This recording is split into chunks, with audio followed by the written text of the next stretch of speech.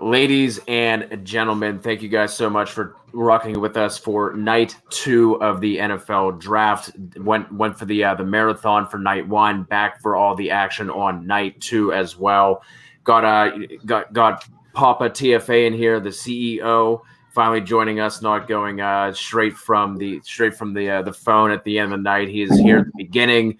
Kev, it is good to have you on right away, and we are joined with two fresh faces to the TFA airwaves.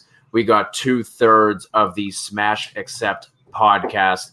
You can see their handles there if you want to follow them, and they are at Smash Accept on Twitter. The house is falling down here as we speak. My kid is just getting all wild and reckless for the draft. Boys, how you doing? I'm doing fantastic. My kids are going crazy too, more involved in Fortnite, but I can't wait to dive into more of what's going on with the draft. Yeah, we're all jacked up here, excited for day 2. Thanks for having us on. Yeah, man, for sure.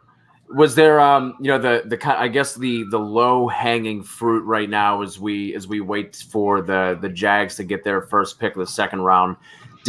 Was there any major adjustments for you guys from a dynasty perspective? Obviously, that's what you guys are more focused on. Did anything really change in either super flex or just your typical 1 QB rankings? Was there any any thoughts from last night at all? Yeah, I mean, I think there's definitely every time there's a draft, we start to look at our teams and we're like, what could possibly happen? And I think on our podcast, we've talked a lot about the Jaguars having so many other needs and then addressing Travis Etienne, late first there. And that, absolutely destroys our James Robinson values. You're going to eat into each other's value, and it just changes things a lot. I think we were advocating trying to sell him, selling him on the high end before the draft. Now we get into a situation where, Etienne is a fantastic running back, and you pair him up with his college quarterback, and it's going to be exciting things, though. Yeah, I had a couple of guys that were on the move for me.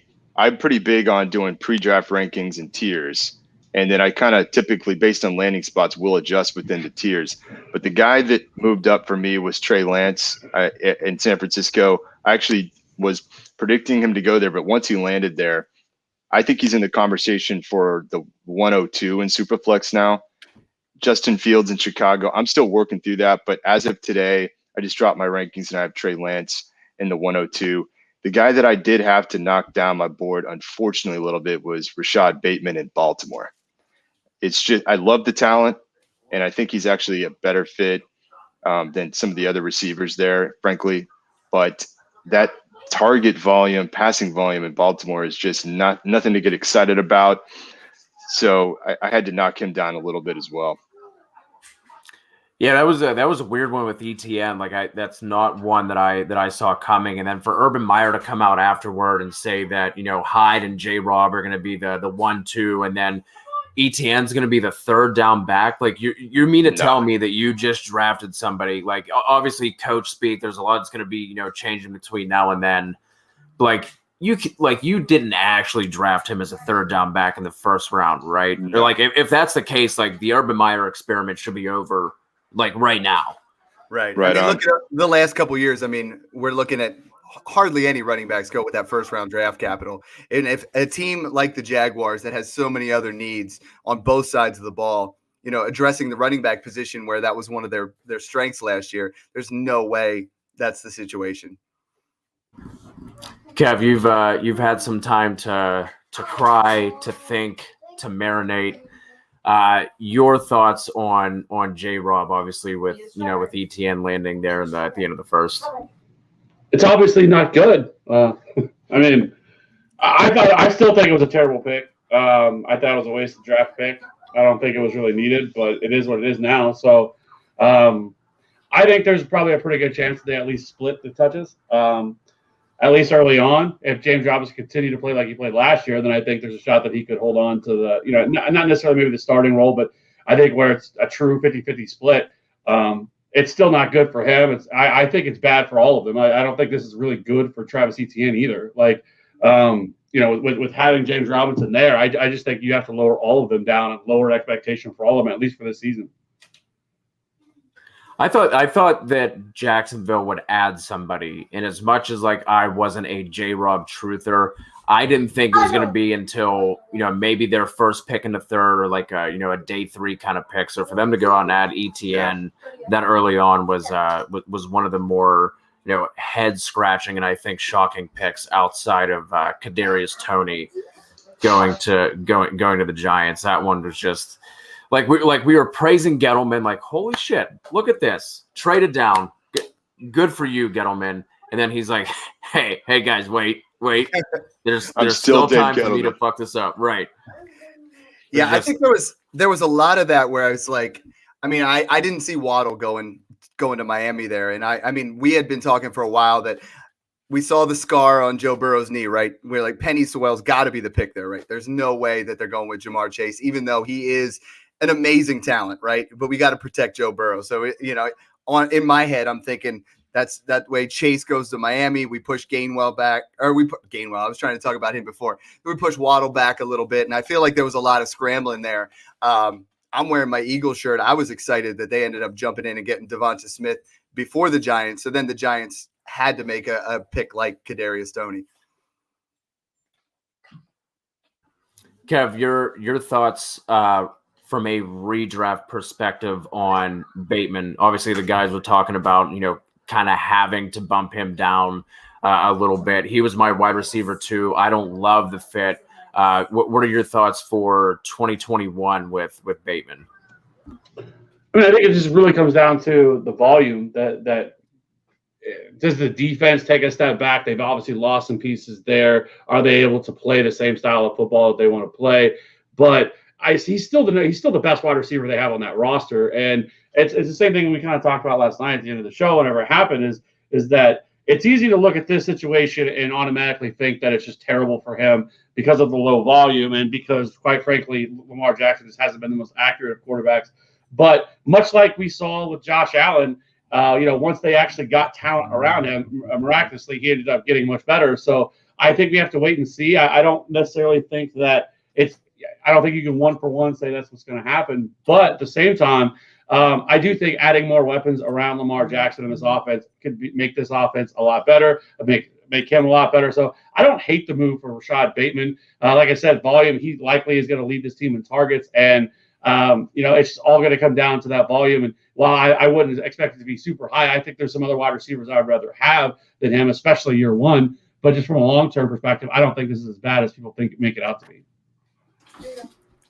I think it's all going to depend for me with Bateman is how is Baltimore going to move him around, and specifically in the slot, because obviously that's where Lamar is the better passer, is in the middle of the field. If they just stick him on the outside and tell him to go win, like that's going to knock him down a little bit further for me. Obviously, Bateman has a bunch of snaps in the slot and outside, so I think he can do both.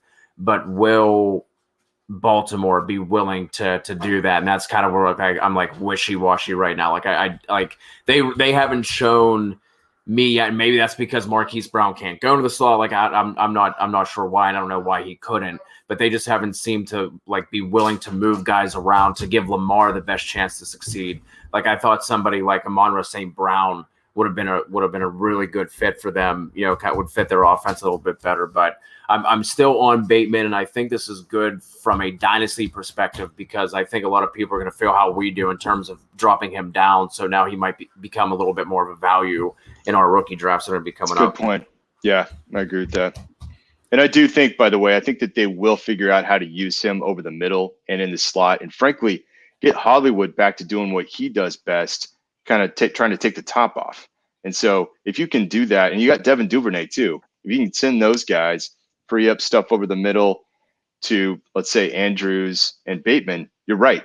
You could actually talk yourself into this guy being a baller down the stretch. Do you who are your teams? You said Philly. Yeah. Do you have a team, Eagle John? Guy. Yeah, I'm really kind of a Patriots guy. I know it's kind of hard to admit that sometimes in public here. We haven't talked about that, or we might not be friends.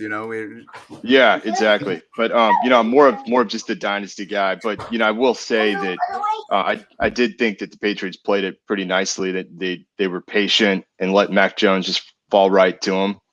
And we should feel pretty confident that Belichick and that whole offense will be able to take advantage of Mac Jones' skill set. So look, I think as a Patriots fan, you gotta like what they did in round one. Do you think what's their pick situation like for tonight? The Patriots, like, are they going to be able to like add maybe a legit wide receiver and not Nelson Aguilar or Kendrick Bourne? Yeah. I mean, I got the tight ends. I did like the fact that they got aggressive in free agency. They needed to. Yeah. But it's pretty funny. Like, we were joking about this, but Mac Jones arguably had a better set of wide receivers at Alabama than he does now with the Patriots. I mean, it's actually kind of true. So I think that they got to go out and get a wide receiver in round two. They're losing Edelman as well, so that hurts. And so maybe they're going to try to replace Edelman in that role. And they do have enough draft capitals to try to address some of the big needs. I'm somewhat optimistic. What are your thoughts with the quarterback situation in Philly? Are you riding with Hurts, or are you kind of like up in the air with him? And then your thoughts on Smith landing there, how he, Rager, and Goddard are gonna kind of complement each other. How do you see that situation shaking out? Yeah, I mean, I was a huge Carson Wentz guy, to get that started. And I believe that we got to roll with Jalen Hurts, right? And I was worried when they moved up to 10 that I thought they were going after Fields to make just a real wreck of what's going on there and try to figure it out. I think they get a great weapon there in Devonta Smith. Obviously he was a little bit undersized and some things there, but the way he gets open, I mean, I think they're trying to put some prolific weapons around Jalen Hurts, give him that best possible scenario to win. And then the tight ends is still going to be where the bread and butter is. I think Devonta Smith is going to thrive in that offense. And Jalen Hurts, he has that Konami code. I mean, he's the guy that could be a top 10, 12 quarterback. And a lot of people are really just keep pushing him back because of all the coach speak. I mean, you're talking about they don't know necessarily what's going to be happening at the position. I mean, Joe Flacco's the only other guy right now. They're not bringing in anything to challenge. They might take somebody late here in the draft, but I think it's Jalen Hurts' job. And, it's an exciting time. Got John Bosch rocking with us for round two here with us, figuratively and literally. Bosch, I'm glad to see that you survived the tour day NFL that you were going for with the Brews last night. Yeah, that was fun. I don't have anything set up for themed beveraging tonight, but there will definitely be beverages involved.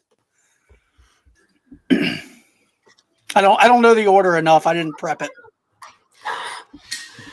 So we got the Jags are officially on the clock. So we have Jags, Jets, Atlanta, Miami, and then Philly at 5.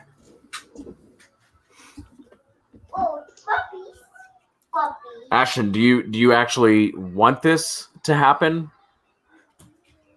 Because if that happens, I think Fitz is unquestioned the starter of the entire year, right? I'd agree with that. So funny, just like, especially for Superflex purposes, like how well everything really shaked out for the top 5 guys that we were all interested in, and then just how much of a cliff that it falls after. After Mac Jones or whoever your 5th quarterback was. For Superflex purposes, is there anyone that you guys are like interested in, like a Kellen Mond or a Trask or anybody like that, or is it kind of just hands off unless there's looking for a value in Superflex? I mean, I know our co-host Mung, who's not on here. I mean, he's big into Trask. For me, I mean, I'm paying a little bit of attention to Mond, but I don't have, there's 5 guys there. You have a chance to move up into that, but I like to stash some guys late when you can get some 3rd round, super flex guys, anybody that drops in there, but not too interested in that. And what about you, John? Yeah, there's definitely a cliff after the top 5, no question for me. But a guy that I'm keeping an eye on that I think could go tonight is Davis Mills out of Stanford. And I think that he actually does have some qualities that could make him a starter, let's say a couple of years from now. So keep an eye on that one. I think there's really an opportunity, though, to your point, with all these quarterbacks going early in Superflex drafts, it's going to drive down some of these skill players, and we might be able to take advantage of that. One guy that I'm keeping an eye on here in the first 5 picks is Javonte Williams, and arguably maybe the 3 best landing spots for running backs are coming up: Jets, Falcons, Miami, and I think he would be a really nice smash play at any of those 3 teams. So that's what I'm watching early. And Mike Nickel joining us here on Facebook has a very valid point that Mac Jones is a little flabby for Superflex consideration, and I think Dad bod. Bill Belichick has been on the dad bod train since before it was cool. So I guess he's the trendsetter there. Yeah, just look at Tom Brady's bod when he drafted him. Right, I saw some side by sides with Mac Jones, and he's definitely trying to keep that going. Sal, what's up, buddy? What's up, gentlemen, and John Bosch? Hello, Sal. What's happening? Hey, guys. How we doing? Ready for this to kick off? Oh, we got a pick. Ready, baby. It's defense, Sal. Don't worry about it. Yeah, not the guy I thought it was going to be, though. Do you want this? Tyson Campbell. Oh, Jackie. It's a little anticlimactic for the first pick. Yeah, for sure. And it's not a guy who I see. He's probably was expected to go middle of this round, I guess, but Jacksonville going with needs. I mean, there seemed to be they could have used linemen here. I think that would have been a good pick with the talent that's still left. They do have another pick coming up here, the 13th pick of this round. So maybe they're expecting someone to still be available and fall there. But I think we get a heavy offensive line run here to start the second. So I'm curious who's still going to be available whenever the Jags are up, assuming that they might go offensive line. I mean, you would think after investing your first 2 picks on a quarterback and a running back, you might want to go offensive line there too, but they apparently not. Yeah, and the offensive lineman dropped a little bit in this draft. In fact, one that I would have rathered over the one that the Raiders actually took yesterday, Tevin Jenkins, is still available here at the top of the second round, and that was a guy who, if Dara Shaw was gone and guys like that. But by the way, Dara Shaw was there also when the Raiders picked. They didn't take him either. So I'm a little disgruntled. But it's annual thing for me when it comes to the Raiders. So. Yeah, Cincinnati should be trying to Raiders get guy. Jenkins. I'm sorry, guys. I didn't hear. What were you saying, John? I was just saying Cincinnati's got to find a way to get Jenkins at this point, right? After passing on O-line at 5, that'd be a nice fit for them. That would be a good fall for them. John Bosch is a former Bengals fan. What do you think, John? I think that is probably where they are looking to go. We'll see if he makes it down to him. Right now, with the Jets on the clock, I'm just sitting here saying, not Javonte, not Javonte, not Javonte. Please, you not and me Javonte. both, my friend. Yes, Do not too. ruin Javonte. Please don't ruin him. Let him get to Miami or Atlanta. Holy crap. Yeah. I mean, just not this pick. Just not this pick. I liked when they moved up. I liked that they took the lineman where they took him, but I thought there was a chance they were moving up to take a running back yesterday. So this is very possible, John. I know. It's a lot I was nervous. I didn't really think they were going to take Fields because everybody said that wasn't going to happen, but I was a little nervous that it might happen because I didn't want Fields getting ruined. Fields made it by now. I just want Javonte to make it by. That was a dumb thing in New York. If you lived in New York, you knew it was Zach Wilson. It was not. There was really no doubt about it. From this end, but I'm rooting for Williams to go. There was the only doubt was they're just going to ruin a guy I like. Yeah, that's why I'm rooting for him to go. Williams to go there now. No, please don't. Mostly to annoy you. Don't. That takes out one more. We have so few running back options in this rookie class that I'm actually interested in already. And if he goes to the Jets, I lose a lot of interest. How come you lose so much interest? I would. This actually, of all the places he could go to, this is the one spot that I want him to go to. The Jets just ruin players. Yeah, but this isn't the same. I mean, this is a completely different coaching staff. This is completely all. I mean, all that's different now. I think Robert Saleh could actually be a good head coach. I like that they have it in place. And this is the one spot there's going to be zero concern with any other running back. If he goes here, there is literally nobody else there to take any opportunity from. He's a true 3-down back. he's going to be in a much similar situation that Najee Harris is in Pittsburgh. And so you put him in Atlanta, you have Mike Davis still there. He goes to Miami, Myles Gaskin is still there. And so to me, like, I wouldn't hate those landing spots, but if he goes here, like, this is a perfect landing spot for him. I don't like to agree with Chiefs fans, but I'm with them on this. They can change coaching staffs over and over and over, which they have. And it doesn't change what the organization does. I mean, it wasn't just a coaching staff thing. They haven't changed the organization. So there are some organizations I just stay away from. I don't even care how many times they change the coaching staff. They can bring in a different guy with a different mentality, but nothing clicks until you change from the top. Again, like Sal said, former Bengals fan. So I might be bitter against organizations that aren't run very well and just continually screw things up. John, I know you got a roll. Eagles coming up in a couple of picks here. What are you hoping for? I guess that they go with here at the fifth pick in the second round. I think we got to address offensive line as well. I mean, that's an aging offensive line that's just been decimated with injuries over the years and struggled to stay healthy. And if not, we need to also invest in the secondary. So a lot of needs. I was excited to get Devonta Smith, but we'll see what they do here in the second round. And I appreciate you having me on. It was a good time. But yeah, looking forward to the rest of this draft. Yeah, man. We'll get together for another one here during the offseason for sure. Yeah, just saw that. Zach Wilson just got a new toy, Elijah Moore. Yeah. James Crowder's dead. Ooh. It's a shame because Crowder is such a lovely PPR wide receiver, It's just so reliable. But they're going with I'm watching them all flex on TV right now, his whole family. I was surprised Moore was still there. That's the guy that the Giants probably should have took. They're going to be upset. Yeah, he's a first-round talent. It's a pretty interesting one for sure, and pairing him up with Zach Wilson. Yeah. Anyway, I'll bounce here too, but thanks again for having me on. Really enjoyed it.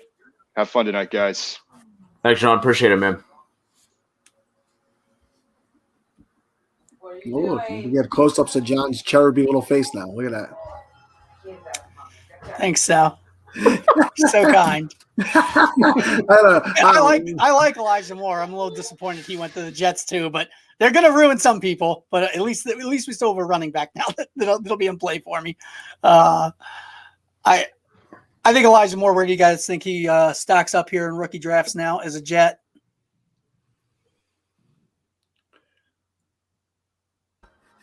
I'm not taking anybody for the Jets. It doesn't matter. Will you take him at 112 if he's there? Yeah, he's a first rounder, right? I mean, I don't think he falls out of the first round. I mean, in I'm of course talking super flex, so I mean that for me, I think is probably where he slots in, is just above Tony for now, and I think Tony will just keep dropping. I'll just keep dropping. Yeah. Every time a new receiver is drafted. Yep, I like that one better. So, John, in the super flex, right? Yes, sir. Yes, sir. How many? So we had 5 quarterbacks go in the first round yesterday. Yes, sir. All 5 of those guys in the first round in the super flex for you. Yes, sir. I can pull it. Let me pull it up real fast where I actually wrote it down, so I'm not contradicting myself. Let's see here. Yeah, I have Trevor Lawrence, tier of his own, obviously. I mean, he is what he is. Fields and Lance, the next tier, and I have Fields above Lance, but I honestly don't care if you flip-flop them. Then I have Pitts and Chase. Then the next one, this tier I really went back and forth on. I have no idea how to rank these 3, but it's Mac Jones, Harris, and ETN. I'll probably just split the running backs. I don't want to have 100% of either one of them at the expense of having 0% of the other one. I'll probably just in my leagues. Well, I got ETN in the last one. I'll take Harris in this one. I'm not going to go all in on one of them. And then the next tier, Wilson, Devonta, and Waddle. I don't think Moore jumps Waddle for me. But I think he could be in that tier. He's probably the next tier down for me. I think he's just below. I think he's in the tier below now. So that would put him at the 112 for me. I think 1, 2, 3, 4, 5, 6, 7, 8, 9, 10, 11. Yep, that'd be 12. Falcons traded the pick to the Broncos. Ooh. Who are the Broncos coming up to get? And the pick is in. Well, I'm not above saying that they could use a running back. That's what I was wondering too. Yeah, they definitely could. I mean, they have Melvin Gordon still, but like big deal. Yeah, this is like we saw on the show the other night. I said this is it. If Gordon starts off hot, trade him immediately. Yeah. I mean, this is the last one. Hurrah. And it might be over sooner than you think. Yep. So. This would be interesting if they came up to get Javonte. In terms of the last pick, though, with the Jets, because now this is kind of a pretty crowded wide receiver room with Elijah Moore, Denzel Mims, Corey Davis, Jameson Crowder. You know, like I mean, this is a lot of. I mean, how do you guys view just the Jets in general in terms of this wide receiver room? I was joking before when I said I wouldn't take any Jets. I'm not scared off the Jets. I do think I like the new regime over there. I do think things can change. I think that they have – it's not a different GM that was there last year, but this is the first time he's getting ready to take his QB and start to do things his way. So I'm willing to give it another shot. I know John is he's a jaded individual. Sal's still a Raiders fan, just hoping things can change. Things can change. I swear in the NFL, things can change. Not under this. I'm on the we have the wrong regime. we draft ridiculously. Same thing about Cleveland every year, and look at Cleveland now. Yeah, I mean, we've always made Cleveland's always been the butt of every joke. Now, I mean, they're really heading in the right direction. But I'll say this: I love the Jets draft so far. They have done an excellent job. I mean, you can argue Zach Wilson, was he the right pick there, but getting Vera Tucker, and then now with Elijah Moore, like they've done a pretty good job so far of acquiring talent. Well, the pick is in, and the pick is Javonte Williams. Is it? Wow. Okay. Wow. Yeah, that just makes Melvin Gordon worth basically nothing now. Anywhere you have him, I mean. Yeah. This is some bullshit. This is some bull fucking shit. Of all places, wow. you can go to. I mean, good Lord. I'll tell you what, Drew Lock better. They better put something together this year. Like they didn't replace him. I know that he brought in Teddy Bridgewater, but that's not a replacement level investment. They're definitely loading up to either give him what he needs or go for a quarterback next year for sure. Holy moly. Yeah, this is quickly becoming the Daniel Jones discussion where, like, if he doesn't get it done this year, like there's no excuses. I think they both have like half a season to really prove it, and then they're just moved on from, especially in Denver. I mean, he might not even get half a season. I think Locke starts out as the starter, but Teddy Bridgewater is just sitting there waiting forever for when the fans get so pissed if they start losing. But wow, I mean, I like this landing spot for Javonte Williams. I like it a lot. No, I just hated that he went to the Broncos. Yeah, I know. Oh no. I knew that was a reality reaction. that division. Oh, you and the Raiders are just going to keep looking upwards. You shut your fuck up, high haircut, a little face, Bosh. I mean, like, what are the Raiders shooting for third place? Can they manage to get up there? Yeah, well, second place was a little too much on them last year. They weren't happy finishing that high. Yeah. So, they should have a good enough offense, right? The guy that they took at offensive line, it's not that he's a bad player, right? It's just that he would have been available at 48 when they picked tonight. He would have been. Nobody had him that high. Nobody. I listened to every single prognosticator today to go back and see if I missed something. No one had him that high. So they could have taken Owusu Koromaru, who's still sitting there, surprisingly. That one's weird to me. I didn't understand that because he was constantly mocked in like the mid to late teens, and he fell completely out of the first. I'm wondering if there's something that medical or off the field stuff that like we haven't heard because he's a small guy, right? He's 221 at linebacker, where Micah Parsons was like 246, right? So I think it's the undersized thing that people worried about, but. He's a thumper. First of all, he'd rather just crash into you than tackle you. And he's fast. He could cover a Kelsey in the middle of the field, guys like that.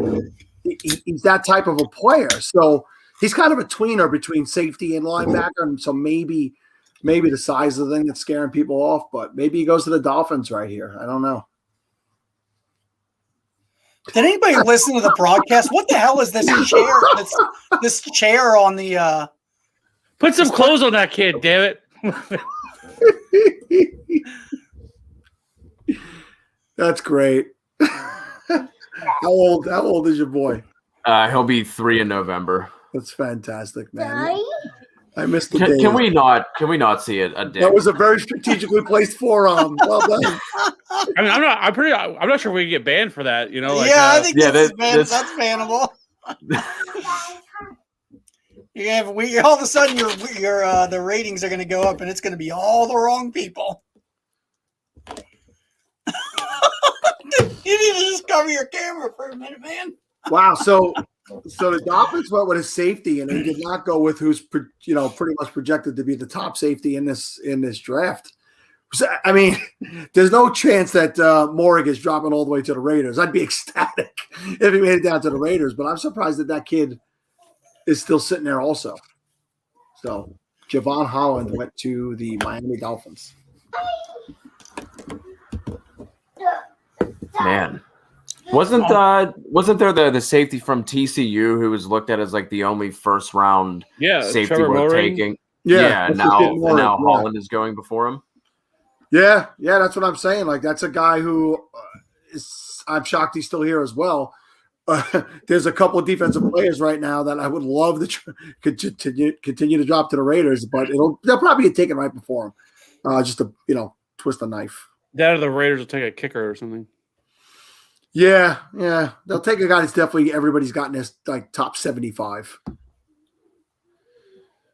I enjoy it though. I enjoy watching the Raiders just flounder every year, though. It is enjoyable. Yeah, I'm sure you do. I mean, it's rough times here in Kansas City. Yeah, must be tough. Yep. Don't want me. I'm just transferring everything over to my new phone as we're on. I love the way you could just transfer it home now. I mean, when I'm an old guy, I used to have to go in a store and wait like an hour for them to transfer everything over for you. So, good story. I know I know I'm old, but John looks older, so it's good. This is true. The Bengals are going to get away with it, aren't they? I think they're going to. They're going to have passed on Sewell, who they should have taken. And they're going to have their pick of whoever. Cosme, there's a bunch of different Jenkins. They could go a bunch of different ways. That's who they're going to go. That's got to be who they go if he's there. I mean, you think got to assume that Philly could be in. My God. Well, who does he think? Who does he think the Jaguar or the Bengals should take? Who are the Bengals going to take? Yeah, that's what the Bengals think about most things still. What? Oh, we got to pick now. Stupid Bengals. But yeah, so I've heard a lot of this talk of the Bengals should have taken Sewell, but I don't know if they really needed to. I mean, they have Jonah Williams. They signed Riley Reef. Now it's only a 1-year deal, but I felt like they didn't. It wasn't an absolute need and a must that they had to take a tackle this year, like a lot of people thought. I thought it was really a smart move taking Jamar Chase, who was likely the best player available at the time, whatever they picked, surrounding him with more talent. They have their 2 tackles for this year. You can easily get guards and other positions later in the draft. There's still a lot of offensive linemen left, or they could still get Tevin Jenkins. So I didn't hate the pick. Like, I didn't think they had to go Penei Sewell because it was like people were just forgetting the fact that they signed Riley Reef, who was really good last year for the Vikings, as a left tackle. Again, not a long-term answer, but at least for this year, it made a lot of sense, I thought. Yeah, I mean, the Bengals just tend to go for that flashy player instead of building something solid. I really don't think wide receiver was a position of need either. No, you're probably right. You could probably make that case because of the guys they have. But yeah. But if they get away with it, did they trade it? The Bengals traded back. What the hell? Yeah, Eagles are on the clock. Yeah, and the Patriots are next. Yeah. The Bengals just traded back. They had it. Oh my God! Like they could have taken that. They traded back to 14th overall in the second. So you have that question on the screen about Javonte being number one. That is on brand for Kev. Kev has been rock hard since the first time he put on a Javonte Williams highlight, and he's every time he walks in the room, he has to turn sideways and kind of hold up a blanket in front of him. So there's we have the child here, we have Kev. There's a lot of Kev, don't stand stuff up. going on. Don't stand up, Kev, please. This is tough because I think for year one, obviously with Melvin Gordon there, it's not great for Javonte Williams, but I don't hate the landing spot either. Like I think this offense is ready made outside of the quarterback position, and so I would probably have Najee one because he's immediately going to step in and be the overwhelming number one.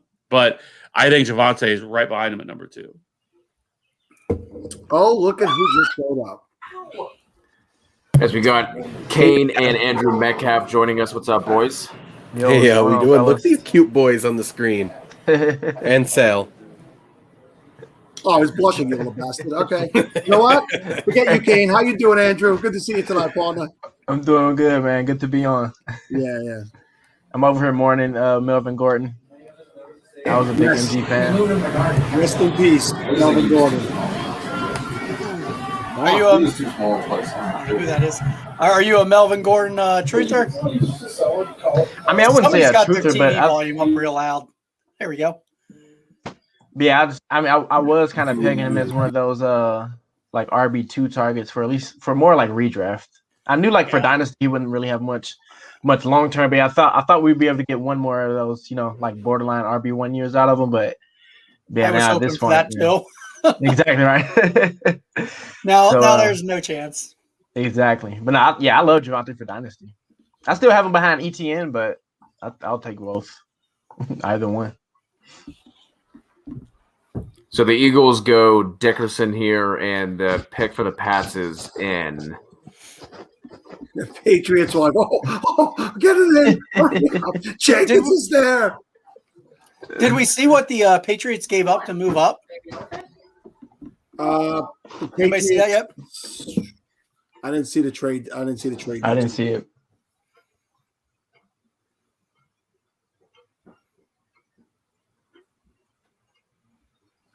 Interesting. Surely, Schefter tweeted it out or something. Come on. Guys, I'm going to stay for another 5 minutes. I'd love to stay longer, but I just got offered beers at Burger Boot, so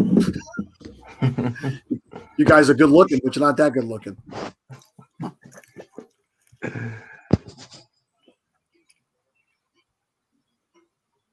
Kane, how you been, buddy? I'm doing well. You got a full house. That's Kane's house that's making all that noise. No, that's my brother. All right, you having a draft party? I'm actually at my mom's because we have to leave early in the morning to get to the Gopher spring game tomorrow morning. Oh, sweet. We live about 3 hours away. What are your thoughts with Bateman landing with the Ravens? Do you like the spot? You moving him up, moving him down? He's not going to move in my rankings, right? We always know cream rises to the top, so I still have him as my wide receiver 2. But the issue is, right, we're just not going to see as much volume, and obviously we like that he's going to be the wide receiver 1, but only getting 90 to 100 targets as the wide receiver 1 isn't the greatest for fantasy football, but I think he still can be efficient with those targets. So right now I think we're looking at a low tier wide receiver 2, which is still a really good season for a rookie wide receiver.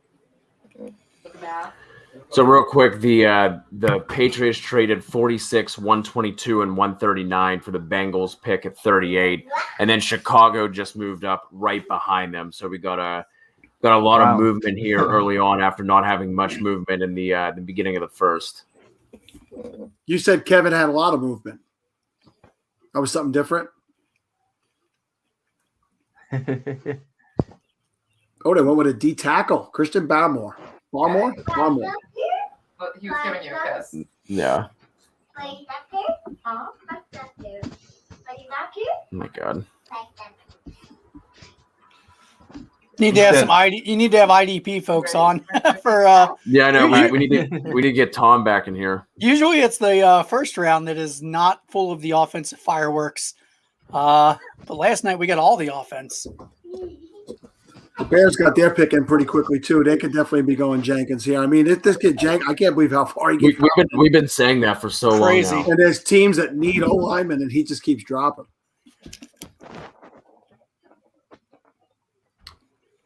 And there's a Wusu Karamara.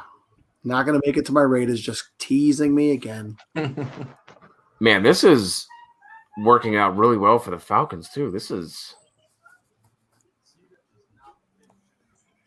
By the way, I don't think the Bengals got all that much to move that far back. Like those extra picks that they picked up, probably not all that impactful. I mean, those are pretty. What did you say? It was like 138 and 140 or something like that. Like they were rather deep picks, weren't they? It was like 122 and 139, something like that. Two fourth-round picks. Like to fall back to that. I'm an idiot, so I don't know.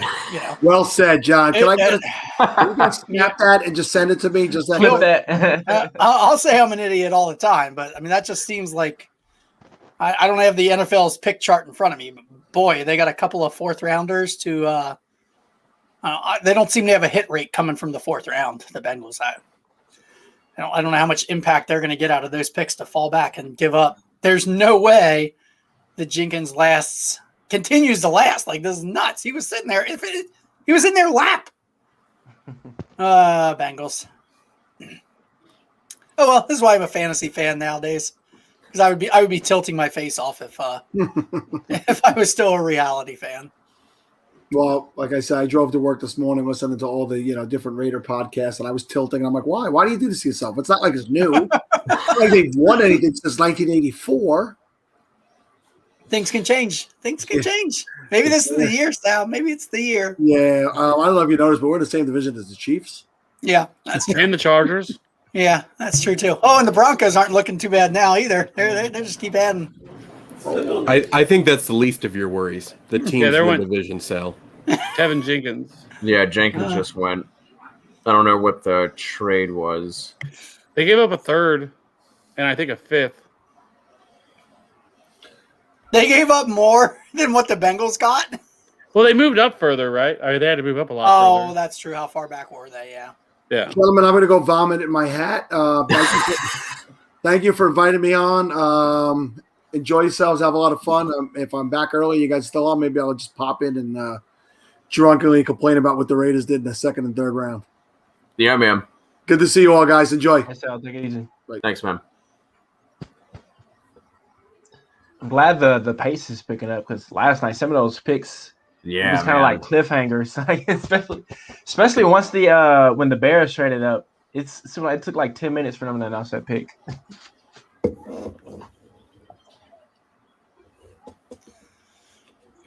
All right, so now we have Atlanta. I guess they got to get their running back now, right? They can't seriously be going into the season with Mike Davis. Who are they going to take? Trey Sermon? It'd have to be Trey Gainwell or Gainwell. I don't know. Well, I think they'd have to continue running an outside zone run scheme because that's all that the Falcons have. And to change all that to a power run scheme in one offseason with no top picks on offensive linemen is going to be super difficult. Michael motherfucking Carter. Just give me it. Inject it into my veins.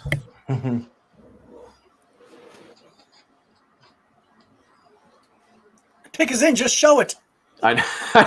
It's so frustrating when you see that. It's so tense. Right? Like this might be a running back. We are all waiting for this one. Come on.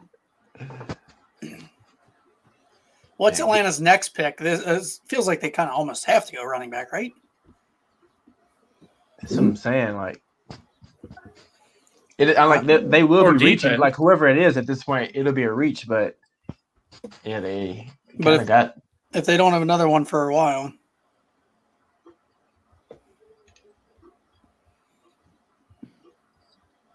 They still have a third rounder, so they could still potentially go running back. Yeah, there'll be some left.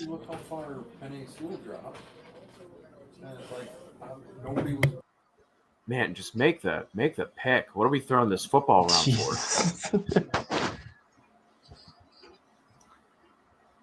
Andrew, has anything stood out to you so far? 68. So far in the draft, anything good, bad, and different? Anything that's been sticking out to you? I'm shocked that the Bears got something right. For once. Very good point. The big thing for me. Other than that, I don't know, man. I feel like I'm not that all the like everything that happened was chalk, but I don't think anything just like shocking happened. Like pretty much everything that happened, have at least been a couple of people saying that okay, yeah, there's at least like fantasy wise, there's a chance it could go down. But yeah, like it was definitely some tense moments, like when the 49ers were announcing, and then like I said, when the Bears moved up, it was definitely lived up to the hype. Yeah, maybe Allen Robinson staying there. Wow.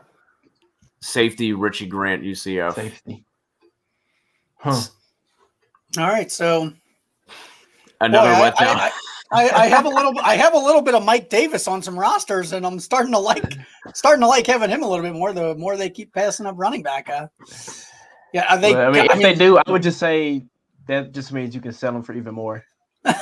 Well, I don't think he should have any value at all, but like if he's going to have any, he might have production at this point, which would be insane. Definitely wasn't expecting that. Like he's on some rosters where, I had Christian McCaffrey, he got hurt, picked up Mike Davis, and he's still just kind of lingering around there. Wow. All right. Maybe he'll be useful. Huh. Nah.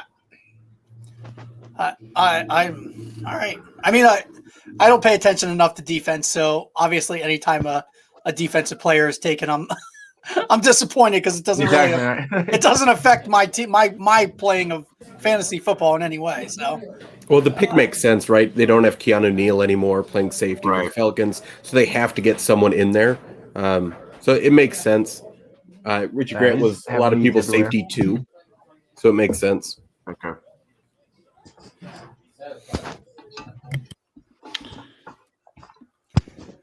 Detroit, they don't seem like a team that needs to go with anything really.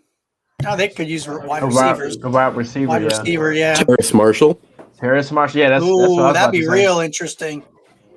Unless you have Hawkinson and you just want him to have 240 targets because they have no wide receivers. Yeah, that'd be cool. I'd be fine with it. That'd be a blast. They might want to grab Rondale Moore, get a slot guy. But there's so many slot guys in this draft, and there's not a lot of X guys. Yeah, if I were to guess a receiver, it would be Marshall too. That would be my guess.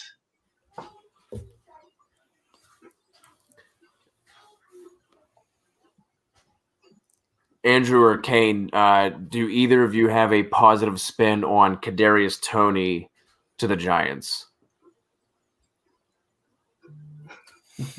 He will get enough said.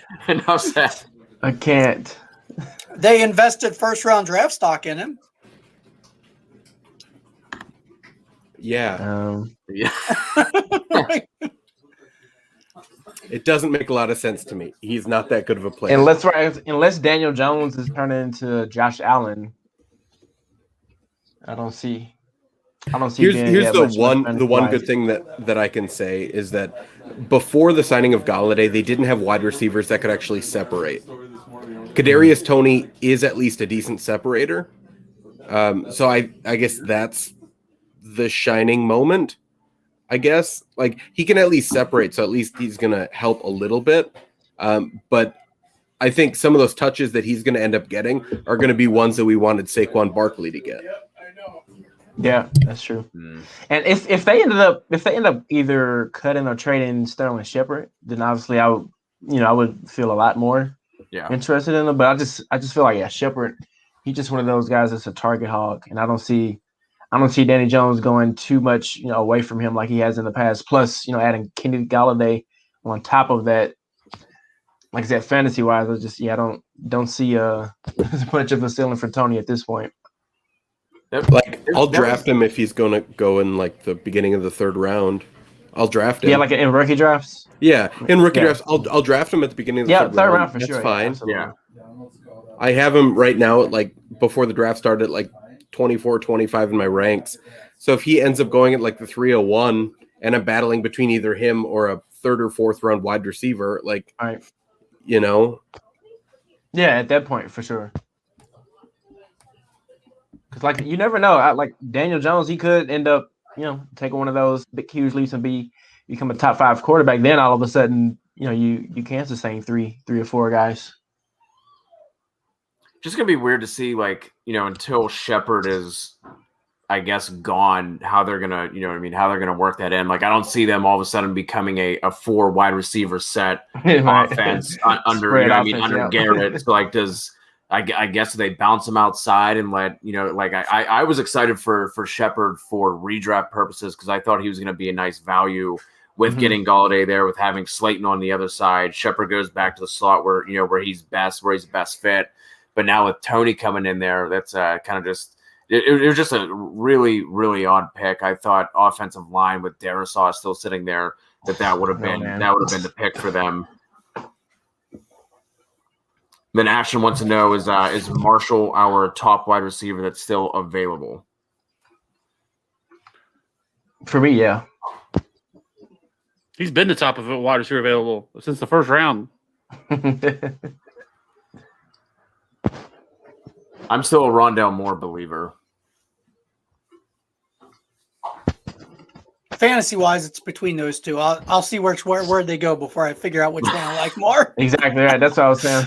If the Packers pick up more, then yeah, he'll quickly become my favorite. This chair thing is so stupid. That's I like. What is the? I haven't watched the broadcast, so I don't like. Or I haven't listened to the broadcast, so I don't know what the point of it is. It just seems awkward every time. It is. It's just like they never know what to do. The people don't know if they stand up, or they high fiving him, like are they shaking hands? He's having that converation every single time. Like one lady tried to take the card from him. He held the card and she tried to take it and I don't know if she thought she was gonna walk up. It was so weird to watch. They thought they were the ones announcing the pick. It's just such a I don't know. It's just weird. Oh, Detroit took a D tackle, huh? Yeah, defensive player. Miami is up again, so we hoping for a running back, maybe. Either their pick is in or they traded back because all of a sudden it says next Las Vegas. Oh, did they? Oh yeah, they must have been fast. Yeah, like the stream I'm watching, so it looks like Miami has the pick and Vegas traded up behind them. Miami. Okay, so Miami, right? Miami's on the clock now. It's saying Miami traded. Oh no, Miami traded up into it. Okay, pick is in for Miami. All right. I wonder if the Raiders traded up to get Cosme. Yeah, Creed Humphrey's still sitting there. I mean, this should be a running back, right? This should be a running back. I'm sorry, I'm not a Myles Gaskin believer. I'm right. I hope it is. I've been telling people to sell Gaskin. So for my sake, I hope it's a running back. Eichenberg, tackle from Notre Dame. That's what I took. Yep. The Dolphins are such an analytically run team that I would have been shocked had they taken one this early, because that's against everything that obviously we know. Yes. Yeah. And so I wouldn't expect them to take a running back early. If they're going to take one, it's probably going to be later in the draft. I think at this point, if I would guess they might have, tinkered with Najee or Javonte if they were still there. But I don't think, at this point, it really doesn't make sense for them to take one of those mid-tier guys. Yeah, I mean, most of those guys should probably go third, fourth round. I mean, I don't think exactly right. That's what I'm saying. Like, it's selfishly for fantasy reasons. I'm kind of hoping they take one, but it's like, no, dude, shit, taking of these dudes right here. Yeah.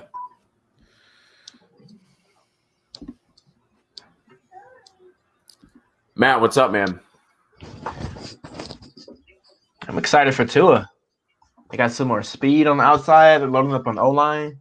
I don't know. Are y'all Tua fans here? Pro Tua? He's hanging on by a thread. Mm-hmm. Hey, thanks for having me, guys. I'm gonna step out, leave you all to it. All right, Thanks, John. Josh. Good to Appreciate you meet you. jumping on again, man. Yeah, Have fun, everybody. See ya. Take care. Yeah, I think the jury is still out with Tua, but I don't understand everyone that was just trying to bury him after 1 year with like coming off the injury, being thrown into the fire, and then being taken out of the fire and thrown back in. Like I don't understand why they handled him that way. I'm not ready to bury him, but like there wasn't much to hang your hat on, from year one. But like I don't think that's necessarily his fault either. Right. And again, I think a lot of people just kind of forget how serious that hip injury was. Yeah. Like a lot of people didn't expect him to play at all last year, which looking back on it, they probably should have just at this point just redshirted him and settled down. But I think with a full regular offseason and another year coming off the hip, which a lot of medical folks are saying that he probably did need another year for it to get closer to 100%. But I'm all in on Tua having a good bounce back, because I think everything's in place for him. A report that came out like 3 months ago that Brian Flores never wanted to play Tua at all this year. He had no plans, and ownership forced him to. He wanted to play Fitzpatrick all year. That makes a lot of sense. So. Yep. Just crazy the politics that gets involved with between coaches, and like you would think that just winning games would just kind of be what everybody's focused on, but I think that's one of like the things that always fly under the radar that most people don't understand. When an owner speaks, you have to listen, because the owner always gets what he wants. Always. Exactly right. The guy. It didn't make any sense, because Ryan Fitzpatrick. It's not Ryan Fitzpatrick playing horribly when it happened. Like they were winning, and to make that move didn't make any sense. Jeff, how you doing, man? Good. How are you guys? What's up, Jeff? Hey, what's going on? I'll talk to you guys on Twitter, and good to see you on stream. Yeah, we're just waiting for some running backs to get drafted. Well, I think we're going to be waiting a while if you're waiting for a couple of these other running backs. To I'm looking at the teams now. All right, I don't see any prospects anytime soon. No, we've seen the running backs go that we're going to see for a minute. Maybe San Fran at the earliest. Maybe the Chargers. You know what? That's the Chargers, because I think the Josh Kelly experiment has failed at this point. Yeah, those week one victory laps were short lived. It seems so long ago, right? Oh man. So the Raiders traded up for the 43rd overall, gave up a 7th, and San Fran got 48th overall and a 4th at 121 overall. Wait, so how many total spots did San Fran trade back? 5. Okay. 2, 3. And they turned their 7th into a 4th. I like that. Yeah, that's a good move for them. Yeah. I didn't understand the Giants trade back. They moved back 8 spots and picked up a 3rd next year. That's it. Oh, wow. What does that do for you? You get a 3rd. I mean, you add day 2 picks. I'd do it. I guess. I mean, isn't that the religion? We move back, get value. Isn't that what we do?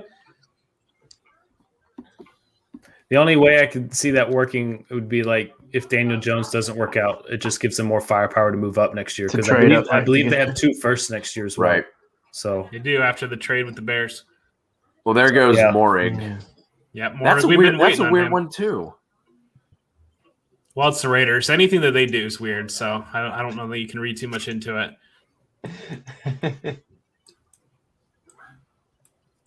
I mean, is he? I'd be lying if I said I knew much about him at all, other than most people had him as like the clear top safety. From most of the mocks I was seeing. Do any of you guys know if he's more of like a free safety? Because obviously they have Abrams. He's not a center field. He's more of a nickel, strong safety type of player that you kind of put up in the box a little bit, but he kind of does a lot of the same things as Abram. So that'll be interesting to match up there. But he's a very versatile player. And okay, Carl Joseph, I don't know that sold on him. So he definitely could be a long-term partner to Jonathan Abram in the secondary. Interesting. A lot of teams use 3 safeties now anyway. Yeah, a lot of teams have shifted to that two linebackers, 3 safeties, or they third linebacker is kind of more nickel. Defensive end sometimes, depending on packages.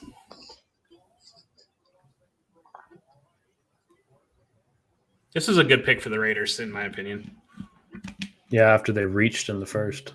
Yeah, if you would have flipped it upside down, people would have been like, well, they reached a little bit, but, he's still the top safety. But I don't know if that's a good strategy or not, but, if you can flip your picks around and still feel kind of good about them, but it is what it is. All right.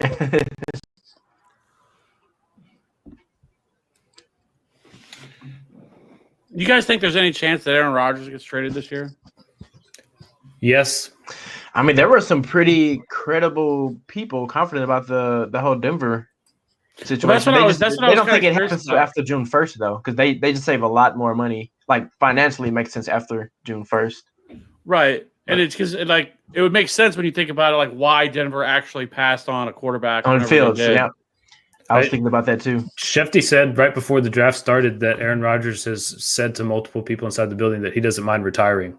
He's that serious about not playing for the Packers. He's willing to quit football. He seems like the type of guy, though, that would definitely be that. He's made a ton of money throughout his career with all the endorsements, everything else he has. I could definitely see him all right, either you pay. Right, if he says he's done, or I'm gone. Yeah. It's just crazy to think.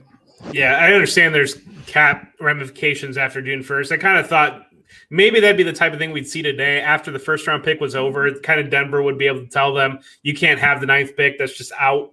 We've already used that. And then we can start to talk about a package there.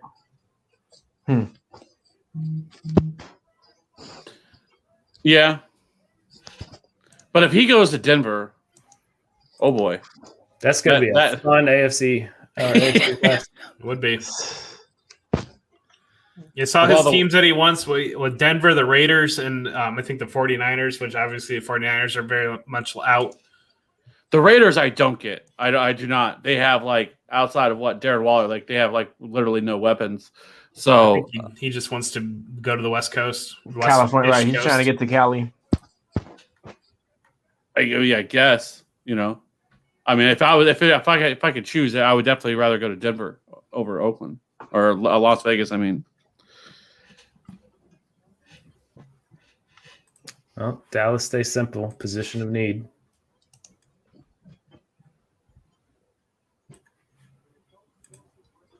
Yeah, this has been a run of not very fantasy exciting picks lately. All right. So we're doing a fantasy stream. We're just kind of another defensive guy.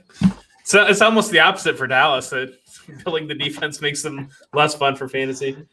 This is a really good question. I was actually talking about this right before I came on with somebody else.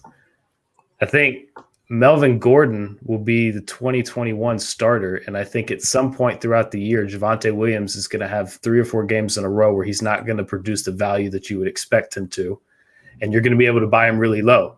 And this is Melvin's last year. I think Javonte is the hands-down starter in 2022, and I think it's a little bit of a timeshare this year, and if there's an owner that gets frustrated, I would 100% try and snag Javonte from them. The Rams situation all over again? Yep. With Cam Akers. Yeah, I don't know. I think that he's got a great chance of stealing the job out of camp, though. And he's going to go in the round that we've seen him going. It's not going to depress his value, I don't think, because people are going to the lack of other running backs. I don't think it's going to change too much. Yep. And it does matter. Denver moved up, 6 spots, 7 spots, something like that. They came up to get him. So that does matter. Yeah, they wanted to get in front of Miami. They jumped to Miami, right? Yeah. Yeah. What was their comp? They gave up an extra fourth for him. So, yeah, I think Gordon he'll do his best to hang on to it, but it'll be one of those situations where just he'll get nicked up or some type of injury or something, and Javonte, as soon as he gets a little slither of opportunities, yeah, he'll take it and run with it. I mean, I don't think Melvin Gordon was good last year. I mean, Melvin Gordon has never really been good. He's always been a volume monster. Yeah, he's a good power. And so I think at the very least, he'll start. He can start the year as the starter, but I don't think past week 4, Javante's taking over the backfield at the very worst. I think Melvin Gordon's going to play a whole lot more than that. I do too. Yeah, He'll probably play. I think it'll be. I think it'll be closer to 50-50 than it'll be somebody going 60-40. Yeah, I lean on that side too. Yeah, I don't think he would just come in and completely win. At least not that early. Like I said, Gordon will have to get nicked up like he usually does, or something like that. So I don't know. It'll be one of those interesting backfields to watch, though, for sure.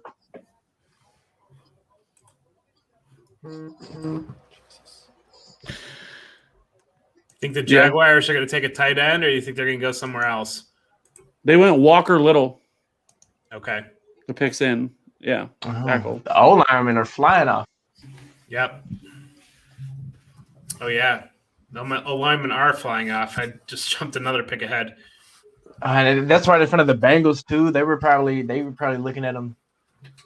I was surprised the Bengals moved back with the offensive linemen that were on the board when they were up, but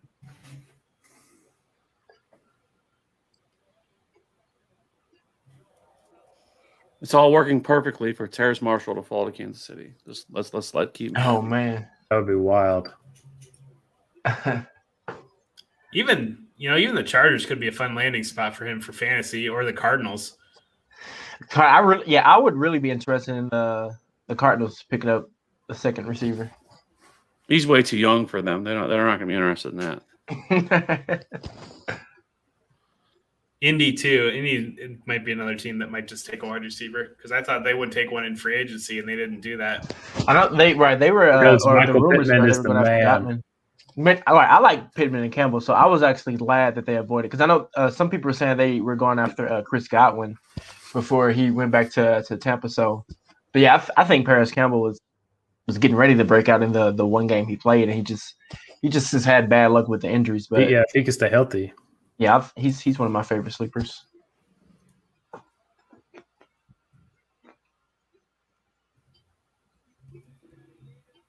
Tom, how you doing? I'm good. Was putting my daughter down to sleep, and I saw we took Landon Dickinson instead of Owosu, and yet it looks like he is still not gone. So that's kind of crazy, huh? That is a surprise. I thought I mocked him to Oakland in the first round, so it's surprising to see him still on the board. Yeah, I mean, I think he's ESPN's like 12th overall player, something like that. So they know something. There's always one guy that falls way too far as what we say. So looks like that's there. Him. Mm-hmm. But, I think it's just tough to usually an early round pick. They want somebody that's going to impact the passing game. So an off-ball linebacker is just hard sell for some teams that early. Yeah, so I was seeing some teams would think of him as more of like that safety to drop down in the slot and everything. Yeah. So I don't even know if I could say he's just not a traditional like player. He might not just have a position, but those guys like Hassan Reddick have gone in the first round in the past. So it's odd what's going on. There's got to be something else going on. But the Dickinson pick, I didn't mind. I didn't hate it at all. The Eagles are injured every single year, and he can play all over the offensive line. Kelsey's going to retire soon, so they're going to have to figure out what to do at center. So, I thought that was a good pick for you guys. Dickerson can play all 5 positions as well, so that's right. That's really good to have. Right. Bengals, that's why. Bengals got their why I brought Kelsey up. I was really excited about that pick too. I tweeted that out. I was like, Eagles talked to Jalen Hurts, went and got his receiver in the first, and then they went and got his lineman in the second. So I think they hadn't drafted an Alabama player since like 2002, and now they have 2 in the first 2 rounds. I'm like, okay, it's time to overcorrect some shit. Making up for lost time, right? Yeah, pretty much. But I didn't hate it at all. Like I said, I brought Kelsey up because Dickinson can play all 5 positions. So he's probably gone in a year. You have Sayamalu who can slide over, or Dickinson, and they can just see who's going to be better. So, like I said, I didn't hate it at all. Yeah, I know there were some concerns about this Landon Dickinson being too big to be a center. So if he does get locked in there at guard, I mean, if he's playing at a Pro Bowl caliber level at guard, maybe he just sticks in that spot, but certainly he's a center. Yeah, I think it depends. If you're going to use him, so Kelsey pulls, he's more of an athletic, undersized center. But that's not necessarily what they need they can change how they're going to wind up playing their offensive line. He doesn't have to pull as much. It's like the chicken or the egg. Does Kelsey pull as much because they want the scheme that's the scheme they want, or do they do it because he can and he's just more versatile there? So enough talk about the Eagles. I mean, come on, guys. We don't really have to waste all this time. We have a Bengals pick if you guys want to talk about that. Another offensive lineman. Another offensive lineman, yeah. But finally, so everybody was all upset about them not taking the offensive lineman in the first round, and they come around and get Jackson Carman out of Clemson. So getting Burrow some support. You know, I don't think that they add a couple of offensive linemen here, and I think that room looks a lot different pretty quickly. I wasn't upset by them not taking Sewell. I that's what I had figured for the past 2.5 months. I mean, they practically told us that they were going to take him.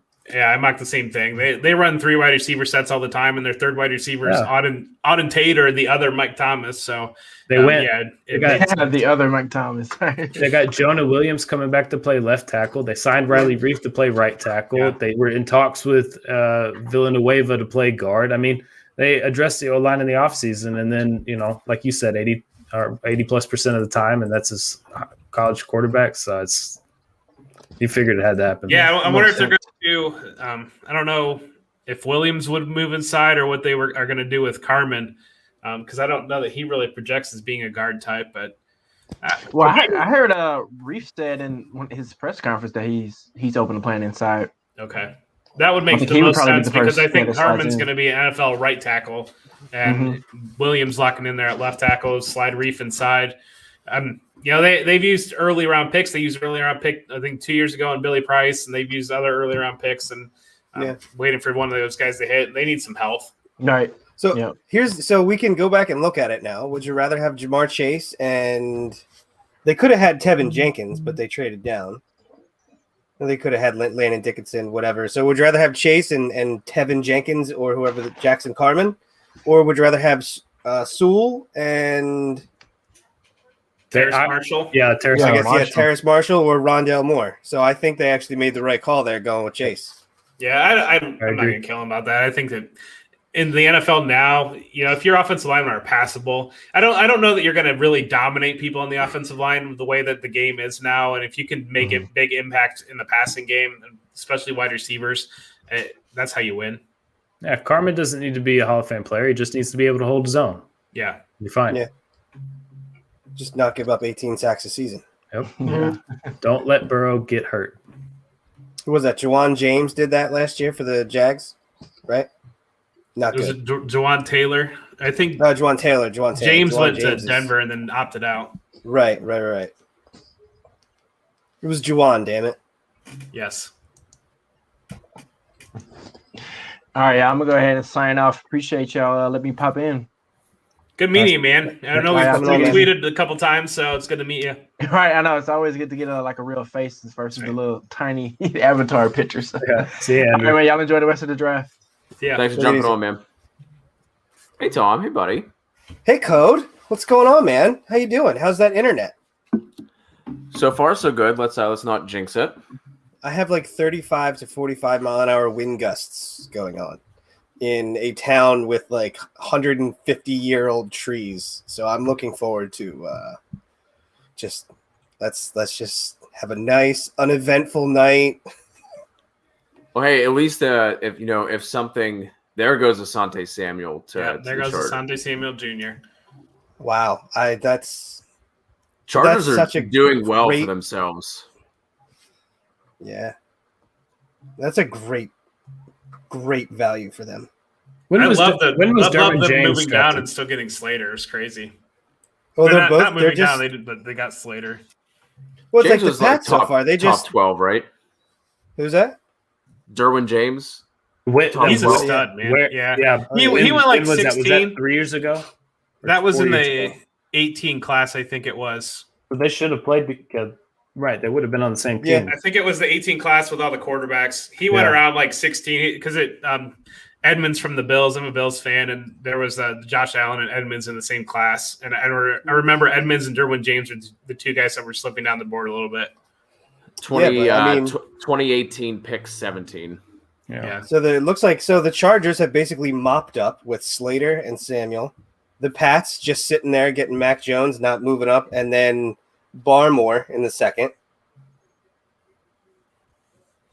Yeah, that's such a Patriots pick. Oh, yeah. So, I mean, they took 2 Alabama players. I'm shocked that Bill Belichick took Alabama players, by the way. That's shocking. Very, very unlike him. Yes. So, I mean, yeah, no, those 2 teams are doing really well. I mean, the Eagles are actually having a pretty good draft, but they had to jump up and get Devonta Smith at 10, so that's why I didn't really include them there. So I got a question for y'all. Who would you rather take in your rookie draft? Would you like Gainwell in Arizona or Javonte in Denver? Javonte. Because, I mean, long term, yeah, but I think Gainwell would probably get an opportunity quicker. I just think he's I think he's very limited. I don't know. Don't see him as not a big Gainwell person then? Not a big Gainwell guy. That's I fair. just don't think he's going to be able to eat the volume. And really, Arizona, I don't know, would be a good fit. I don't know that he's all that different from Chase Edmonds in Arizona. So I'd be surprised. Unless you know that they took him, but I'd be surprised if they were to take him. So we can play the Eagles game. We can play the game with the Eagles that we just played. Would you rather have Devonta Smith and Landon Dickerson, or would you rather have Rashawn Slater and a guy like Terrace Marshall? Devonta Smith and Landon Dickerson. 100%. All day. If you watched last night, you just saw me. It was like they traded up. They hopped in front of the Giants. I was like a fuddled fox in socks. If you're a Dr. Seuss guy, like I have to read my daughter. It's just fuddled, muddled, tweedle beetle, whatever the hell it was. I was sitting here. I was like, the Cowboys traded with him? Wait, and they're going to make the right pick? What's happening? So I thought they had to get one of those, either Horn, Surtain at corner or Devonta. I'm going to sneeze. Stand by. I got that mute on though. Good for you. I was scrambling. Stepping up your game, buddy. I'm proud of you. Learning how to do it. I was scrambling. Or Devonta or Waddle. And when Waddle went at 6, I knew they were kind of going to be in deep shit. And then Surtain went, and Horn goes at 8, and you're just like, oh, this isn't good. And then they actually did the right thing. They moved up. So, yeah, I was amazed. How about that? I actually gave Howie Roseman credit on the air. I had to do it. It is in the history of the internet. We have proof. The first time. If it goes on the internet, it's always there.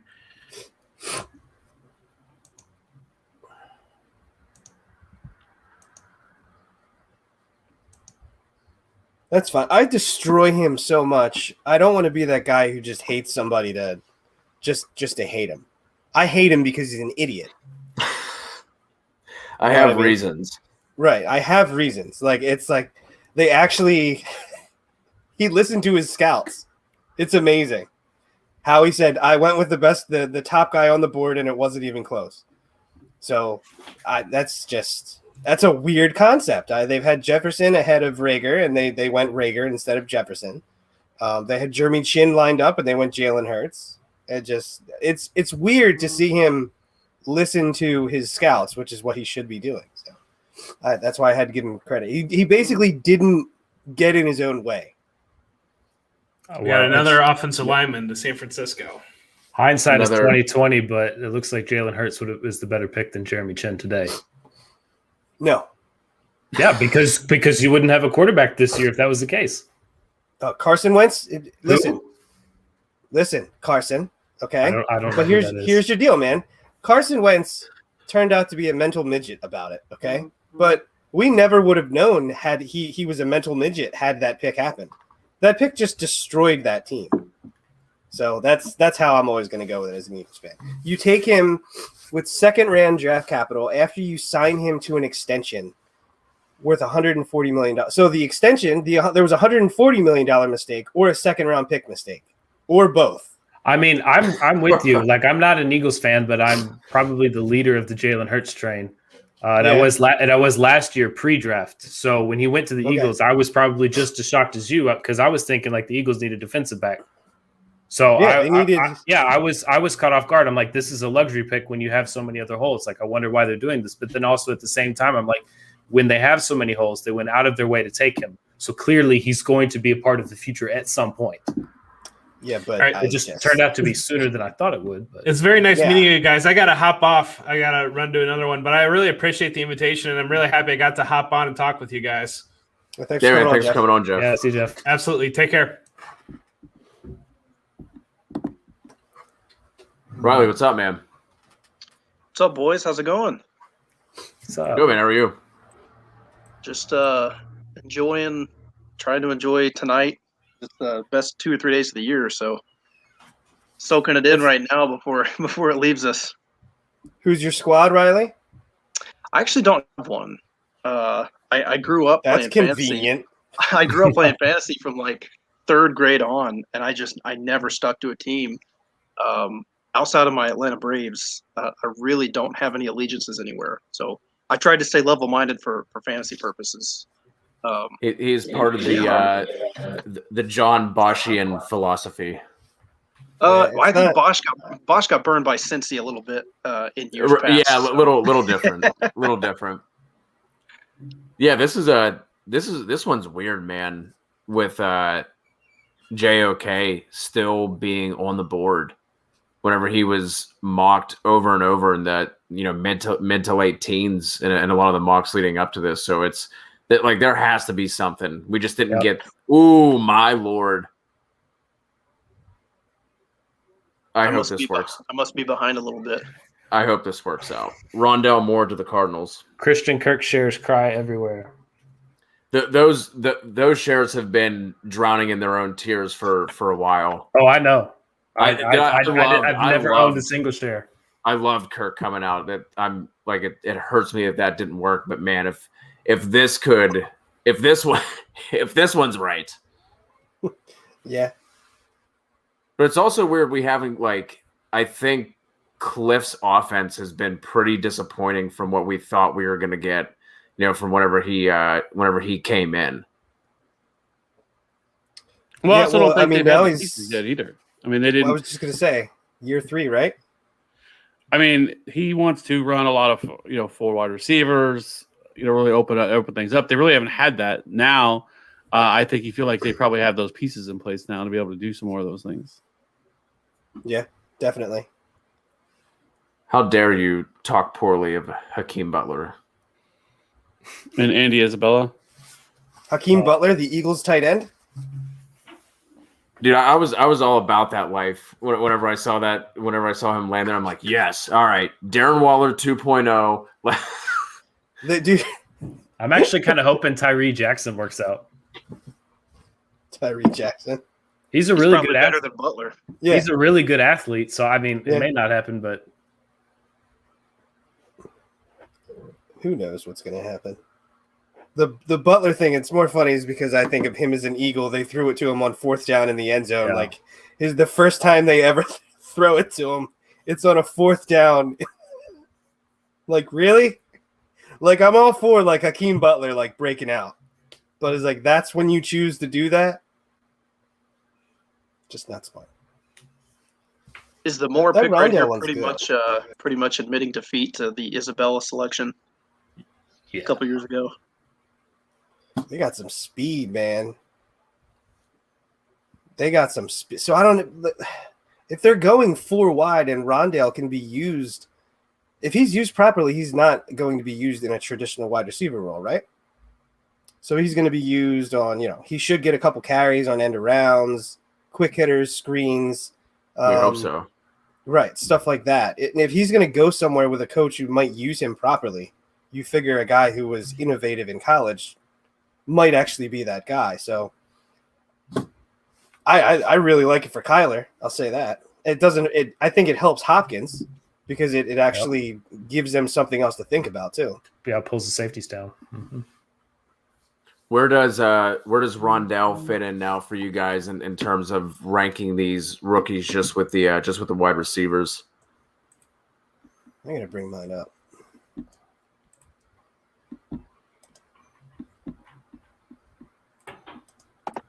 Because that's a good idea. I think I'd rather have Rondell over Elijah. I don't know if that's Elijah went to the Jets, right? Yeah. So I have Rondale at 6 right now.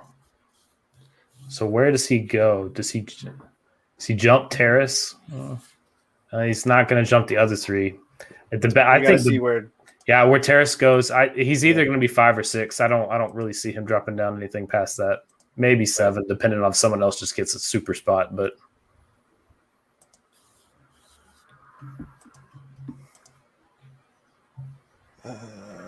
I'm blanking. Where'd Bateman go? Baltimore. So we had obviously Jamar to the Bengals, Devonta to the Eagles, Waddle to the Dolphins, Elijah Moore to the Jets, Kadarius Toney to the Giants, Bateman to the Ravens, and then Rondale Moore to Arizona.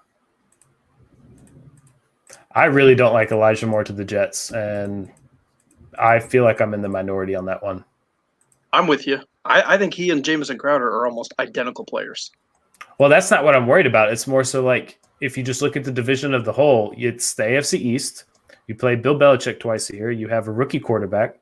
You're going to go up against Xavier Howard, Stephon Gilmore, and Tre'Davious White. Like you have a rookie quarterback throwing against 3 of the top premier corners in the league. I don't want any part of that situation. But Elijah Moore is not going to see any of those corners all that often. He's going to be in the slot. But even then, I get your point. They're all good defenses. Like, yeah, I understand they're not going to shadow him, but it's just, I don't know. I typically tend to stay away from players who go to bad franchises, and the Jets have never been a good franchise. So what? No, I'm saying you're right. Just kidding. What are you talking about? Rex Ryan took him to AFC championships with Mark Sanchez. He started giving out foot massages, and everything went downhill. Riley, how do you have? Sorry, I was just going to ask, how do you have the quarterbacks ranked? Did anything really change for you? With Lands and Fields sliding to Chicago, how are you ranking those top 5 guys now? I still want Fields number 2. I think any super flex or 2 QB format. I'm not passing on Fields at 2. He's going to play. I'm not worried about Dalton. The other 3 gets a little interesting. Funny, we were just talking about the Jets. I think I have to slide Wilson down a little bit. I mean, I'd rather have Trey Lance for sure, and I think I'd rather have Mac Jones. I was just looking at it. 4 or 5. Yeah, I mean, as players, I had Wilson over Mac, but why would you have Mac Jones over him? Just because he went to the Patriots? I feel like there is less bust potential with Mac and Bill as opposed to Zach and Robert Saleh. Zach Wilson scares the hell out of me. I like him, but it's there's you really get bust vibes from him. Like he may not be, but he gives off bust vibes. I think as things currently stand this year, Zach Wilson's in a better spot than what Mac Jones is. If Mac Jones was to start over Cam, I think Cam will start. But if he were to start, I mean, that Patriots offense is still not very good. They added the 2 tight ends, and that's about it. Nelson Aguilar is still out. Nelson Aguilar, and they just overpaid him. And other than that, that's really all they got. Like I feel like this Jets offense actually has quite a bit of weapon for him to be around. So I don't love the Mac Jones move, at least early on. If they could actually get some weapons there to support him, maybe. But I still like Zach Wilson a lot. I think he is in a pretty good spot. I think it's with the Jets. I think for a lot of, I'm not saying it's. I think people look at the Jets and like, oh, it's the Jets, and this is going to be a bad landing spot, and this isn't going to work out. I think they're heading in the right direction. Speaking of quarterbacks, I have a little inside info. I am under the impression that this pick right here at 51 for Washington is going to be Davis Mills. Ooh, that under is going to hit by a lot. So, and Davis Mills is my guy. So when I was told this, I was excited. What was the over-under? That was yesterday, so I don't know if anything has changed. I think it was 74.5. Ooh, killed it. It's not even close. Yeah, no. I thought he was going to go in the second too. There wasn't a quarterback projected to go based on over-unders in the second round. Davis Mills is my guy. Love him. He's my QB6 though. I'm not crazy person putting him up there in the top 5, but Azeez Ojulari to the Giants. Great That's pick. a good pick. Yeah. And they thought he was projected to go in the first round too. That's a really good pick. That makes up for the Tony pick. Right. This is what we were talking about earlier. Like if you flip the picks, right? You know what I mean? It doesn't look as bad. Like I thought they could have went Pay or Darisaw there in the first, and getting Ojulari in the second. You know, if you flip that and like, well, you know, they reached on him, but he does, you know, freak athlete, yada yada yada, and then getting Tony in the second, it doesn't look as bad. Yeah, they could have had Pay and Terrace Marshall. Cleveland just traded up into the second. Carolina moved from 52 out of the second.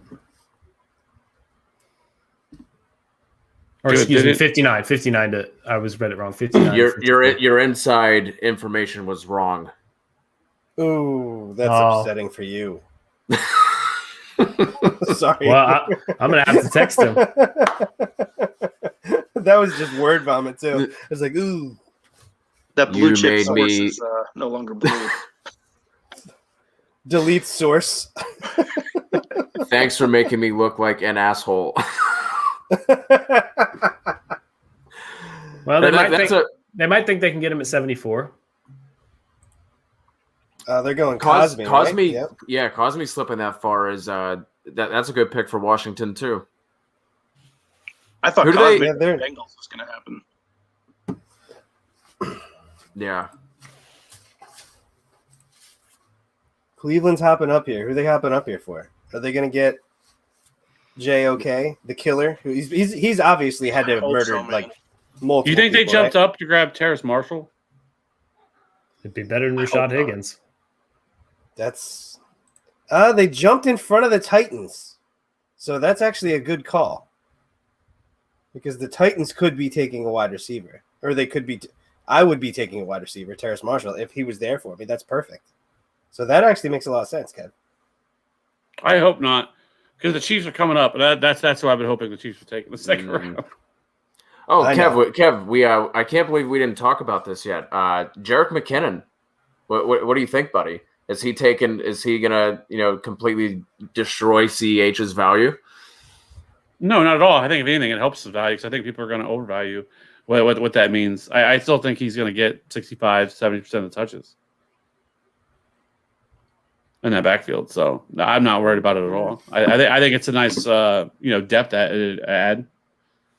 At best, it hurts, Darrell Williams more than anything.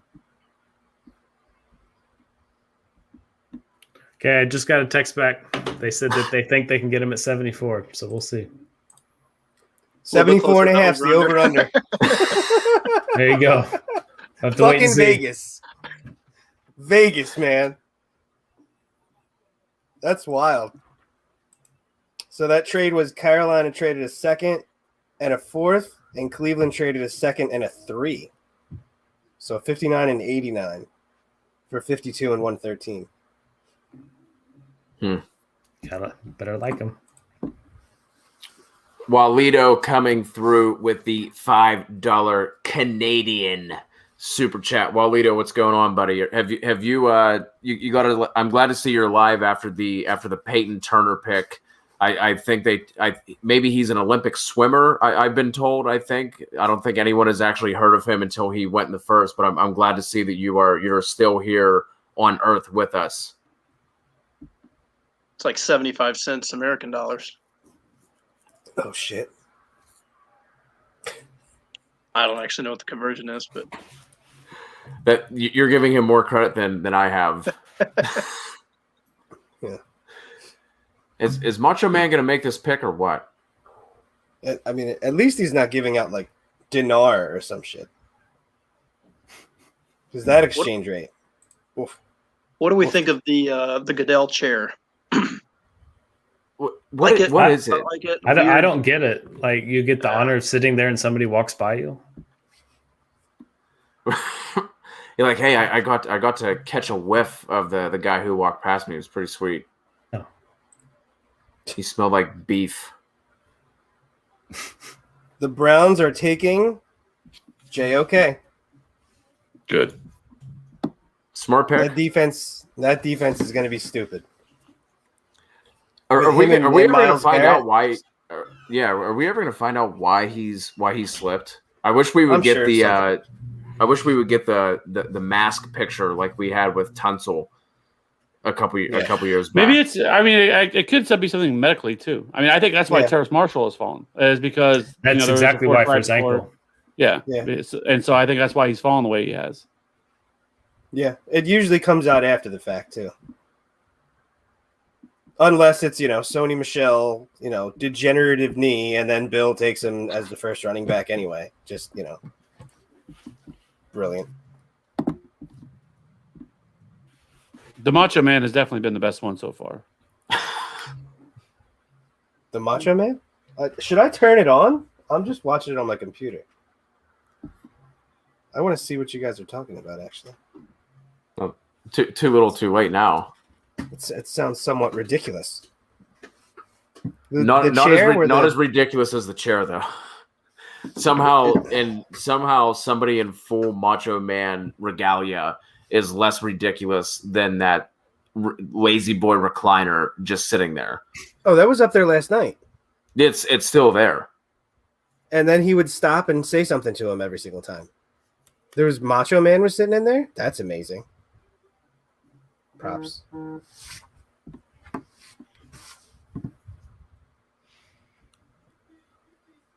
Do you guys have anybody who is still left that you have like a spot that you want to see? Kev, obviously you want to see Marshall to the Chiefs.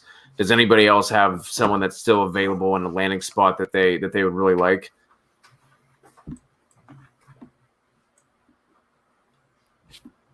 Honestly, this is like one of the most top-heavy draft classes I think we've had in the last 6 or 7 years. So, no, I mean nobody that's really, big time standing out right now.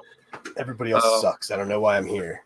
I mean, we're waiting on Pat Fryer moves. Like that's gonna be fun.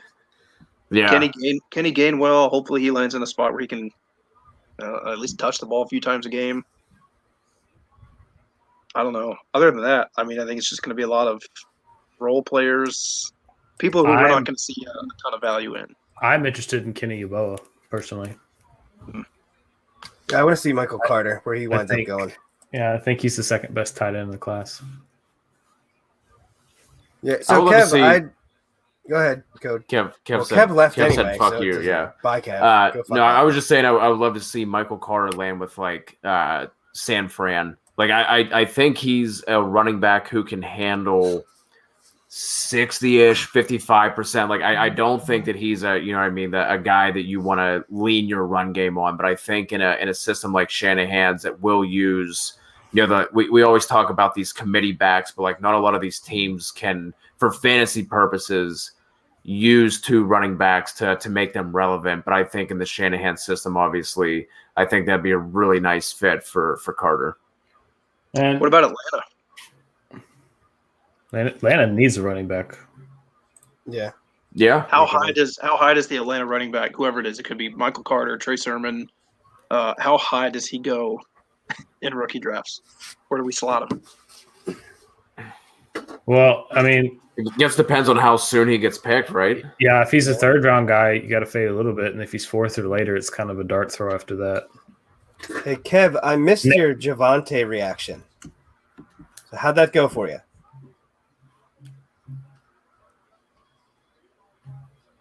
I'm not ready to talk about it yet. Still processing? Or just sad? I'm just sad that he went to the Broncos. I don't think it's a terrible landing spot or anything like that. I don't hate the spot for him, but because you're a the fact Chiefs that he fan? went to the Broncos, yeah, pretty much. Okay, I got you. But I do think it's a really good landing spot for him. Another deep running back. I don't know if you guys are familiar with him, Chris Evans from Michigan. He's an interesting one. He has a lot of off-field issues, but he is hands down a first-round talent, and he can take the job away from any backfield he lands in outside of the top guys like CMC or Saquon and those guys. So wherever he goes, that's going to be really, really interesting if he can, pull it all together. Yeah. I am interested to see the kind of draft capital that Tylan Wallace, Tamorrion Terry, and Seth Williams wind up getting. I don't. I think Terry goes undrafted. Oh yeah. Well, Mhm. that's bad capital. Oops. That's not good. It's Personally, the opposite of draft capital. there's That's J-Rob capital. there's a lot of off-field stuff with him. That's an issue. I even got Kev to chuckle about it. He's laughing to stop from crying is what that is. I was fully prepared to buy a Javonte Williams jersey wherever he landed. Now it's You can't do that. I can't. Yeah, Man up, do it. Tennessee Do it, going son. tackle. Kid from North Dakota State. Ah. Terrace Marshall slips closer and closer to KC. There's a lot of mocks that had Marshall going to KC at, what was it, 31. So if they can snag him at 58 or even 63. pants off, boys. Pants off. The only thing that would be better would be if Denver jumped up in front of him and took Terrace Marshall. What is wrong with you? I will drive to wherever you live, and I will keep you right. I'll give you the address. I won't even stay. I'll just come up, kick you in the dick, and then just walk off. And I'll be in tears and in pain. I'll be like, it was worth it.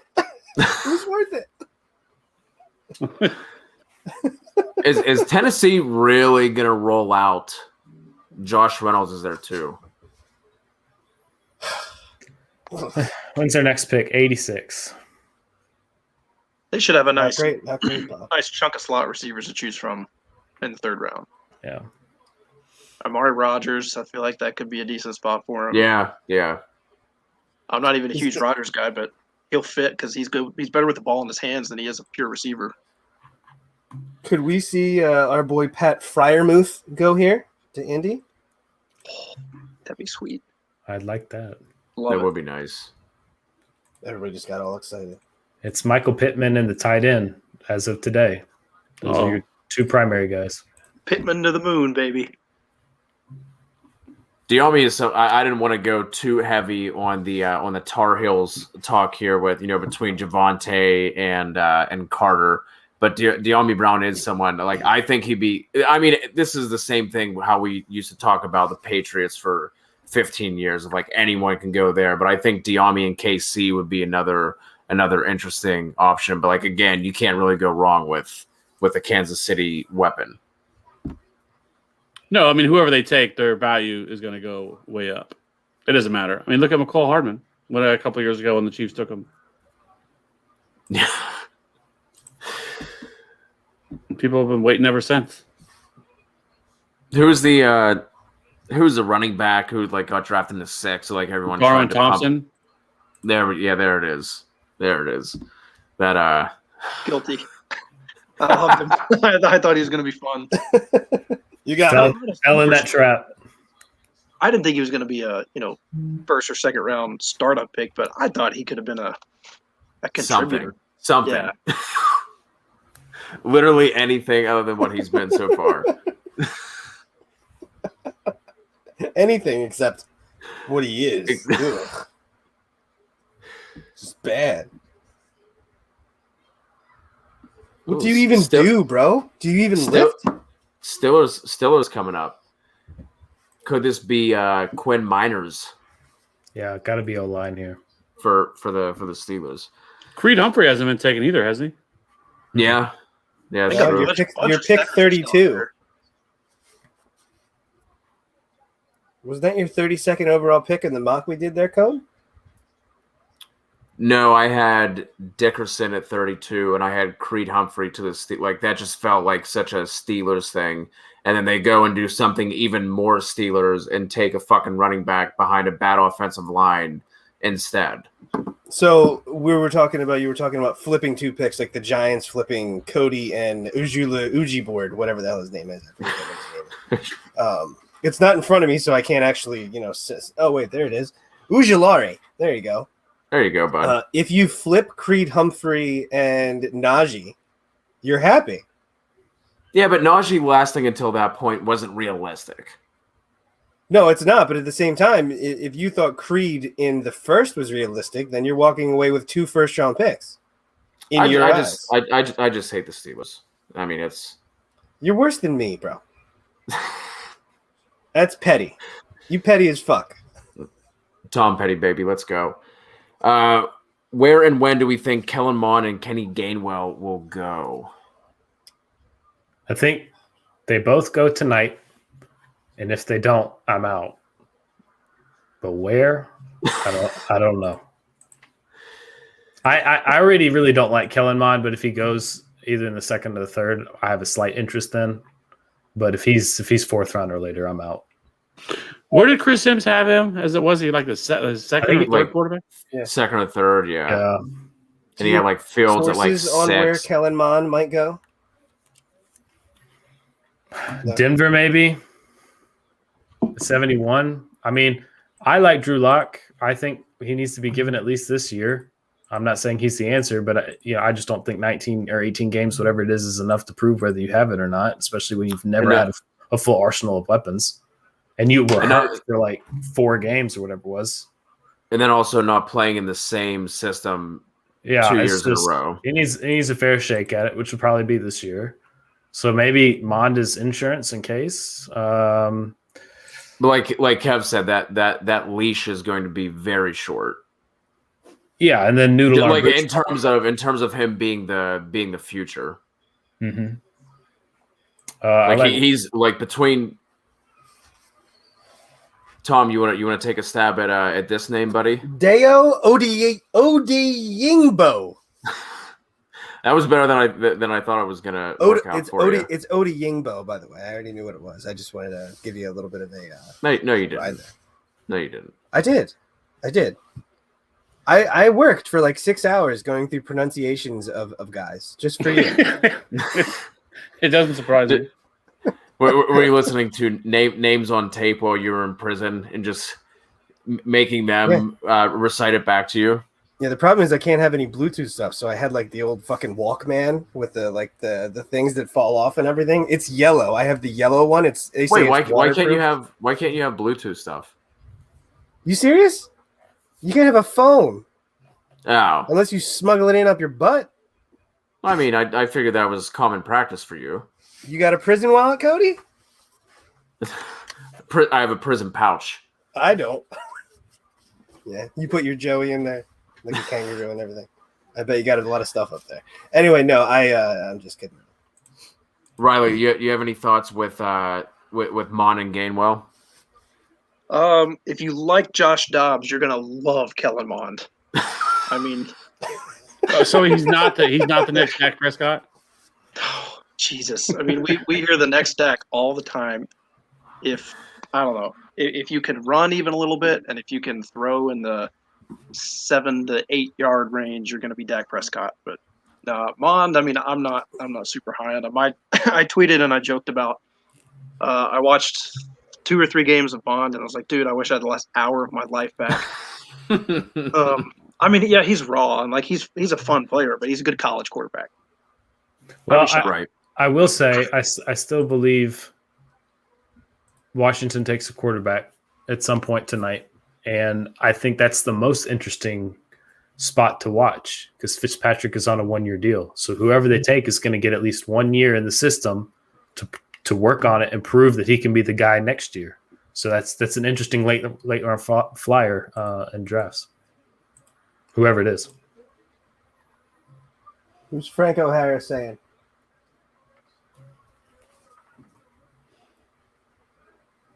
Patty Fry. Is that Creed? No, Patty Fry to the Steelers. Oh. How do you feel about that?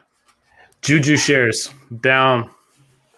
I mean, they can go down as a Penn State alum and someone who resides outside of Pittsburgh. I mean, I like it for that, but I mean, I guess getting another weapon for the last hurrah of Ben doesn't hurt, and someone who can help Zach Banner on the fucking offensive line, I guess, is a good thing. Maybe they're going to use him just as an additional tackle until they actually get that figured out.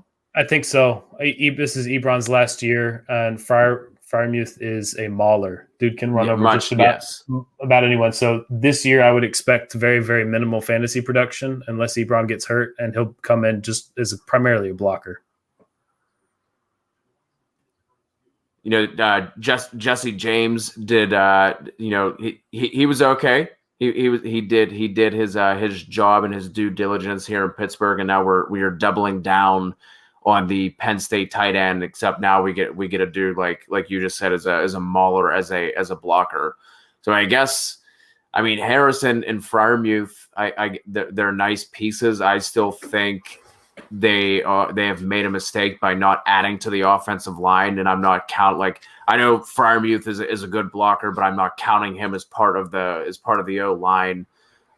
It is going to be interesting to see how they handle Ebron and Freiermuth year one to kind of see like what how those snaps are split, because I think Freiermuth is no slouch in terms of his athleticism, but I think the first 2 picks should have been offensive line for the Steelers personally, or passing on Newsome at 24 in the first round, I think was also a mistake instead of going with Najee. But it's interesting as far as the straight up homerism, like I said, as Penn State guy and growing up outside of Pittsburgh, I like it from that aspect. But if you're making a push with that offensive line and Ben being 40 years old and not being able to do, what he did 10 years ago in terms of his elusiveness and mobility, I still think the offensive line is going to be an issue. Yeah, I love Patty Fry. I love Pat. I think he's awesome. I've been on that dude since before the season started. He goes to Pittsburgh, like, where the target's going to come in. And he's not going to get anything year one, like you guys were saying.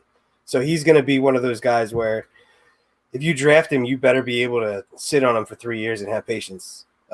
Or after year one, go out and put a bunch of offers out for him. Like, that's what I would do. I mean, even in some of the tight end premium mocks that we were doing on Twitter, Freiermuth was still falling to like the mid to late second. So I feel like he's probably going to drop a little bit further after this, just with everything Pittsburgh has going on. I mean, outside of Juju, it's not like they have a bunch of, pass catching weapons that are going to be leaving anytime soon. And with Ben getting older and everything. So I think Patty Fry just became a nice value in your dynasty rookie drafts, at least. Yeah. If he falls to the third in any draft, it's automatic smash. Yeah. Even late two. My squad's up. Can't wait to see who we overdraft. Some no name from somewhere. Is this going to be Jarrett Patterson? Oh my god.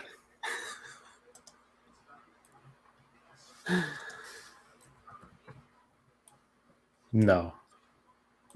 You're just like, no. He's like, wait. I don't believe. I refuse to believe that. It took DJ Dallas last year. I'm not going to take no. This is your first pick, right? Uh-huh. Of the 3 that we have. Yeah. I'm surprised you guys aren't trading back. I thought we would trade back here too. Thank God Tutu Atwell did not go in the first. I never fucking understood. O-line is a need. Edge is a need. Defensive. Yeah, but you guys don't actually spend capital on offensive linemen. You'll pick up a couple in round 7 or something. I wouldn't be surprised if this is that D2 guy, Wisconsin, wherever, the Muniz. Quentin Meinertz. Yeah, him. I would not be shocked if this is him.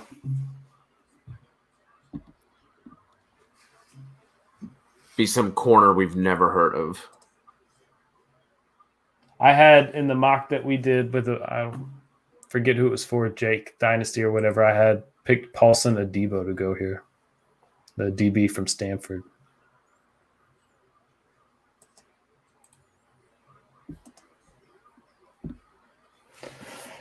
Cav, your Chiefs coming up, buddy. I know. Don't let me down. 2 more picks. I can't believe the Chiefs basically just traded back in the draft and picked up Orlando Brown.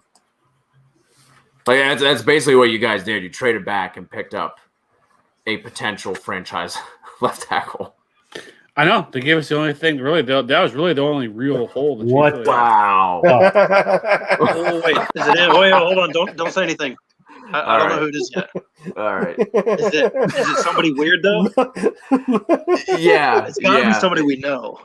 Yes, it's someone you know. It's not It's the Kellen biggest Mond, right? position of need Seattle has right now. They have They take a no one receiver. else. Oh, don't take a receiver. No way. Oh no! Wait. He's walking up. Yeah, I bet it's a receiver. You gotta be kidding me. Oh, You know how much okay, time- all right. Okay, so Meltdown coming. I've actually done a little bit of research on him, and this pick is not shocking in a sense that I hope nobody I'm following or follows me is listening to so many leagues with. They might move him to running back. Shit. No way.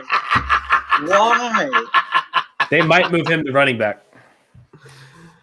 These picks are the best. I mean, I'm not a Hawks fan, but that feels not cool. Like I like so with 3 picks. But is this like a Russell Wilson? Like, let's help him get more weapons to Russell Wilson. It's literally an olive branch covered in fecal matter. If it was really going to be helping him, they would have got him a guard or some shit, right? So it's DK, Tyler Lockett, and Eskridge, and then Swain. Not sure that the wide receiver 3 was the move there. Classic. I thought it was Terrace Marshall the way you guys were acting. Like, son of a bitch. I'm used to it, so it is what it is. I'd have loved that. I'm not a Marshall guy. I just have a lot of Tyler Lockett, and this just does not make any sense. Especially after they just extended him. They did. I forgot about that.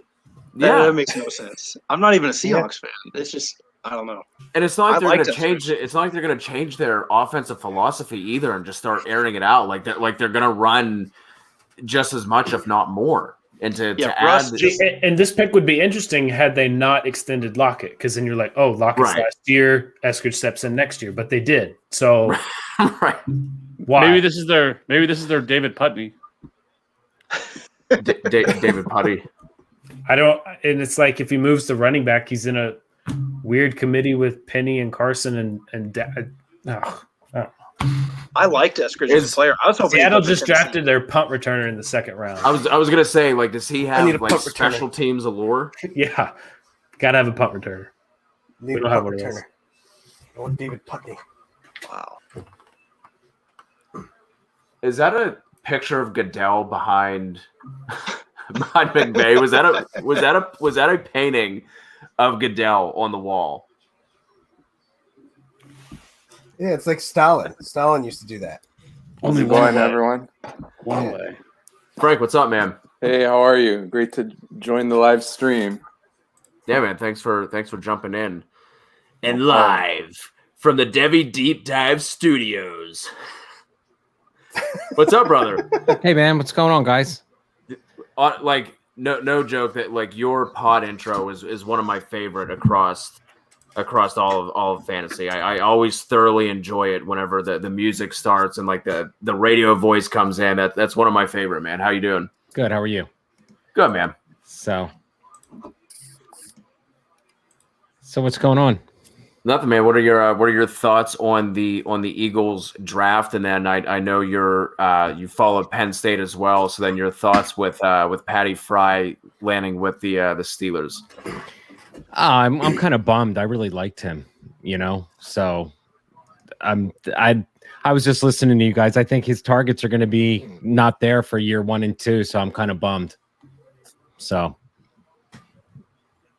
Yeah, it'll be tough to get much targets with that crowded group there in Pittsburgh.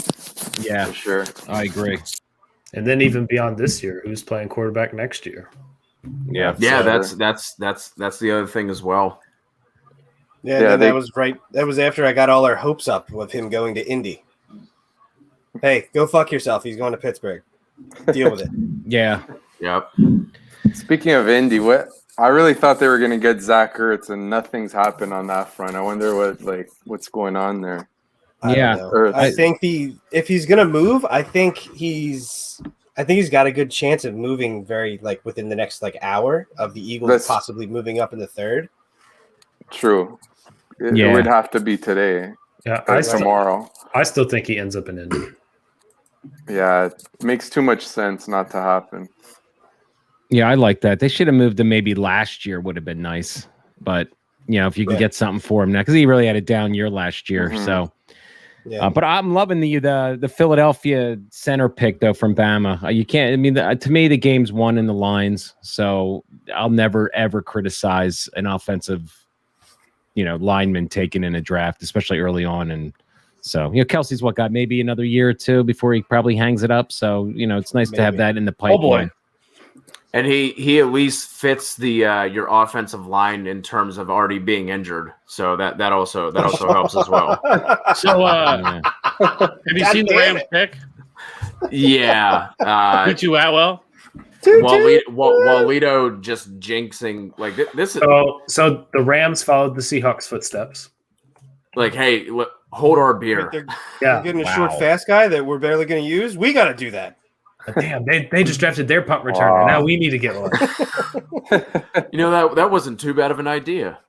That's kind of crazy, right? These two smaller speed guys, and you got Terrace Marshall still on the board. And De'Ami Brown's still sitting there too. I mean, it's I tell you, Marquise Brown and Hardman have just got me turned off from Waddle. I've been a Waddle lover forever, but other than that, these smaller guys, I don't know. I'm always going to lean towards someone who's got a little bit more size, Even Ruggs, it leaves a bit of a sour taste in your mouth. He didn't really. I know it's early, but I mean, it was not a promising rookie season. Brandon, what do you think about the Devonta pick? For me, I was all about defense. I still think defense wins championships. So, I mean, for me personally, I wanted Micah Parsons only because I felt like the Eagles that haven't had a middle linebacker since Jeremiah Trotter and those days of having a field general. So I don't know. I'm like one of those guys. One day I love Smith, and the other day I'm concerned about his weight and height like everyone else. So I'm kind of on the fence. I hope it works out. I mean, but to me, I was hoping for an impact defensive player because I still feel like defense wins championships, but. I think the play was going to be corner until they both went. Yeah. And then you had Waddle go at 6, and it was just oh shit, we have to get Devonta. Yeah.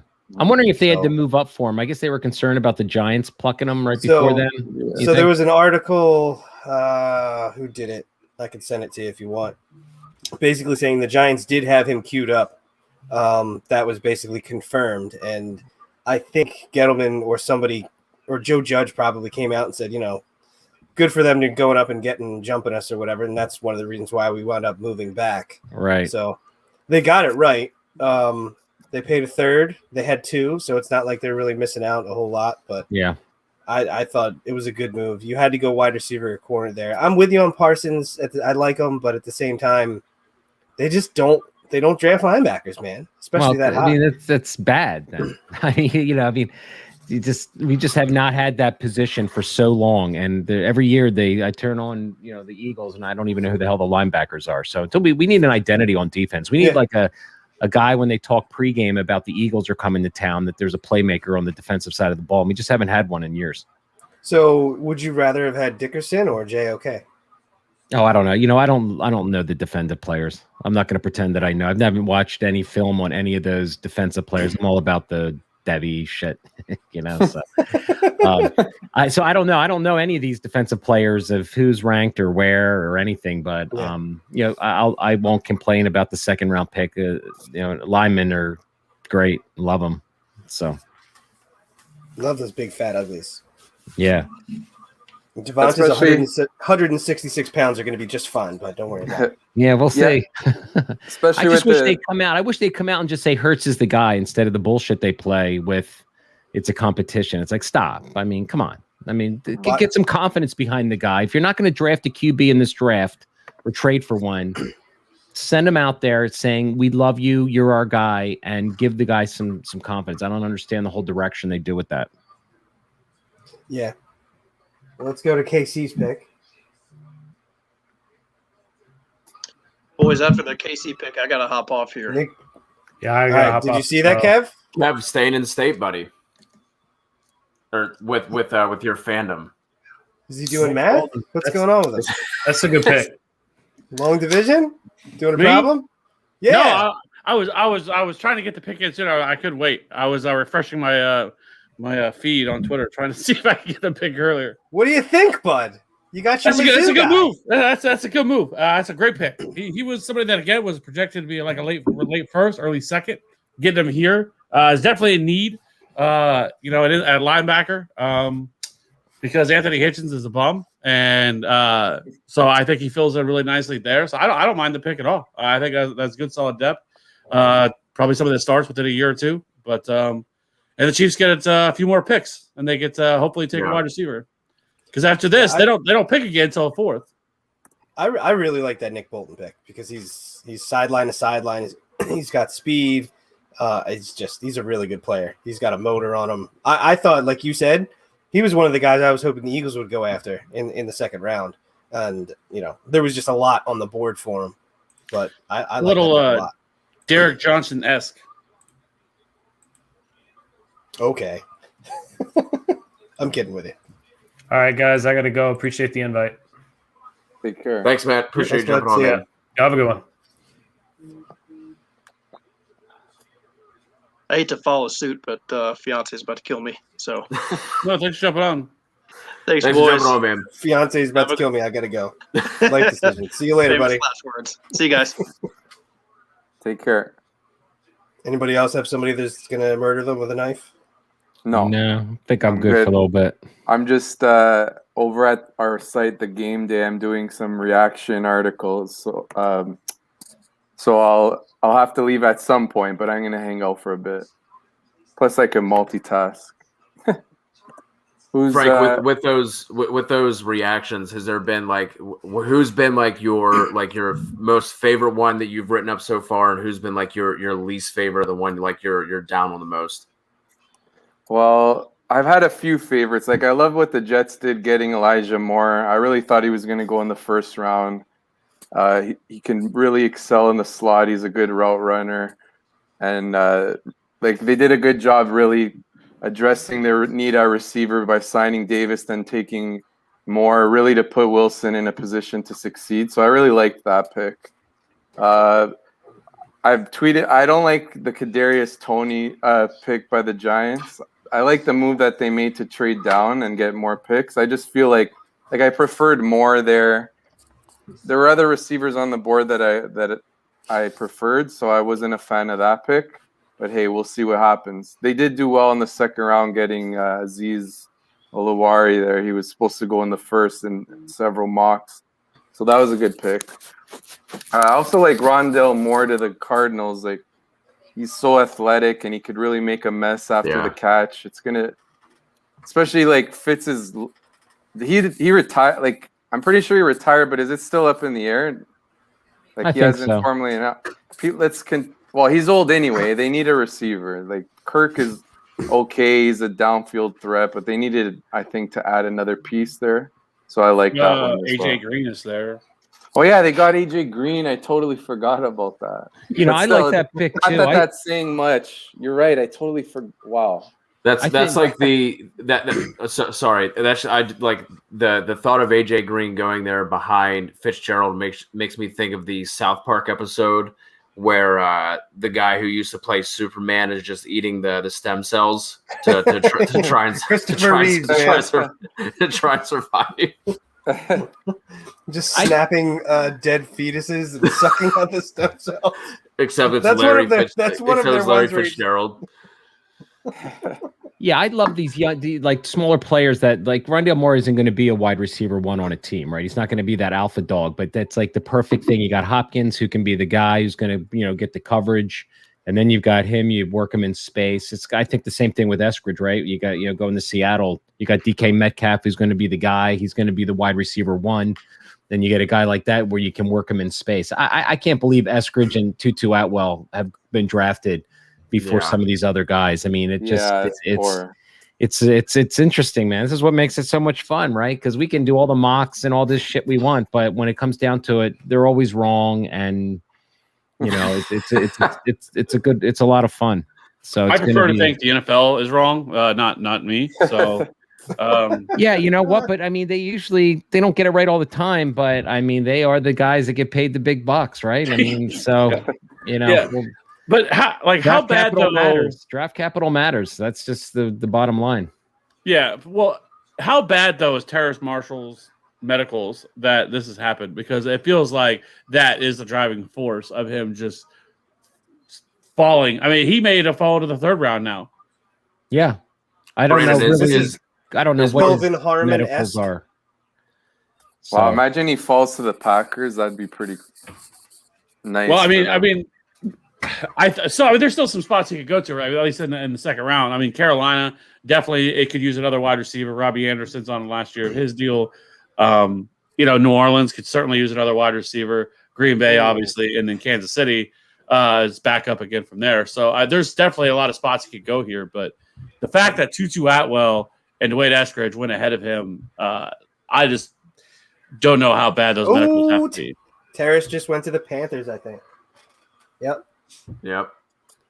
Yeah, what I'm it tells a bit delayed me, here. if you look at the Kadarius Toney, the Rondale Moore, and these two guys going early, it tells me that the NFL are looking for space creators, right? Guys who are going to be quick, who are going to be able to be put out in space. And, the speed continues to be an attraction to NFL GMs. And I think we have in the fantasy community probably have to start thinking that way. Whether or not they're successful or not, I think depends on their opportunity. Obviously, their landing spot, how good their quarterback is. Rondale Moore, I think, is in a great spot. But I mean, for Kadarius Toney, I mean, the question I've always had with him is his physicality as far as a receiver. But if he's creating space out there with all the other assets on that team, with the tight end and Galladay there now, they figure they can use him in an area that, to get Daniel Jones to get him the ball in space. So I think the NFL is telling us all we need to know. Well, yeah, but I mean, there was all the reports about his ankle and everything else right before the draft. So I think that is driving at least Terrace Marshall falling. Mm-hmm. I think this could end up being one of the steals of the draft, though. I mean, I love Terrace Marshall. I love this landing spot for him going to Carolina. So, yeah, that's a good spot.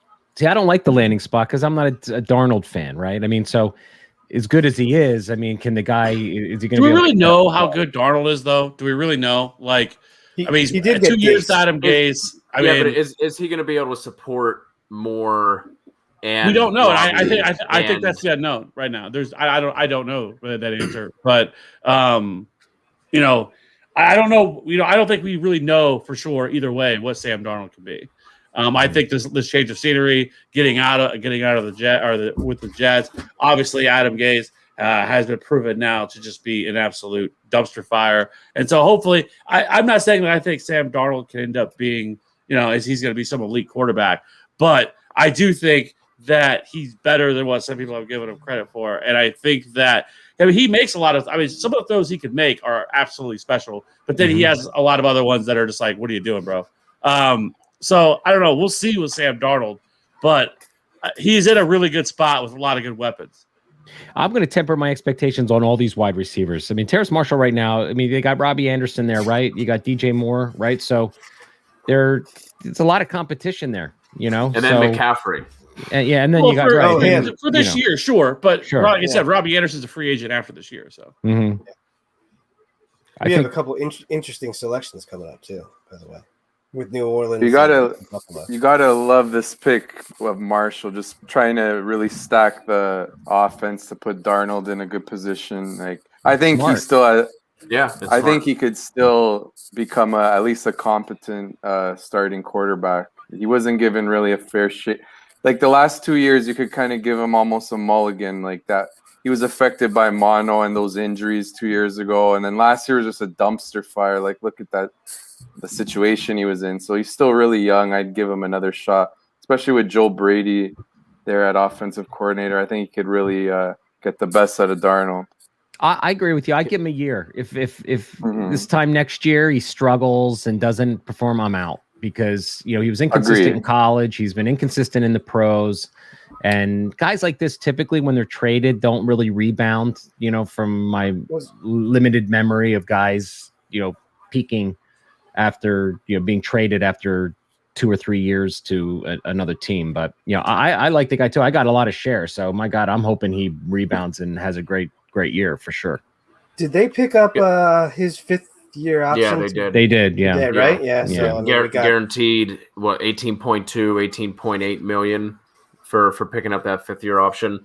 Gonna bring in Kev and Tom. We got to answer this question for Tam. She's been rocking with us for a while. It's good to see her back in the chat. We have missed Tam. I know you guys had some thoughts on Bolton. So if you want to give your thoughts there, we're also going to bring in Mr. Sipes to the show as well. Real quick before what's up? Real quick, this is a very good spot for Michael Carter, possibly. Buffalo. No, stop. I think I know. I'm saying I'm not saying it's a good landing spot. I'm saying they already have a Devin Singletary. They don't need another. Listen, Trey Sermon, baby. Trey Sermon. For both of you, shut up. Don't. Right. He's better than Singletary. Shut up. He's not going to Buffalo. That is awful. Both of you I don't need like to be that quiet. landing spot. He'll go. Answer Tam's question so we can let Mr. Sipes have a word here. But like I said, Tam has been rocking with us for a while. Give her your thoughts. Who, me? Yeah. One of you two, somebody. Kev, I've already said I think it's a really good pick. I think but Tam obviously didn't hear it. Oh. Well,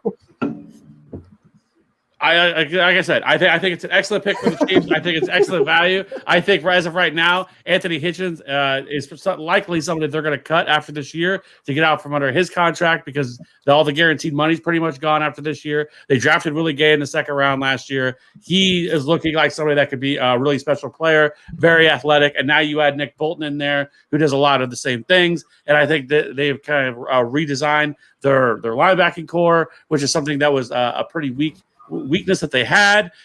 So yeah, I think it's an excellent pick for the Chiefs. Agreed. Are you happy? Are you done? Hey, that was for Tam. Anything for Tam, though. For Tam, I'll allow it, but not for you. Well, that's what we were doing it for Tam. Sipes, what's up, buddy? Mom and Dad are having a domestic dispute, and you're just sitting here like a kid at the counter waiting for your macaroni and cheese or some shit. Which one's going to swing first? It's so funny because I know, Cody, you know that I've been texting you. I've had internet problems for the last hour. I finally get it all working, and I come in here, and there's all this stuff going on. I don't even know what I've missed over the last hour. I'm trying to catch up on all these picks that just have happened as well. I see Marshall finally got picked.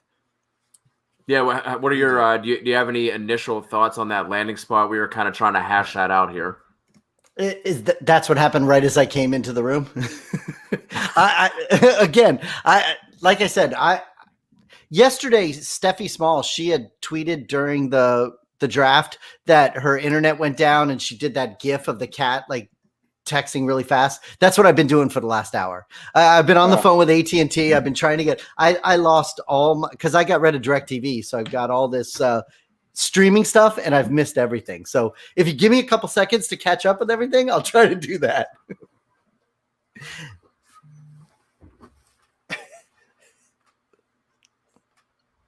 Oh, and all I can think of too. is that scene from Draft Day when he says, "This is the NFL draft. These things happen. We need to go back in there." Well, and that's why I even said to Cody, I said, "I'm sorry I missed my time slot. It's cool if I pass it." He goes, "No, come on in." So everything's all happening at once. Sorry. It's a party, man.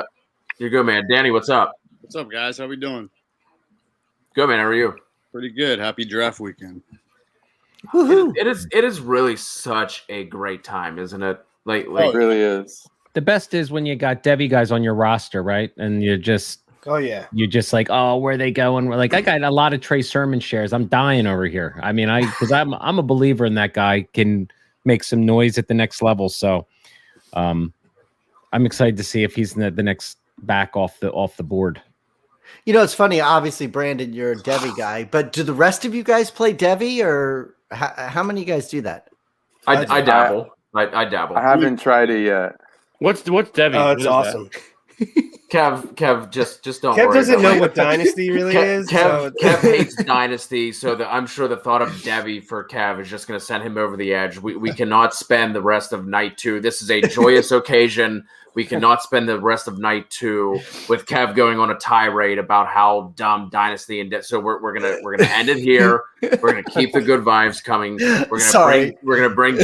No, you're good. But just so we're warned that is a trigger point here on the TFA airwaves.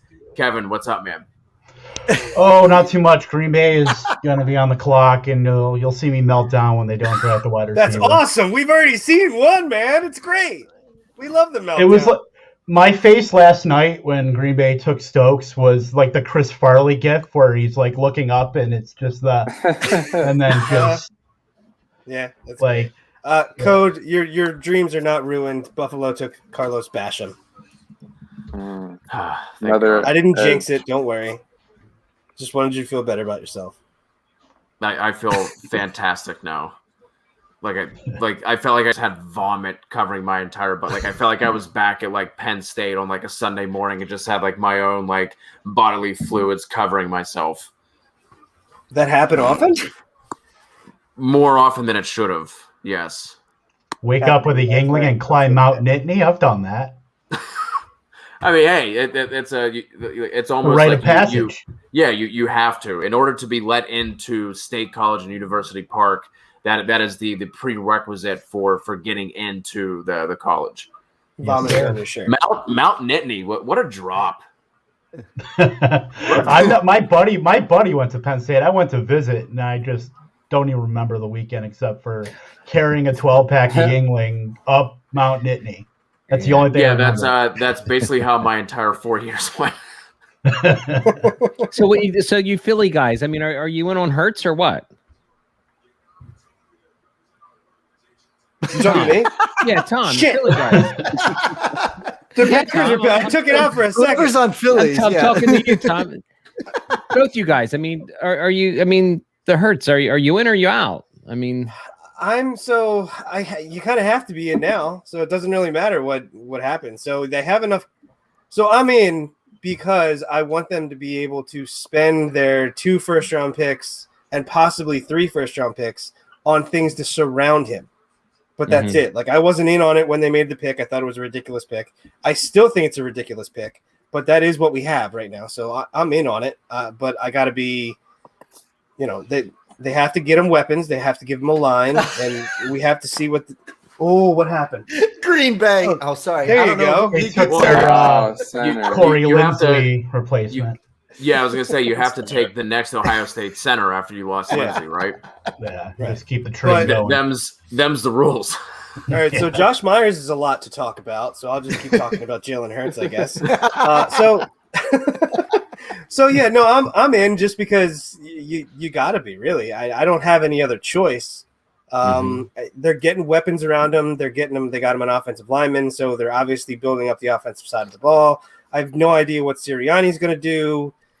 Maybe they trade Ertz soon. We got to see what they get for him. 3rd-round picks coming up shortly. So, I'm optimistic. I want to give the guy a chance. Everyone's like, like all this Tua talk. I was listening to you guys earlier, and I agree. The Tua. It's like, I mean, my God, he came out. Everyone loved him, and everyone's like ready to write him off already, coming off the big hip injury. I mean, we're so impatient with players. It's incredible. I mean, what have you done for me lately? And the bias trend seems to go one way or the other, and everyone piles on. But I put a poll out on Twitter today, like, who would be the better production after 3 years? Is it going to be Burrow, Chase, or is it going to be Tua and Waddle? And it was overwhelming Burrow and Chase. Yeah, I was going to say, I'm sure that had to be like a 90-10 kind of, right? Oh, yeah. To tell you the truth, so I like the Waddle Tua, to be perfectly honest. So I love Jalen Waddle. You know me, I love Jalen Waddle. But the Devonta Smith pick, he could get a shit ton of volume. Oh, yeah. And he is a volume wide receiver. Right. So he could wind up being, the number 1 wide receiver coming out of the class just because of that. So that's going to be really interesting to see what they do there. So I love Jalen Waddle. I had him at 1 for a while, dropped him down to 2. It's almost like a 1B kind of thing. And after we get the landing spots, initially I bumped Devonta Smith like right above Jalen Waddle. Chase is still the 1 for me, but that's what I have. It came out, But I like the Devonta Smith pick. You know, it's funny, Brandon, we talk about that on Dynasty Trades HQ, how everybody thinks like every one of these rookies are going to be the person that makes their team this year. And then after a couple weeks, if they don't do it, everybody is so disappointed. It's like, I don't know when it happened that we've all been like conditioned to think that every one of these rookies are going to be the superstar that we need to win these leagues. And nobody has any patience at all. People start trading away after year one. If they don't do it, they're out the door. That's right. It's like, what have you done for me lately? And I feel like when you look at like projections of dynasty players, it's all ranked. Like I put a tweet out there today about I think Ezekiel Elliott from the Cowboys is like a great buy low right now. I mean, people 100%. I mean, people if you're down contending, on this guy, if you're contending in dynasty, 100%. You know, he's the guy to go over. I mean, he's dropping in startups. I'm looking at my ADP on my dashboard, and it's like it's crazy how far he's dropping. It's nuts. Yeah, it's pretty wild. And the other part of that too, that goes along with the other stuff we talk about, is the age bias that everybody has. Regardless of how good a player can still be or not, everybody goes, "Oh no, I want the younger guy. I want the new guy that's coming in. I don't want the old guy." And it just seems like that's how we've all been conditioned. And if you watch Twitter, that's when you said about your polls. A lot of these polls are all geared towards what we all talk about. And I don't even think a lot of times when people vote, they even take into consideration the players. They just vote what they think they're supposed to say. Yeah, and you know what, you bring up a good point, because as a Debbie guy, for me, I always get sucked into the new guy, you know, and so I've had seriously, right? So absolutely. I've had to condition myself to be like, okay, you know, freshman fever setting in. We got to pull back a little bit, you know. So I agree. And I think to win in Dynasty, you really need a good mix of two, a blend of some youth, and you need some blend of some guys that, you know, like Julio Jones right now is a great guy to get if you're contending and you've got the assets and the draft picks maybe to go get him for a year or two. You know, if you've got a nice young team as well. So, yeah, I agree with you. Everyone tends to go young, and you can get burned a lot when you go young. Yeah, the Seahawks didn't help. The Seahawks didn't help matters taking a 30-year-old like 8 picks ago either. So, Kev, the Chiefs went with Creed Humphrey. Yeah, well, you know, I should have thought about that it pick too. I should have thought about it before. I didn't even think about it. But the Chiefs are going to get Julio Jones in about a month, so they don't need a rookie wide receiver. I should have thought about that. That's why. You know, I didn't even think of that. That'd be a great, you know, it's like AFC. You're getting an NFC guy. You're setting them to the opposite side. So that would be a good landing spot for him. They'd be a great pick.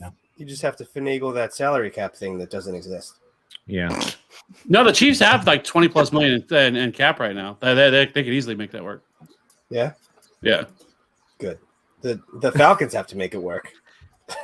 That's why they would trade him post June 1st.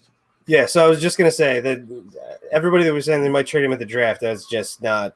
No, it has to be post June. Yeah, it's also one of the reasons why I think we haven't seen Zach Ertz get traded. If we don't see him get traded in the next hour, I think it's going to be after June 1st, just because of the cap. It goes. I think it's 4. It's like 4.8, or then like 8 mil this year if he gets traded after June 1st. So. That's something I think a lot of people don't really think about, and that's dead on with Julio. If it happens, it's going to be after that. It's funny, too, with Twitter, people will start saying, hey, that trade's going to happen, and then everybody starts to believe it.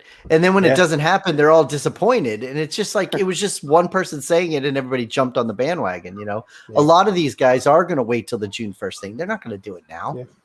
Except if it's Carson Wentz to Indy for 2 months. Because then it happens, apparently. Even the Jimmy Garoppolo thing, everybody was saying that was going to happen last night, and that's not going to happen at all. You know, I don't think it'll. Yeah, Mac Jones falls to 15. It'll be next year, I think, when Jimmy Garoppolo gets moved. Yeah, and he should be the starter this year, and because of who they drafted. Yeah. Danny has Trey Lance. Danny, has anything stood out to you, good, bad, or anything that's been surprising to you so far in the draft?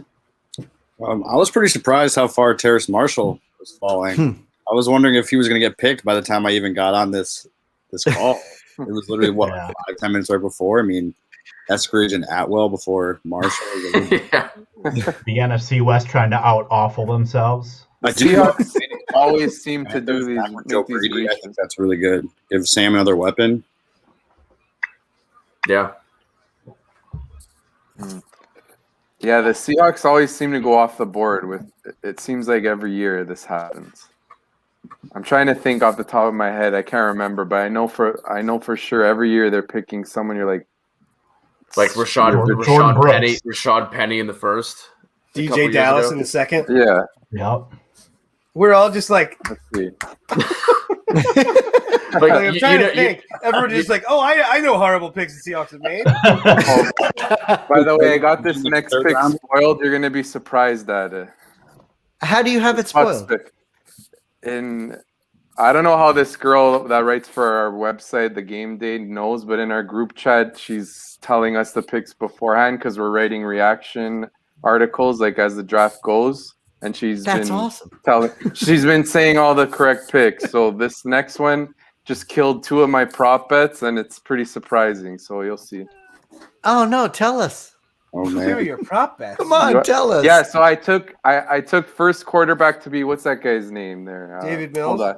Yeah, it was him. First quarterback, first running back, Javonte Williams, first receiver Elijah Moore, and that paid like plus 125, but that lost with this pick. So there's a quarterback who's taken. Oh, gotta be Trask.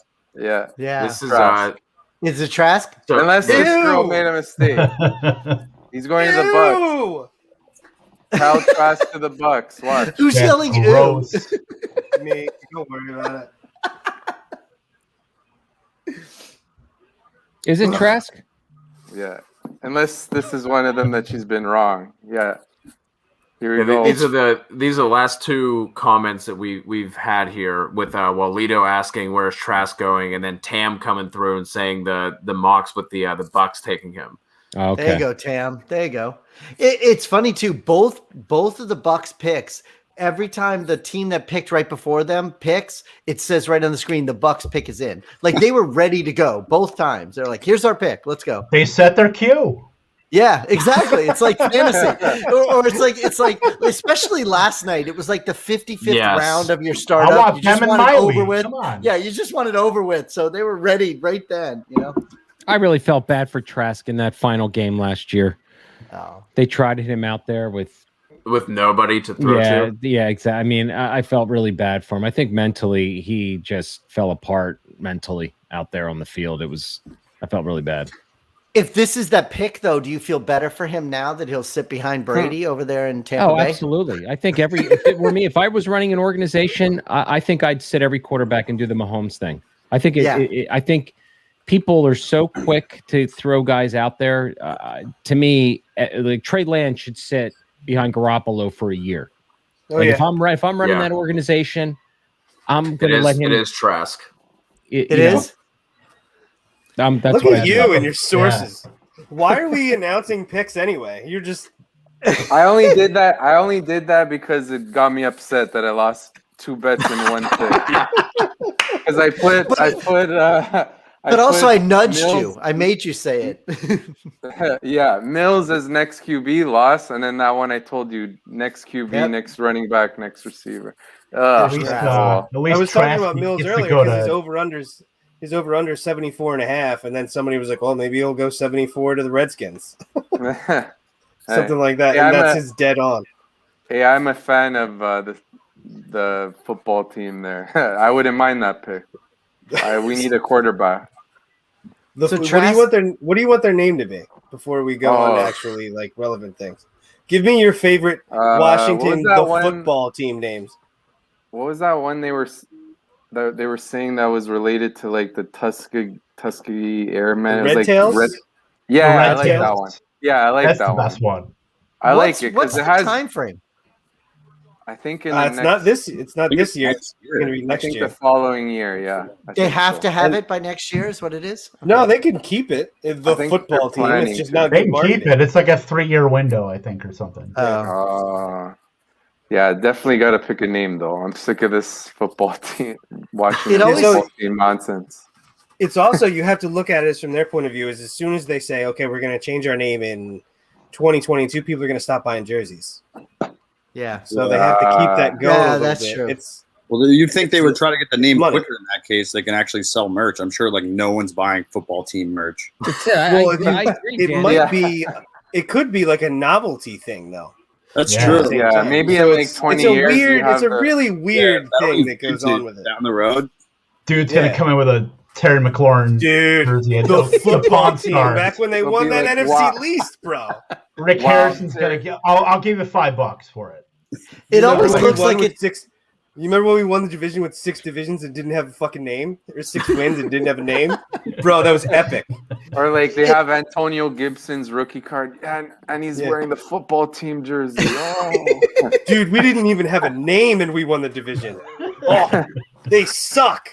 It always looks like it says "What the fuck," not it does. Washington football team. I always call it the what the fuckers. That's what it looks like. Yeah, that's definitely what it looks like. Yeah, just go with that. Just go. Here's the Jags pick already. That's a good pick, my boy, McHughes. See, this is where I wish Freiermuth had gone to, right? A guy who would have a clear-cut path to targets. So bummed we went to the Steelers. That freaking blows. But how about Trevor Moehrig not actually being the first safety taken? If you He did was what, like props, safety 3, safety 4? well, I think he was 2 or 3, but Moehrig was like minus The 800. unquestioned, yeah. So if you just put a little bit on that, you just won a shit ton of money. Yeah. He was really juiced up. He was a heavy favorite for sure. Big time. I'll tell you, Zach Wilson's going to be the marketing NFL wonder boy. You see his face and everything. He literally is a boy. That's why. Yeah, He literally went to prom and then I the know. draft. Yeah, he looks so young out there. It's incredible. But Dude, he's gonna toys department in Nordstrom. Yeah. I was gonna say when he retires, he's gonna crush it in the Men's Warehouse commercials. Yeah. Yeah, he's got it down. He's Or gonna be Kids like Gap, McCaffrey. whatever it is. McCaffrey doing GQ. Is that- I just heard Whatever what you he- guys said whatever about he Zach. wants, bro. I heard what you said about Zach. That guy looks like he's 12. And I and know. I was thinking about it for me. I don't know how old you guys are, but like we Old. talk about it on the show. Old enough. I'll be 53 in a couple weeks, but I felt so old last night seeing every one of those kids. They all look like they were 12. If you want to feel like old, watch the NHL draft one time. Oh, really? Oh yeah. Because they can Oh, take kids out of junior that are like 17 eligible, so they're drafted at 17, and you're like, who the fuck is this guy? He's the number 1 overall pick. He's got pimples all over his face. That's like Hughes, Jack Hughes on the Devils. He yeah, looks so it's young. wild. It flipped best- a few years back, and I was like, oh my god, really?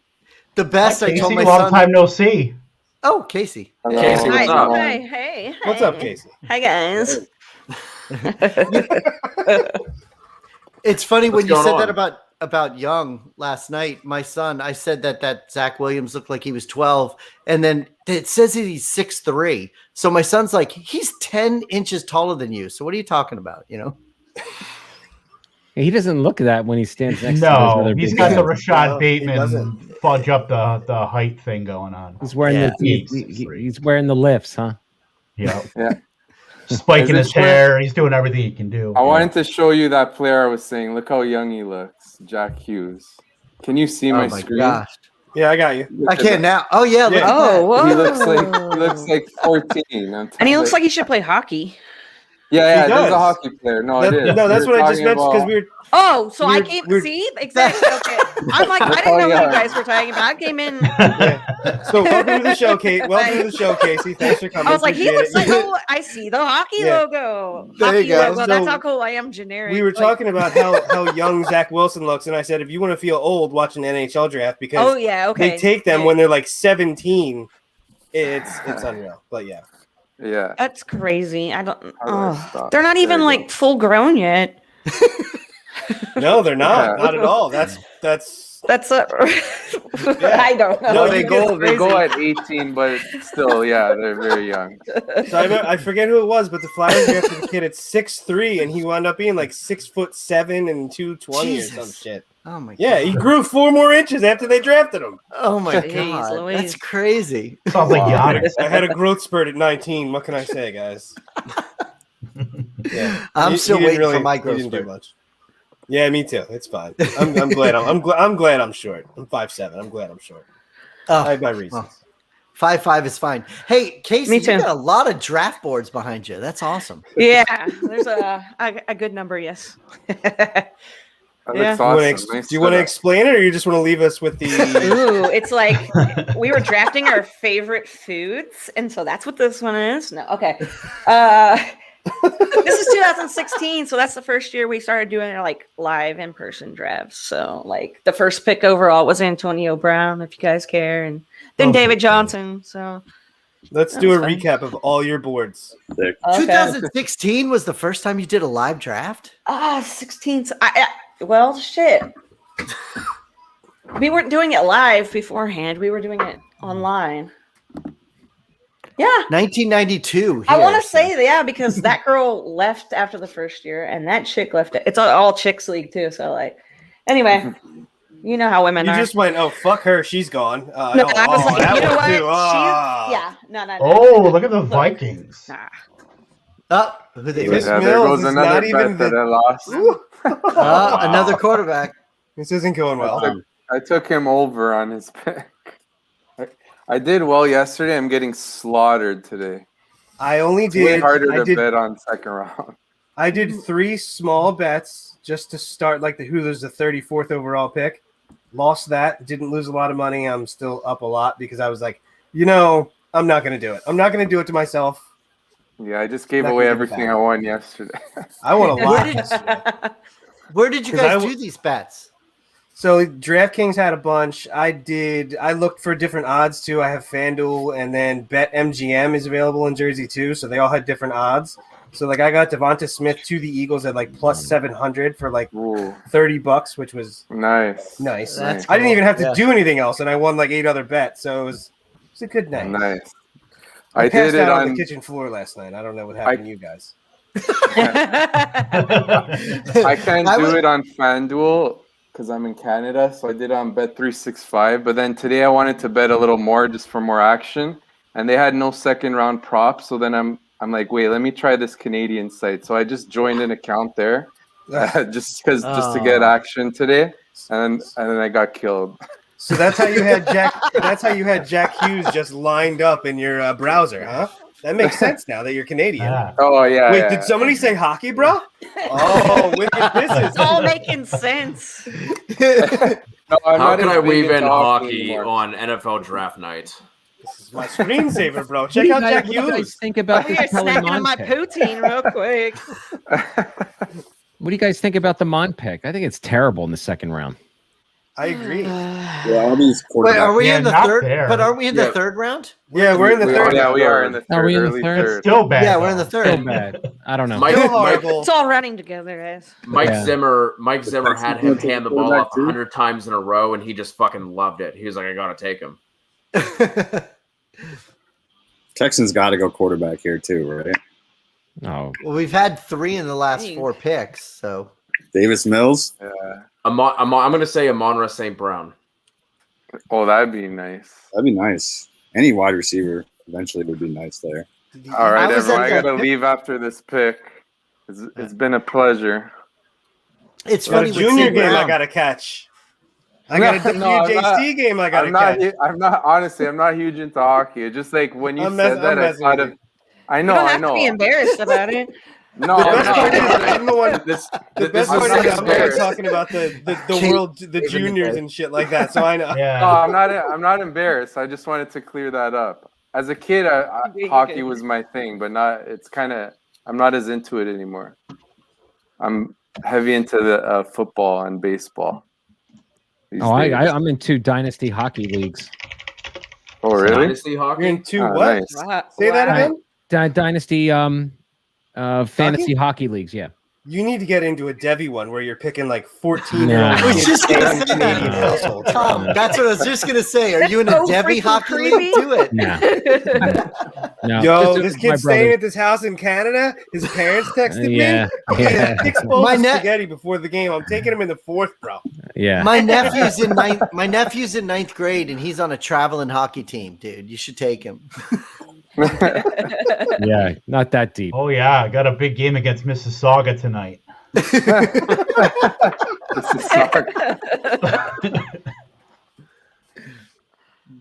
Oh god. Oh my god, he's Okay, taking forever to David, say the come on. There he These is. hype, these hype speeches. It's funny. The under. Look, the Browns group Yeah, is only under 4 hit. players left.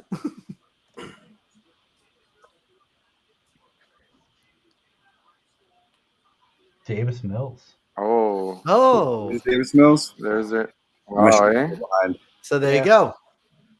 There he is. Got the under on that. If you bet the under, I hope you backstop No, I that. didn't. Fucking do that. Canadians. Canadian I website got- wouldn't let me do that. And No, I Tyrod was Taylor there. I is now just a didn't want bridge to yet do too again. much.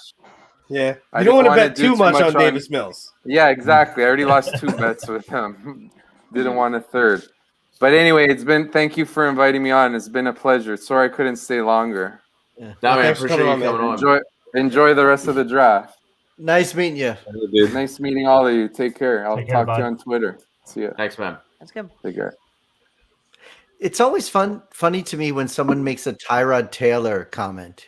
Who did that? That was me. He's a bridge yet again. Half the Oh. time I forget he's even still in the league. You can't spell Bridgewater. He might not even know. He probably just Teddy Bridgewater, Tyrod Taylor, all these Bridgewaters, right? Bridgewaters. These guys the are all Spider-Man meme. I was just gonna say Spider-Man. exactly. It's. I mean, these. Anyway, you brought it up. Let's keep talking about him because The good thing with Tyrod Taylor is he has a second lung that they can puncture whenever he's Ooh. ready for it. So Ooh, that's nice. too soon. Not at Is all. it? We were Is talking it about that really? shit like Is week it really 3, too bro. It was too soon. It was never too soon. Never. Too No, like as soon as it happened, you're like, yeah! Like yeah. I'm thinking back to like the Get on old my magic NCAA football games where they would like rank like their most important, and like Tyrod Taylor's is the medical staff. Oh, poor guy. Eek. All right, Okay. I want Trey Sermon here. Come on. this would be a great spot for Sermon. Yeah, I love How Sermon. about Gainwell to the Bengals? Tackle.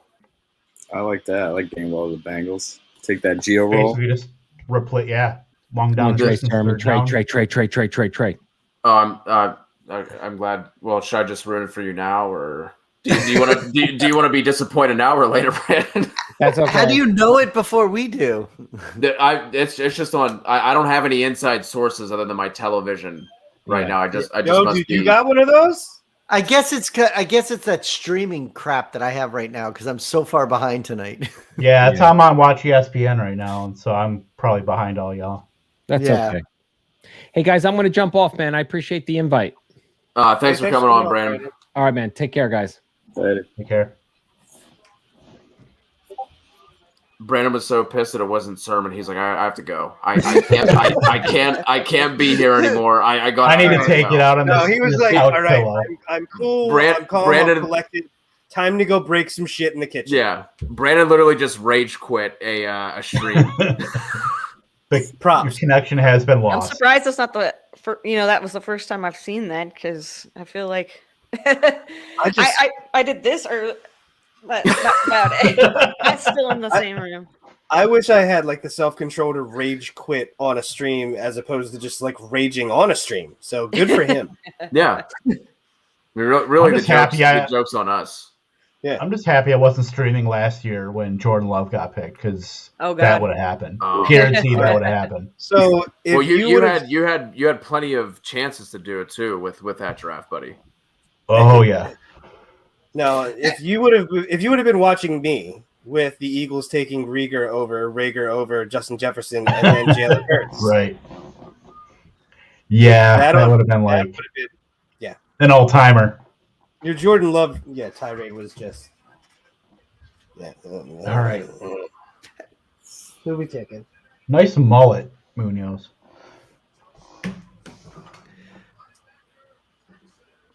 Oh, so, hey, has Owe gone? The other defensive end from he went to. Yeah, he was the Ravens' first. He went 28. 20. Yeah. Oh, Ravens, that's right. Ravens' first pick. I think of Ravens. I think Bateman. That's it. I'm done. Okay, that's right. He did. I was Joseph Adai.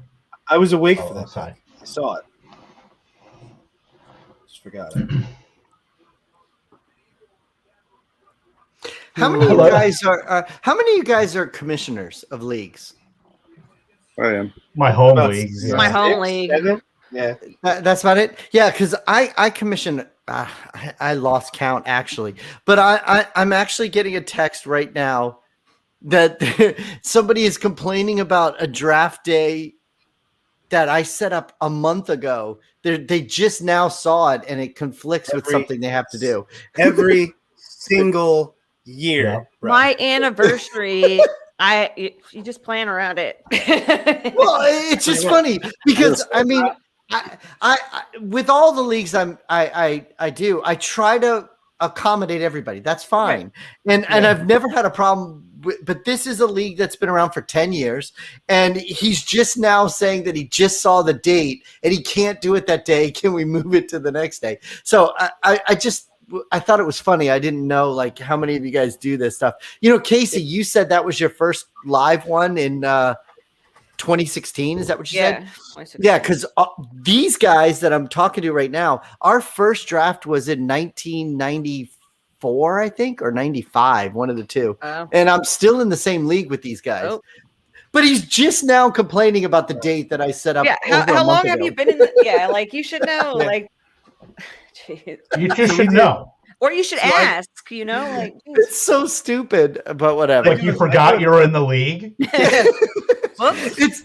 It's always the same guy. It's always the same guy that has without fail. Oh yeah. So you know what I started doing? If it's a home league, like an in-person thing, I set the date.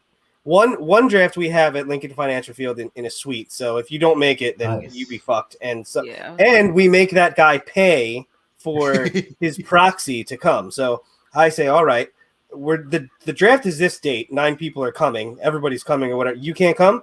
All right, you need to find your own like proxy to come. If you do not, they will draft for you. Well, it is what it is, man. This is literally just happening right now. But for this league, we're actually doing our rookie draft next year in Vegas because the rookie draft is in Vegas, and all 12 teams have agreed to come to Vegas next year. So we're gonna actually do the rookie draft at the rookie draft in Vegas. But, that's awesome. That's awesome. But right now he's complaining about a May 15th thing. Fuck. Yeah. So is that going to be? Is that I'm guessing that it's not a Devy league, so it's going to be after. No. So it's going to be right after the draft. Yeah, what we're doing, everybody's going to go. We have the draft, Thursday, Friday, Saturday, and then we're going to do our draft on Sunday, and then we're all going to go home Sunday night. Yeah. It's probably ever been done. There are worse places. Yeah. Dude, I've spent years in Vegas every year for conventions. No, I've never. That's what I was going to say. I've never ended up in jail. So hopefully, I'll tell you right now. Smuggling in a draft board in your prison wallet is not going to be fun for you, buddy. But get it in, get it done. My 40th birthday, when you were talking about your bets, my 40th birthday, we did Vegas for that, and I did some of those prop bets, and I won like $200 on Deshaun Jackson being the first person to score a touchdown that Sunday, and he was. Prop those are the best. Most amazing thing in the world, man. Cody and I do a show. Every single Tom, don't worry. It's just your hopes and dreams. Don't worry about it. But Cody and I do a show every single week during the season with prop bets, and that's like, it's just so much fun talking about that shit because it's. Go ahead, Cody. No. I like before we got off the commissioner talk, and while we're having defensive players and offensive linemen go here, so much shit's going on. for you commissioners, what are you guys doing with the added week? I think this is something like obviously initially everyone started talking about whenever it first happened, but now that we've had time to like marinate with it, what are you guys doing with your championship week? Are you going to move it back a week, or are you staying on week 15? I'm just moving mine back a week. Yeah. I don't think there's any. I don't know what else to do. What's the other option? Keep it at 16? I've seen people keeping 16. Yeah. Because do you think that like teams that clinch early are going to sit their starters for like the last 2 weeks? Do they do it now? Right. Thing. That would be my counter. Would be like they don't do it now necessarily. Right. Then they're not going to have exactly. their starters play for 3 weeks. 4 Hey, weeks? That's rough. Jeff. Hey, what's up? What's up, guys? What's up, man? What's up, man? No, So I think I rough. agree, Tom. You don't really know what's going to happen at this point right now, So I kind of left it up to everybody in the league. We talked about it a couple times, and in the majority of the leagues that I do, everybody agreed. Let's keep it the same for at least this year and see how it goes, and then we'll worry about it next year. Yeah. Yeah, that's that's a the good other plan. approach. Yeah. What happens if you get to week 15, 16, and you hear that the Chiefs and so are going to sit their starters on championship week, and then it's like, well, it cannot be worse than COVID season. So that's all I'm saying. COVID season as a commissioner, I don't know, man. was a fucking nightmare. It might be worse. Huh? I think having to change your championship like from week 15 to 16 or back a week, literally in season, I think could be worse.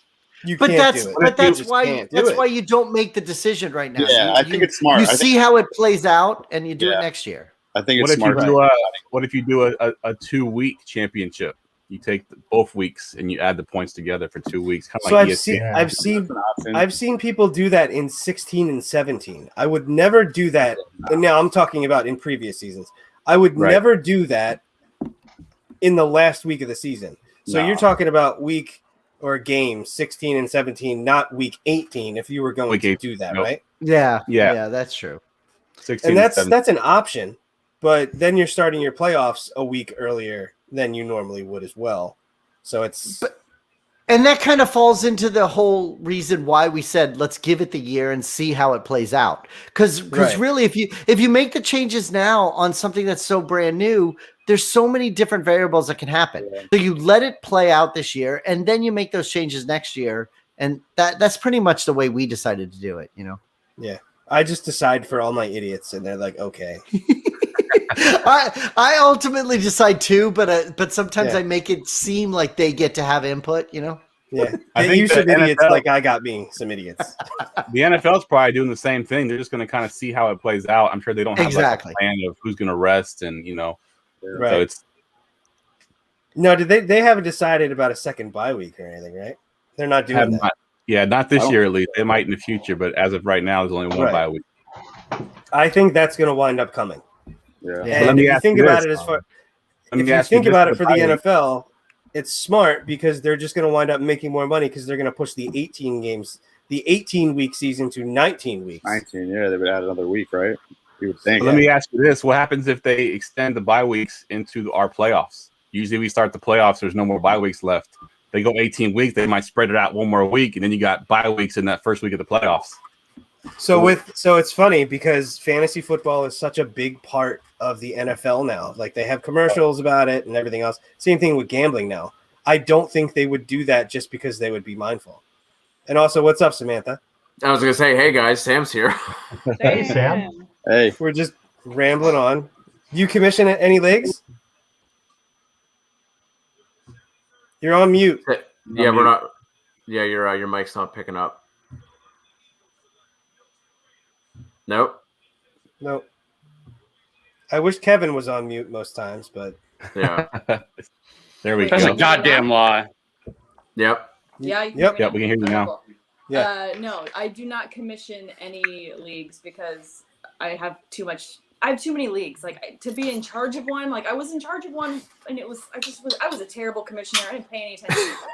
I've let others do it, and I will respect the position. I understand what needs to be done. So much respect. well, you're lucky. What's your What's your team? Who's your team? I was gonna say, Sam, tell me about the Steelers picks. How do you feel about them so far?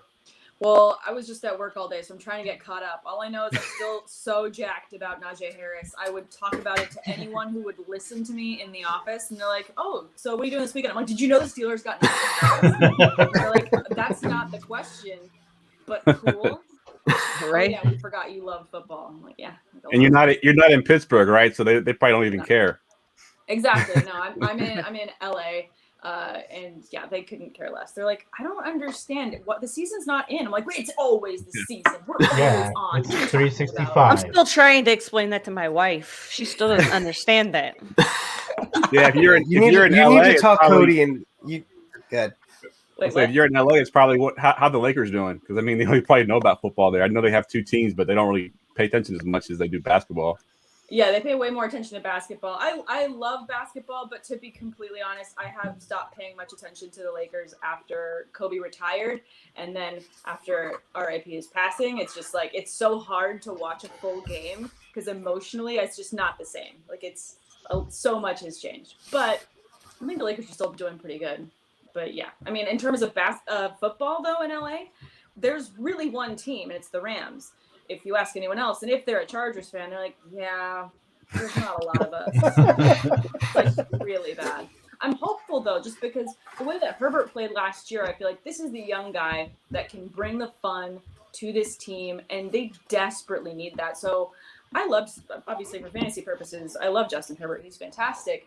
But I'm just hoping he can bring some more fans to the games, because it's just sad when you go as a Steelers fan to a Chargers game and it's basically a home Steelers game in LA. Like, yeah, no contest. They're killing the draft so far. They got Samuel and Slater just fell to him. They didn't have to move up, so they're doing big things. You have to talk Cody into Najee Harris, though. He went on a tirade earlier. He wants only offensive linemen for the next 6 years. Which I He'll convert them to wide receiver. I understand. We need offensive linemen too. Haven't caught up on our picks. Who did we take in the second? Freiermuth, tight end out of Penn State. Heath Miller again. Okay. Yeah. Except more athletic and better. Cool, but I wanted an offensive lineman. I agree. We need offensive linemen desperately. We can't do anything without them. Hopefully we fix that in the next rounds. I just is like I like how you say it so slow. Hopefully, maybe. So who's your rookie 101 in a non-superflex right now? I mean, in a non-superflex, I think it's like not doing your homework, but also doing your homework to say that Kyle Pitts is a top on most of your draft boards. But in non-superflex, I'm really excited for Jamar Chase to be back with Joe Burrow. I think that's going to be a fantastic DFS stack together. Best buds. I just can't wait to see, I want to see them do like buddy videos over the summer just to like get us all more and more hyped, like a la Amendola and Edelman when they were doing like the buddy cop thing for like a bit. I just would love to see that to get, the Bengals fans hyped for it. Well, they can do that with all the wide receivers because you had Waddle and Tua and Devonta and Hurts. So let's go around. Tua. Let's go Waddle Tua. So let's go around the room. Who's your 101 and non-superflex right now, Jeff? It's Najee Harris. I think the Steelers want to have a full down first, a main guy. They don't want to have the committee. I think we've seen, Tomlinson, he's the kind of coach that wants the main running back. And I think that's what Najee Harris can be. So I think volume alone makes him the 101 for me. I think he's a good player on top of that, but volume alone is going to make him the 101. See, Jeff, I was trying not to go with the Homer pick saying, obviously he's my 101. I was trying not to. Yeah. I was reaching because I was like, I could just talk about him the rest of the day, but I was trying. Although just own it, Samantha. Do it. Right. You should. I'm not gonna lie. I cried when we got him, and I cried as well. I'm just so happy. I'm so happy for you. The way that when we took Zeke, I was not happy. I know that was like the fourth pick, but at the same time, like I wasn't happy about that. So I'm really happy you can be happy with the rookie running back. Anyway, that's who I would also pick, by the way. Is okay. Yeah, I was gonna say, Case, do you want to stop whining about your yesteryears? I'm such an old lady with my old drafts and Zeke. Kev, who's your 101? I've been going back and forth between Pitts and Najee Harris. I'd probably give the nod to Najee Harris if it's not tight end premium. Anytime you get a more athletic Matt Forte, who's one of my favorite players. I mean, rushing, receiving, can't beat it. Great landing spot. No one else behind him. Najee Harris. All right, Danny. It's Jamar Chase for me. Okay, good talk. No context, just Jamar Chase. I don't feel that confident in the running back class. I'm just kind of prepared to be let down there. And I just think Jamar Chase is just a bona fide stud. Like, he's already in my top 10 dynasty wide receivers. I think he's a lot for me. Okay. Yeah, we had this talk. We had this talk last night on my show about the targets that he could potentially get, and the three receivers last year all had 100 targets. AJ Green had 104. I think Boyd had 110. If Chase gets 100 and plus targets in that first rookie year, he can definitely be worth the 101 for sure. Yep, double digit. Burrow is upright potentially. Yep. All right. Next. What about the other? Yeah, you. Hey, who's next? Me? Oh, yeah. I said your name a second ago. Listen, in all the years of doing this, in every league I'm in, it's always a freaking running back because they're the hardest ones to get, and people always take them. And it seems as though it should be Najee Harris. I actually agree more with Danny that I would want it to be Jamar Chase. But in most of the leagues that I'm in, I would guarantee that it's going to be a running back. So at this point, not knowing any other running backs, I think it would be Najee Harris. But for me, I'd rather take Jamar Chase. All right, so here's a good one. So I'm in. It's a home league, and they're good. They know what they're doing. However, they're dumb because they let me get this team. I traded for the 101. That always happens in home leagues. Always. Yeah. Right. It's great. So I have the 101, and I got it before the season. I was like, all right, this dude's gonna be bad. So I got the 101, and I have the 106 as well. You have the same exact picks I do in my home league. Same exact. Okay, so I have legit zero needs. Like I have Andrews and Gesicki, so it's like, okay, I'm good at tight end. My wide receivers, I have Jefferson, Tyreek, and Adams, and McLaurin's my 4. Running backs are stupid as well, so I have no needs. In that circumstance, I might take Kyle Pitts at 101 and just take whatever at 106. I'm not sure because I think I have Kyle Pitts as my 102 at the moment. I think Najee's my 101, but in my circumstance, I might go Kyle Pitts there. Is that dumb? I'm in. No, hit the home run, man. I'm in literally the exact same scenario. I got the 101 and the 106, and my running backs are Nick Chubb, Christian McCaffrey, kickers. So I'm pretty good at running back. Receivers are pretty stacked. I'm taking Najee Harris just because of the trade value. I was able to move. I had Alvin Kamara this offseason, traded him for 3 firsts because I had this luxury of the 101 plus already having good running backs. So I got 3 first-round picks, 1 this year, 2 next year. But doing something with Harris, I'll take Harris, and then once Nick Chubb or Christian McCaffrey start to wear down a little bit, I'll trade them for a couple firsts and just keep it rolling. So who's your tight end? I got Goddard, and then I got Jonnu Smith. I'm going Kyle Pitts with that. You think so? Yeah, because the 106, you're guaranteed to get a monster anyway, especially if you take Kyle Pitts out of the equation. I think I can get Kyle Pitts at 106. Looking at the other 2 teams that because there's only 2 teams in between me and the 106. That always creates so much pain when you like. I've lost that game so many times. Like, all right, there's no way this team's gonna take this player. I can sit here. And then inevitably that player ends up going, and it just causes so much pain. So you're not going to be mad about taking ETN or Javonte or Devonta Smith or Waddle at the 106. That would be like my own. That's why I'm thinking about doing that. Waddle. Right? Because he might fall. Yeah. And if your team is stacked everywhere, that 106 pick is a luxury pick anyway. So why not just take that monster? That's probably what I'm going to wind up doing. I thought about it today. Basically, a light bulb came on. I had it was a weird moment in the car. I almost ran into an oncoming traffic. I was like, yeah, I'm going to do that maybe, I think.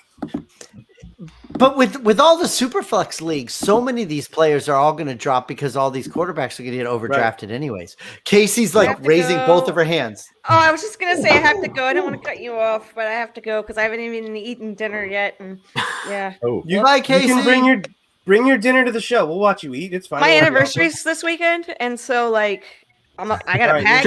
She'll Happy understand. anniversary. Thank She'll you. So you're making life choices. Happy anniversary. Are you coming to the expo, Casey? Yes. Awesome. So we'll Okay. see you then. We'll see you. I'll be then. there too. I'll see you. Dope. Bye. All right, later. Happy Yeah, anniversary. thank you, Casey. But Tom, with Superflex, so many of these players are going to drop even later than the 106, Oh, yeah. like you're saying. Oh, you know, yeah. there's going to be so many overdrafted quarterbacks in all these leagues. So you're going to have at least 3 quarterbacks in that mix, probably closer to 4. By 4, yep. Yeah. Well, it depends also on the league. I'm still trying to compute Mac Jones and Zach Wilson, who my QB4 is, to tell you the truth, and I really don't know because they're close. They're close for me. Zach Wilson has the benefit of he's a week 1 starter. You know, we don't know if Mac Jones is a week 1 starter yet. They're saying it's Cam Newton, but who knows when the actual season starts if it's going to be Cam Newton or not. Well, even if it's not week 1 or week 5, say. Sharkers. Cam's on a Scott 1-year Palmer. deal as well. So if you're talking dynasty and a superflex, that 1 year, if it really affects you that much, and you got to start a rookie quarterback, then I don't know. We with Dynasty Trades HQ, we have 6 listener leagues, and one of them is a 16-team Superflex league. So that in that draft, like every one of those quarterbacks will go in the first round. Yeah. 2, 3, and 4, 5 picks. It should be. Exactly. Yeah, so that's tough to figure out, but you're gonna get value because those guys are gonna drop in superflex leagues, no doubt. And that's the best part of it. And we didn't talk about Bateman yet. We didn't talk about Rondale going to Arizona if you really like him, moving up in whatever. But there's going to be a lot of value at the end of the first and in the seconds, and this is why a lot of people were talking about snatching up 2nd-round picks in Dynasty as well, because there's going to be so much value. So especially in Superflex leagues. Oh yeah, no question. One league I have 206 through 212, so I'm loving life. You have all of them? Every single one. 6, 7, 8, 9, 10, 11, and 12. I love how you counted them out too. For those of you, yeah. I took over an orphan a couple days ago, actually, and I just started trading away pieces. I think I have 112 to 207 now. Oh, wow. That's awesome too. Because I can't wait for you that. can move up no matter what. You can move up to 108. You can move up to 107 if somebody falls, or you sit pat and you just I might just sit bam. I'll just take all the value that falls. At that point. So Michael, I was listening to your show the other day, and y'all were talking about a guy that had literally the entire first round. He had 1 through 12, the first entire round. I'm like, how the hell do you do that? Yeah, and for whatever reason, Shane and Jeremy did not want to say who it was. And it was really simple to just do a search on MFL for Trade Addict 6. So I found that it was J Mike who it was. But yeah, he has I think it was like 1 through 16 with I think maybe the 13th pick was not his, but he had 15 of the 16 picks. It's crazy. Wild. But yeah, we were talking about that on the show. For me, I traded away all my picks last year because I just wanted players so I could win. And now over the last couple of days, I've done 11 trades in the last 2 days to get back into I can't. No, trade but it's that fun. much. I have another job that I've got to do. It's like I'll be getting the people that told me I sent one offer. I'm like, I'm in a meeting. Like I can't do this right now. Sam, I have 3 jobs and I did all those trades in one night. I just You're said just better than me. Are you the Beyonce of trades? Sam, just get just get an intern. You'll be good. No, I'm just saying I did it all in one night is all I'm saying. I'm not saying I'm better than you. No. I'm just, I need to you did. sleep a little bit. You did. But that's fine. It's fine. It's You fine. did. I don't mind. I'll just come on here. It's okay. I'm not that good at Just- stuff. It's fine.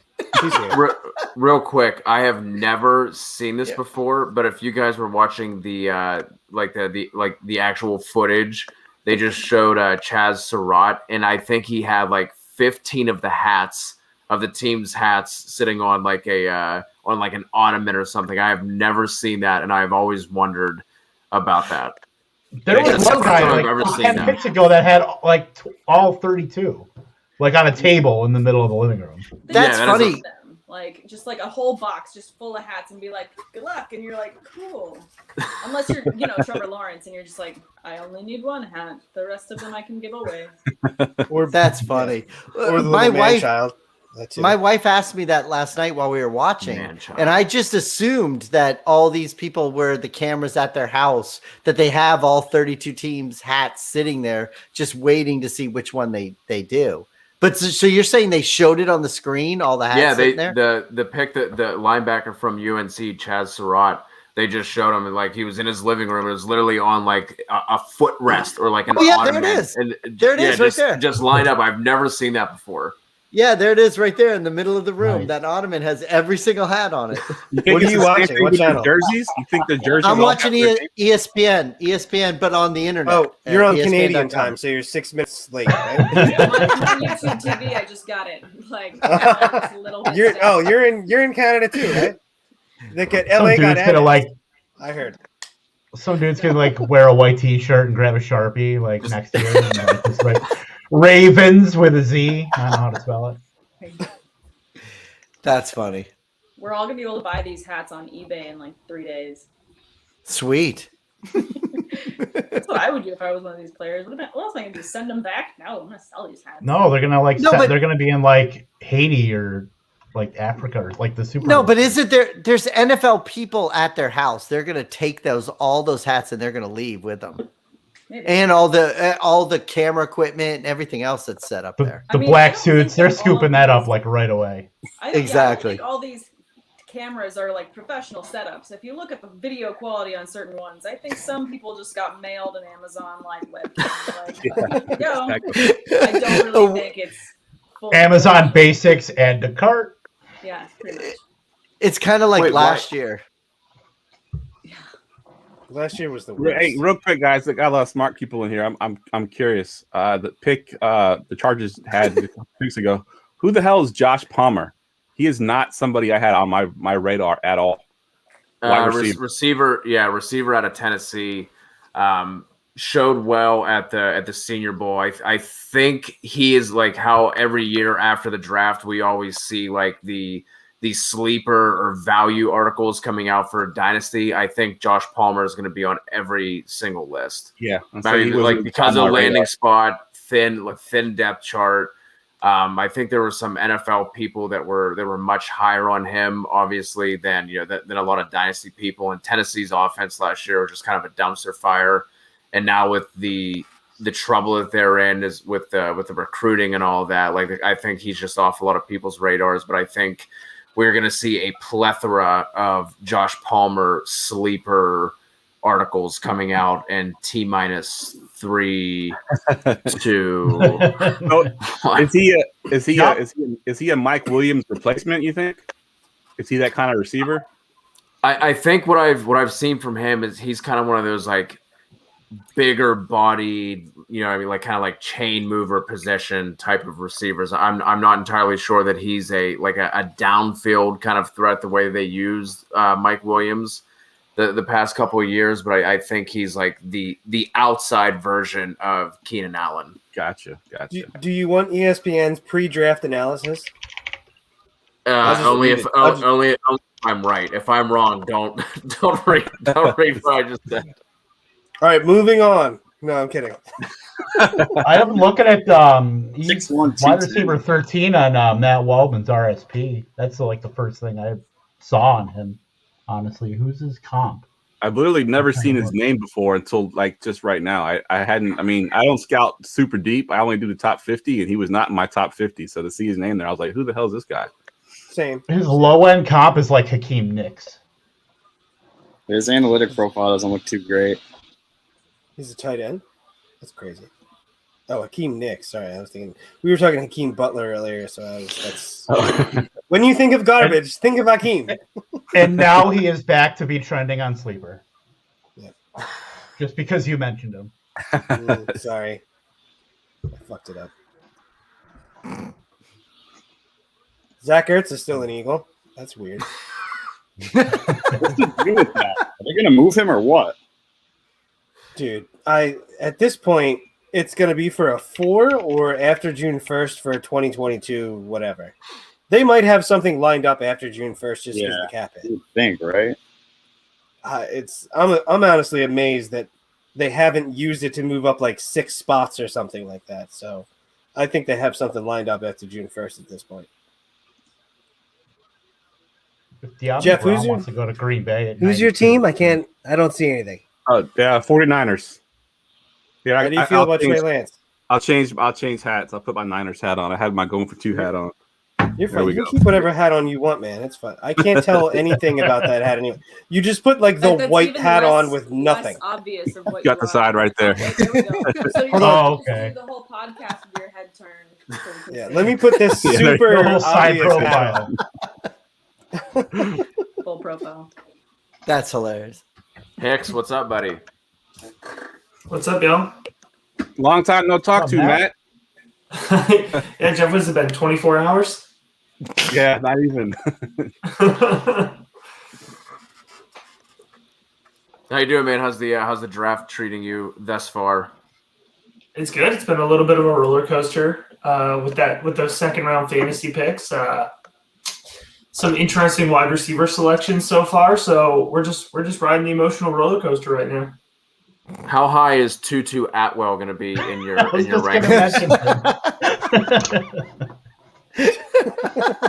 We got Austin part 2. Cody goes right at it, you know. Don't pull any punches. That's how you do it. He's Matt, muted. yeah, Matt's you're muted. muted. There we go. That was weird. There we go. I was gonna say I think he was 60 on my board going into today. He might be 55. I was going to say 58. It's not fantasy relevant. It was a weird pick. You got Van Jefferson there. You got Kupp and Woods. And I don't really understand it. So, Matt, you missed my question right before this. Who the hell's Josh Palmer? Well, okay. So I can help with that. I'm a Tennessee guy. I was really, really interested to see him go that high. I had him pegged as a day 5 guy. Or, I'm sorry, day 5, round 5 guy. Wait a minute. I'm talking XFL, baby. 2022 draft pick. Hey, Josh XFL. Palmer. I could be like Roger Goodell and keep getting the year wrong of the draft. Yeah, I mean, Did he do that? I didn't see that. I'm pretty sure he opened the draft today as the 2020 NFL draft. I could be wrong, but I'm pretty sure he did. That's awesome. But yeah, Good I mean, for Josh him. Palmer, he's like a possession guy. He's not that fast. He's got good ball skills, but he never really flashed in Tennessee's offense. But Tennessee's offense also has never gotten the passing game going since Josh Palmer has been there. So he's a little difficult to evaluate. But there's much better wide receiver options still on the board, in my opinion. So I was pretty shocked by that. Yeah, I didn't have him anywhere. I never even heard of him until I saw him get drafted. I was like, who is this guy? Yeah, he was 62 for me before today. So he'll probably move up a little bit just because the Chargers were a landing spot that I was interested in. Some really good volume opportunity there because they don't really have a wide receiver 3. Remember, like Guyton was a thing for a little while this past year. And Palmer's going to play on the boundary, which will keep Keenan Allen inside. So, again, it's a little questionable, but I mean, if you're playing in like 5-round rookie drafts, that's maybe 4th round. That's probably about it. I'm sorry to see Tennessee fall apart, but I am very excited for Eric Gray in Oklahoma now. Yeah, that was a tough one. Eric Gray is my Devy running back 3 right now. No, my 2022 running back 3 right now. So I'm definitely excited about Eric Gray. I think for his sake, personally, it's probably much better that he got out of there. He's going to absolutely ball out in Oklahoma. I think it's going to be fantastic. Who's 1 and 2? Hall and Spiller? Yep, Hall. Wait, let me double check this. All right, I got it up here on the side. My 2022 board. It is Let me check my side piece. It's Hall and Ely. I'm a big Jury and Ely fan. I have a much higher than most people. So. Sam's gone. The Irish goodbye. I think she gave a piece. I thought that was the finger. She left. I'm gonna have to head out of here too. That whole thing with this commissioners thing, I moved the time like we said, and now 2 other people are complaining. It's fucking ridiculous. People, you can't win. You can't win. It doesn't matter. But hey, the Dolphins. Like a month now. The Dolphins are on the clock. How'd that happen? They have so many picks. Who knows? Oh, there's Sam's back, Sorry, and it says guys, the pick is in. I clicked the wrong button. I thought you Irish goodbye us. I was gonna be all right. That's a good way to bounce. She was like, "I'm out of here." No, I was trying because I'm on my iPad and I had the chat up and it takes up the whole screen. I was like, no, it's fine. And I went to hit exit. It just hit done and it just closed the whole thing. And I was like, no. I definitely thought you pointed to Kev and then did this and then just left. Bye, guys. Except it would have been actually better. Whenever you leave now, you know what you have to do. Exactly. They told you exactly. Why not? That's the best way to go. No, This is a weird pick for Miami. Wait, did it come in? What? With the 81st Right? in the 2021 He's a good blocker. NFL draft. Miami Dolphins select. He's not Tommy Hunter Tremble. Long, tight end, He can't do that. Boston College. Isn't that a fascinating pick for a team that has Micah Sackers? Yeah, and it's funny. Daniel Jeremiah said that's a very Cody, what you got fascinating there, pick. Buck? Hold on. Don't worry about it. He's at the very end of my tight end list that I wrote down. Oh well. After that. He did. I guess people don't have to worry about Kazeki, I guess. Well, I I mean, Nah. you have the coaching staff coming from New England that runs a lot of 2 tight end sets. Hunter Long is a balanced blocker, so maybe it's not the end of the world for Gesicki. Well, Gesicki's That's what I coming up mean. on a So Gesicki's coming up on a contract as well. They took Right. Jalen Waddle, who plays a lot in the slot. Gesicki plays a lot in the slot. It's going to be interesting to see what they do there. Can you So say Hunter that Long 5 times probably. fast? I said, can you say that 5 times fast? I have no idea what I say after I say. I black out every time I say words. What do I have to say fast? I'll do it. A lot in the slot. Come on. A lot in the slot, a lot in the slot, a lot in the slot. Prior That was to- right? Yeah. Prior to this Sure, pick, Tom. Colin Coward from Fox, he said that the Dolphins are definitely winning this draft, and it's just like, why are they showing him do a Rubik's Cube in 47 seconds? Is that something we're supposed to be happy about? I'm impressed. I'm honestly most surprised by the photo they keep using as his team photo. It looks like a photo they took of him in 6th grade. Like, how old is this? Looks younger than Zach Wilson. No, nobody's younger than Zach Wilson. I think I hope that Rubik's Cube thing is a new combine thing. We've replaced the Wonderlick, sir. Yeah. This box. Oh my god, that's hilarious. Oh my god. He's Here's the a box 101. with He has the fastest colors. Rubik's Cube time. Tune in to NFL Network at like 10:30 to watch dudes' brains explode trying to do the Rubik's Cube. They should add it to the 3-cone drill. Just so, They're get like, it all right, next level." guys, we need a test, and if we don't have the combine again, let's just give all of them Rubik's cubes and see how quickly they can get this done. Rubik's Cube, Dance Dance Revolution. Dance Revolution. Bro, I know he had a 6 short shuttle, but did you see his Rubik time? Did you see Jamar him Chase? do Jamar Sandstorm Chase just on- took it. He just smashed it in his hands. Strong hands, Jamar Chase. That's actually a skill. And this is the kind of thing when we're doing a show, we'll be like, hey, there's the title, the Rubik's Cube. You have to have that in the title. A 47 That's right. You have to watch. second Rubik's You have Cube. to watch 3 hours in to the show. 3.5 hours in until you get to the show. Like, why did they name it this? What the fuck is going on right now? That's right. 3 hours and 28 minutes, bitch. Hop on in. I can't wait to see the Twitter thread about how the hand size correlation with the Rubik's Cube. Bro, he was able to overcome the small hand size. Yeah. He wasn't 9 1/8, but he may do with it. But then he's going to go to the top end. Jared where the Goff hand would size not is have too been the big. 101. He's going to go too big for the Rubik's Cube, and then it's going to be like Hulk smash, and then he's going to get crushed with Rubik's Cube. Right. And then you have tiny hands like Jared Goff, and no.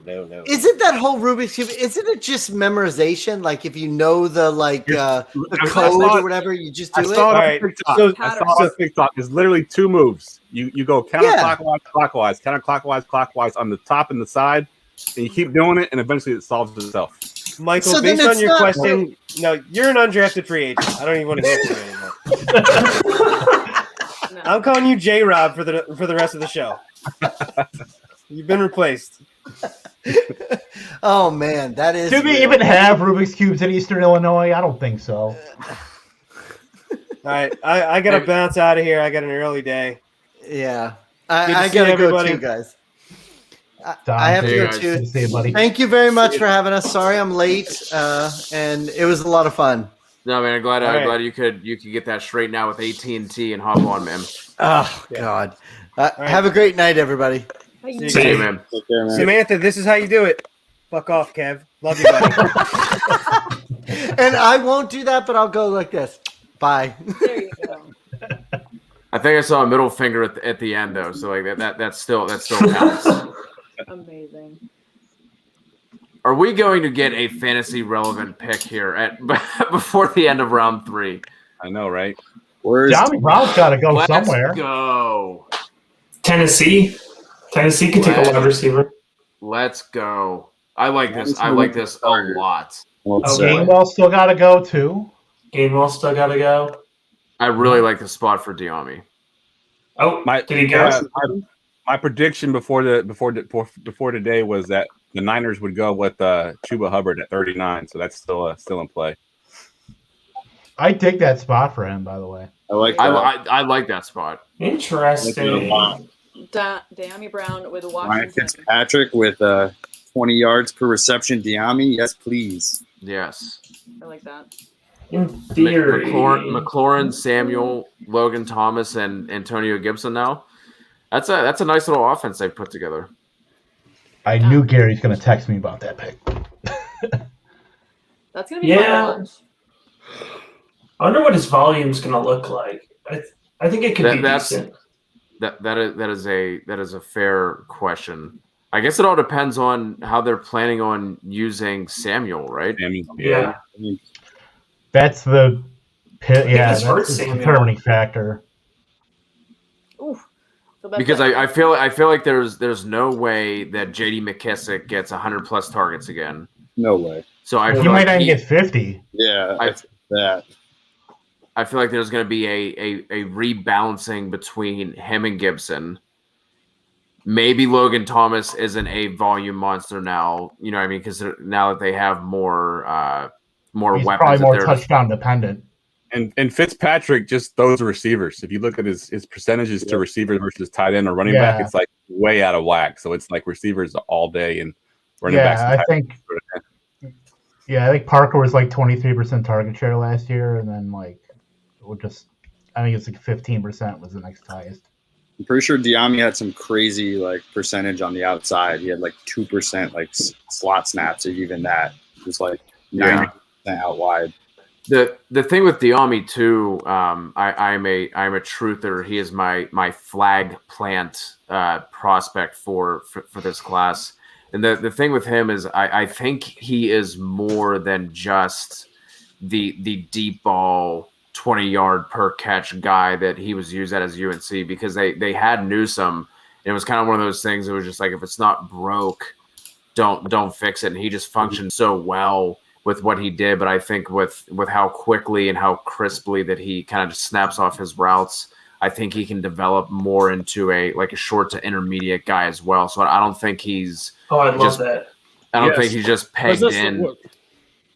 Let's talk about this pick. That's what I want to talk about. I love this pick. That's awesome. This is a perfect NFL pick. Kev, your dreams just keep getting crushed with all of your guys. Why would my dreams be crushed? This is a great spot for him. Arnold? Isn't this where Dan Oh, Arnold I don't went? care about that. That's a. Oh, now you're past Dan Arnold. Yeah. Are you talking about this pick that just happened right now, Tommy Trouble? Yeah. Yeah, this is a really interesting pick. Yeah. They are loading up for Darnold or enter next QB here.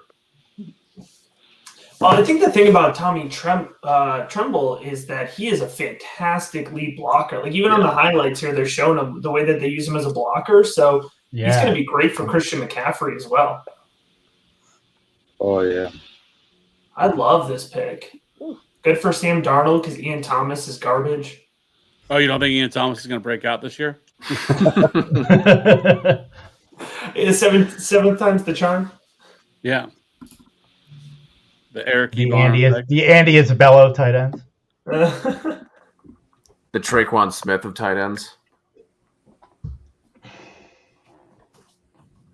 Yeah, that's a good. I like that move. Definitely.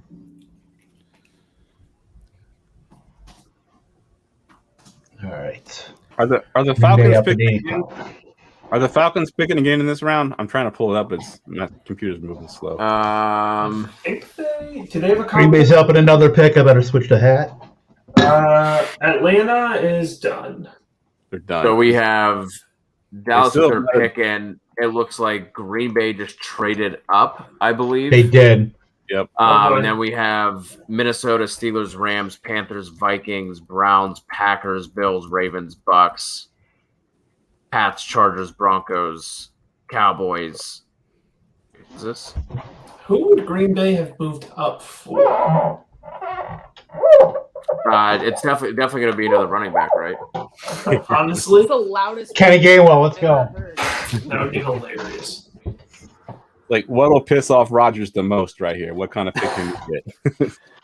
Oh, he wants out? All right, we got this. They moved up to get a kicker. Maybe they'll draft another quarterback. Oh, my God.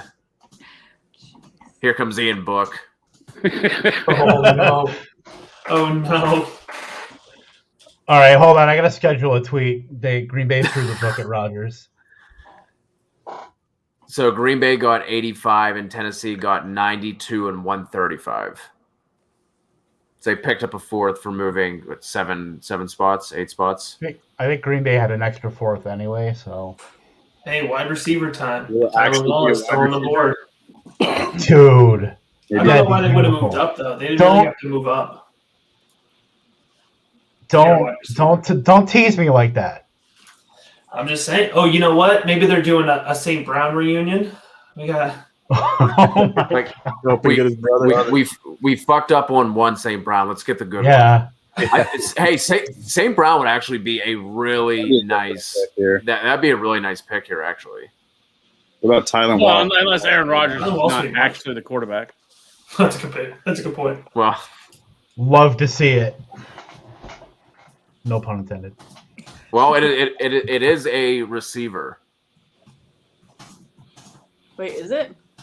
I hate that I'm on a Yes. delay. This It is a receiver. You got it already. God damn it! All right. No, sorry. Yeah, sorry. Don't tip it. Spoiler alert. No, that's all. That's all I'll say. I I mean- do They got like a slot wide receiver. I do like the fit. Matt, we I talked like about that. this. I We just talked saw- about this on Lightning Round. Hold on. So behind. Ooh. Yep, that's good. We talked about it. We That's talked good. it. Randall Cobb right there. I like Marty that. Rodgers. That is a good pick. I like it. Well, hopefully they another weapon for Jordan Love.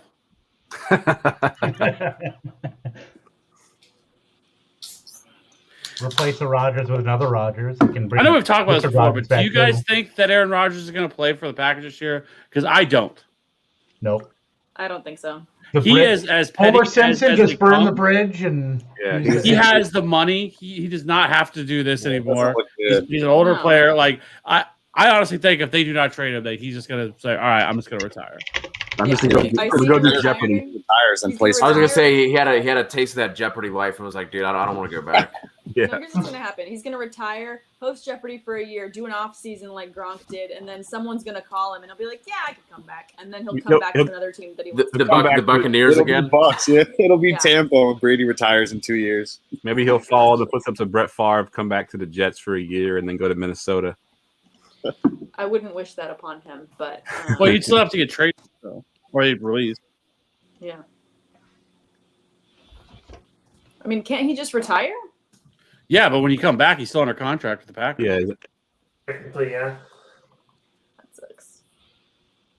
Great point, Ashton. Maybe if Aaron leaves, they won't notice that it's the wrong A. Rodgers on the roster. Do you remember years past when the Bears had Adrian Peterson, and people would fuck up and actually like in fantasy drafts and draft the wrong Adrian Peterson? Because like people like especially in like auction, people would like, all right, Adrian Peterson, and people wouldn't pay attention to who it was, and people would spend big time like auction money on the wrong Adrian Peterson. That's like the D Johnson when Duke and David were both on the Texans. Yeah, I mean, it was so annoying to see D Johnson get a touchdown. Well, except for both of them were terrible, so it didn't really matter. Well, whichever one you took. We get D Moore, pick your poison with Carolina. Yeah. Emmy Award winner Carl Jr. jumping into the chat. Yes, I am stoked on Diami. I like that landing spot. Like I said, it's all going to come down to how involved and how they use Samuel. Like I could see Thomas's targets being dialed back. Obviously McKissick being dialed back, and hopefully Gibson picking up some of them. So like I don't think Diami's going to be a target monster by any means, but I do like the landing spot. Do you take Diami to the Panthers over? I mean, Terrace Marshall to the Panthers over Diami to the football team? Oh yeah. I was not a big Terrace Marshall guy. Neither was I, which is why I asked. I was higher on Diami than most, so they were right. I think they were back to back for me in my rankings pre-draft. So I'm still debating myself right now. I think we are underrating how much volume is hanging out there in Carolina. There's really a ton of volume, and Joe Brady's only going to want to throw the ball more. Terrace Marshall is reuniting with Joe Brady, and I think they could play in big slot because that's where he played at LSU with Joe Brady. And big slot is like a mismatch right now in the NFL. So Terrace Marshall is my wide receiver 3 going in. I haven't done my new projection numbers yet, but there's no way he's below wide receiver 5 for me. I like the landing spot a ton. Then the Washington landing spot is not the best because you're talking about a team that has one of the best defenses in all the league. Like, they're not going to be a team that's going to have to go out here and chuck the ball 650 times a game. Like, I don't think you're going to see that at all. I think with Ryan Fitzpatrick there, they're going to be a little more conservative. Like, I don't think the target volume is going to be there for all of those options either. Like, unless an injury happens, De'Ami Brown, at least this year, is probably going to be pretty useless. And let's not forget, I love Fitzmagic as much as the next person, but Fitztragic is also a person. And what's the backup plan? Tyler Heineke? I legitimately think they like Tyler Heineke as the backup plan. So they do. I live here in Washington, D.C., and they love Tyler Heineke. They're already talking about him. Exactly. So, I mean, I don't want to knock Diami because I think it's better for him than it is Curtis Samuel. I think if there's a loser, it's Curtis Samuel volume-wise, but I'm definitely more excited about Marshall. We got the good doctor in the house. Ethan, what's up, buddy? Can you hear us? We got the good doctor in the house. Ethan, what's up, buddy? Pause for dramatic effect. Let's take my Minnesota. We got the. I don't think he can hear us. So I got it. I'm here. There we go. I'm ready. Nailed it. What's up, man? Ethan, what's up, buddy? Right now. I'm super late, but that's all good. I'm 3 minutes late. which Hey, we're all used to sitting in the room by ourselves and waiting for the doctor to walk in. So it's I think it's on brand, right? Right now. Yeah. It's so on brand. As I open a beer, like every doctor would, if they were allowed to, at normal jobs. Hi guys. Who's How you calling? doing, man? Yo, what's up, Sam? Hi, how are you? I haven't seen you in months. Been a minute. My boy, Cheers. what's up, buddy? I've got a Bud Light seltzer. Cheers. Yo, shout out. This is a Cider Boys because I'm, I won't judge. I drink what I like. I wish it wasn't. Actually wish head it out wasn't in a minute, pink. but I want to stay on to chat with Ethan, but also see who the Steelers pick, and then have you guys see the emotional reaction that happens across my face because I can't hide it. I've been working my yard and taking my wife out to dinner because she did all the designs on my rookie injury guide, and I felt like she deserved it. Aww. So I have not seen anything. I have no idea what's happened today. Well, a bunch of people just like stopped sending picks in, so we're actually stacked up on picks because like 10 teams didn't take anyone. It was really weird. That seems like something 2020 would give us, but 2021 is trying strong to compete. This is my boy Jeff. What's up, man? Got Ethan strolling in, and then Ashton's throwing him shout outs. Dude, this is my wheelhouse now. I just do YouTube, and the people love me. It is a curse. What was for dinner? Mexican,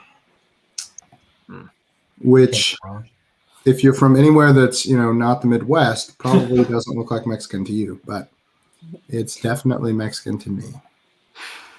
Wait, I'm in LA, so I know what real Mexican food should taste I know like. exactly. So I have a friend in LA, and Okay.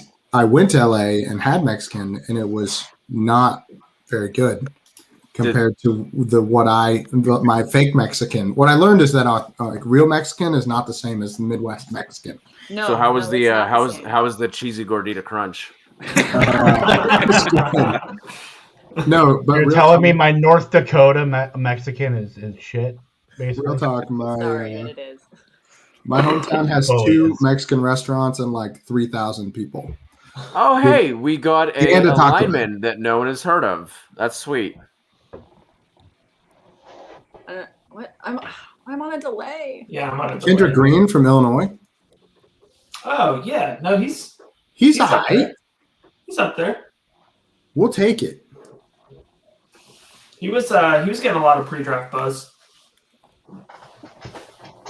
But I won't pretend like I scout interior linemen, though. the issue with this is guard is the only spot I feel comfortable with on the Steelers offensive line. They need depth because they don't have anybody behind DeCastro and Dotson, but like that's the spot like I felt best about. There can't be much tackle talent left. Well, that's why you don't take Najee Harris in the first round. I'm still okay with it. I don't hate it, but I'm also not a Steelers fan, so. As a Steelers fan, I'm all right with it. It'll be fine. Well, fuck me, I guess. Whatever. Stone Forsythe, James Hudson. Everything's Yeah. gonna be fine. We're running out far of ahead. tackles. No one's gonna get hurt. It's gonna be the perfect season again. No big deal. Easy peasy. And then Big I feel Ben like goes down week I one. feel like I've seen some hype with Forsythe. I mean, I'm not going to sit here and try and pretend like I studied a tape on Florida's tackle that's going in the top 90 potentially, but I feel like I've seen some people talk about Forsythe. Is he best available right now? Tackle. The Niners traded up. Jaquiski Tart. What a that is a Hall of Fame name. Kenneth Gainwell. Trey Sermon. Oh my gosh. Wow. The ultimate 49ers pick. I feel like we have to go cornerback. Yeah. I keep saying Wait. cornerback, but they keep skipping. I'm on over. such a delay. I don't know if we're joking or not. That is a joke? Yeah. No. Oh, it's no. okay. Oh my, it's okay. I want to get the. I'm jokes sorry. too, I'm but sorry. Pick is in. Plus, I got my volume down, so I'm like, cool, like a bunch of nonsense, and then okay, the pick. Oh, There it is. Great sermon. Oh, He just jumped up into the rankings. See, this this is what the Steelers could have done. The Steelers could have taken they could have taken Greg Newsome in the first. They could have gone a better offensive lineman in the second, not taken Pat Freiermuth, and they could have gotten Trey Sermon in the third, which was what I was saying the entire time. Like they could have gotten. But it didn't happen, so we're gonna be okay with it. Do I like this? You're not going to tell me what I'm doing, Sam. I am not going to be okay with it. The problem is the Steelers have already had they've already went through the taking the injury risk running back. So why would we grab Trey Sermon? That's what I'm trying to figure out. Like, do I like this? This James Conner 2.0. I just don't like Sermon, but 49ers just make running backs look good no matter what. Right. Yeah, and the fact that it's a third-round pick too is also another thing. Exactly. Usually I was going to stay far away from Sermon. Wait for like 6 or 7 to get the running back, and then they come out and have 1,000-yard seasons. You're like, who is this guy? Yeah, but okay, so they're already very stacked at running back. So this pick, are we going to even see him this year, or is it? We're not stacked anymore because Tevin Coleman's gone, McKinnon's gone, Mostert, Wilson, and Hasty is all we got on the roster right now. Gallman. I just feel like it's still muddy. Like I don't know that he's gonna jump to relevance. Yeah, it'll still be a committee. I'm sure he'll be a committee member. But Wilson and Mostert are both in the last year of their contract too, so maybe it could be for next year. Yeah. I feel like at the very worst he leapfrogs Wilson right away, right? Yeah. Yeah, I think so. But I think Wilson, of the running backs that we have, is the best receiver of all of them. So, I mean, he'll still have that role. I think he's even a better receiver than Raheem Mostert is. So I think Wilson will still have that role. I don't know enough about Trey Sermon to know if he's a good pass catching back, but I have a feeling he's probably not. So I think Wilson keeps at least the passing down role. And then they brought in Gallman too to kind of muddies that up. Yeah, it does muddy. I mean, it's the 49ers. It's always muddy there. They'll have 5 I'm running taking backs. the cheapest one, baby, in my 0 RBs. Let's go. That's the way to do it every year. All right, guys, I've got to head out, but this has been a lot of fun. Thank you so much for having me. Yeah, thanks, Sam. Yeah. Absolutely. Have a good night. Thank you guys see you, soon. Sam. Chat soon, and I'm gonna just wave goodbye. It's not gonna be middle fingers like that. Bye, guys. Have a good night. See you too. You too. Oh shit. Casey, I hope you weren't sitting there too long, man. My bad. I did not see you there. 2 seconds. I've been there. All right. I just waited. I don't have a TV. I'm in the laundry room because we're renovating the house, and I don't have a TV in the laundry room, and the Niners were picking, so I had to go check that out before I hopped on here. Is that your team? Yeah. Well, 49ers perfect team. timing. How do you feel about that pick then? I think you got to be excited about it. No, I mean, obviously if Trey Sermon can stay healthy, then I'm super excited about it. I'm super excited about any Niners running back. So, sure, let me get Trey Sermon. Ethan, what's the deets on Sermon? You have anything for us? Yeah, I mean, he just has the highest injury risk rating of all the running backs in this class. So, I mean, you don't have to like it, but that's what it is. This class was actually pretty healthy at running back. I was kind of surprised. It's not a bad thing. Like, I loved it. Hey, I prefer these guys be healthy. It makes my job a lot easier when I'm meticulously looking for when they weren't healthy. But yeah, Sermon's got a long injury history dating back to high school. He actually broke his back while he was in high school, which is not really something you want to see. That can't be that big a deal, right? Yeah, it's just a broken back. It's fine. It's fine. But we've seen players with broken backs before, so it's not. The nice thing about it's the new ACL. The nice thing about he'll be fine. The injury risk rating formula that I put together is that it does scale for the age of the injury. So, if you had something back 10 years ago and it hasn't bothered you since, it's not going to ding you too hard, which is actually maybe not what you want to hear when you still know that he has the highest injury risk rating of the running back class. And the next closest one is not particularly close. So, yeah, good luck with that. we'll see what happens. But they miss on average twice as many games as low injury risk. So, I mean, the only good thing for him is they'll probably only play like 30% of the snaps. Oh, Most of it'll be there. Nice. This has got some potential here. Hypothetically, I mean, Davis Mills gets his wide receiver. In the best case scenario, sure, yeah. if Watson was coming back. Yeah. No, wait. Nico Collins has to go from Michigan to more bad quarterback play. This poor guy. Well, maybe they'll bring in Shea Patterson. Oh gosh.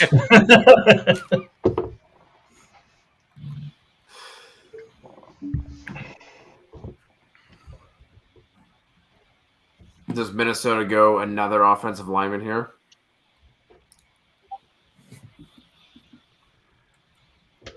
They made out nice, Minnesota. Really? Yeah, with getting Davis after that too. Yeah, I didn't even realize Davis was still on the board. Yeah, that was, I was surprised to see him. Steelers. I feel like the Steelers were definitely going to take Davis there. Well, Steelers going to Steelers, so. Davis is a little limited as far as just we're talking Wyatt Davis, right? Yeah. I mean, he's just a little limited as far as just where he's played on the line, so I kind of get it. He's never been asked to play anywhere else except for like basically right guard. So, I mean, I don't know. Some teams are going to value that more than others, so I kind of understand it. He was getting mocked pretty early, though, at least earlier in the offseason, I thought.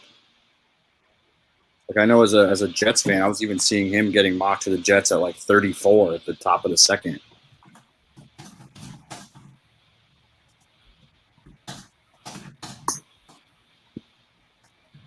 We had a bunch of those players this year that were like consistently mocked, mid to late first, that just ended up falling, and like no one has figured out why yet.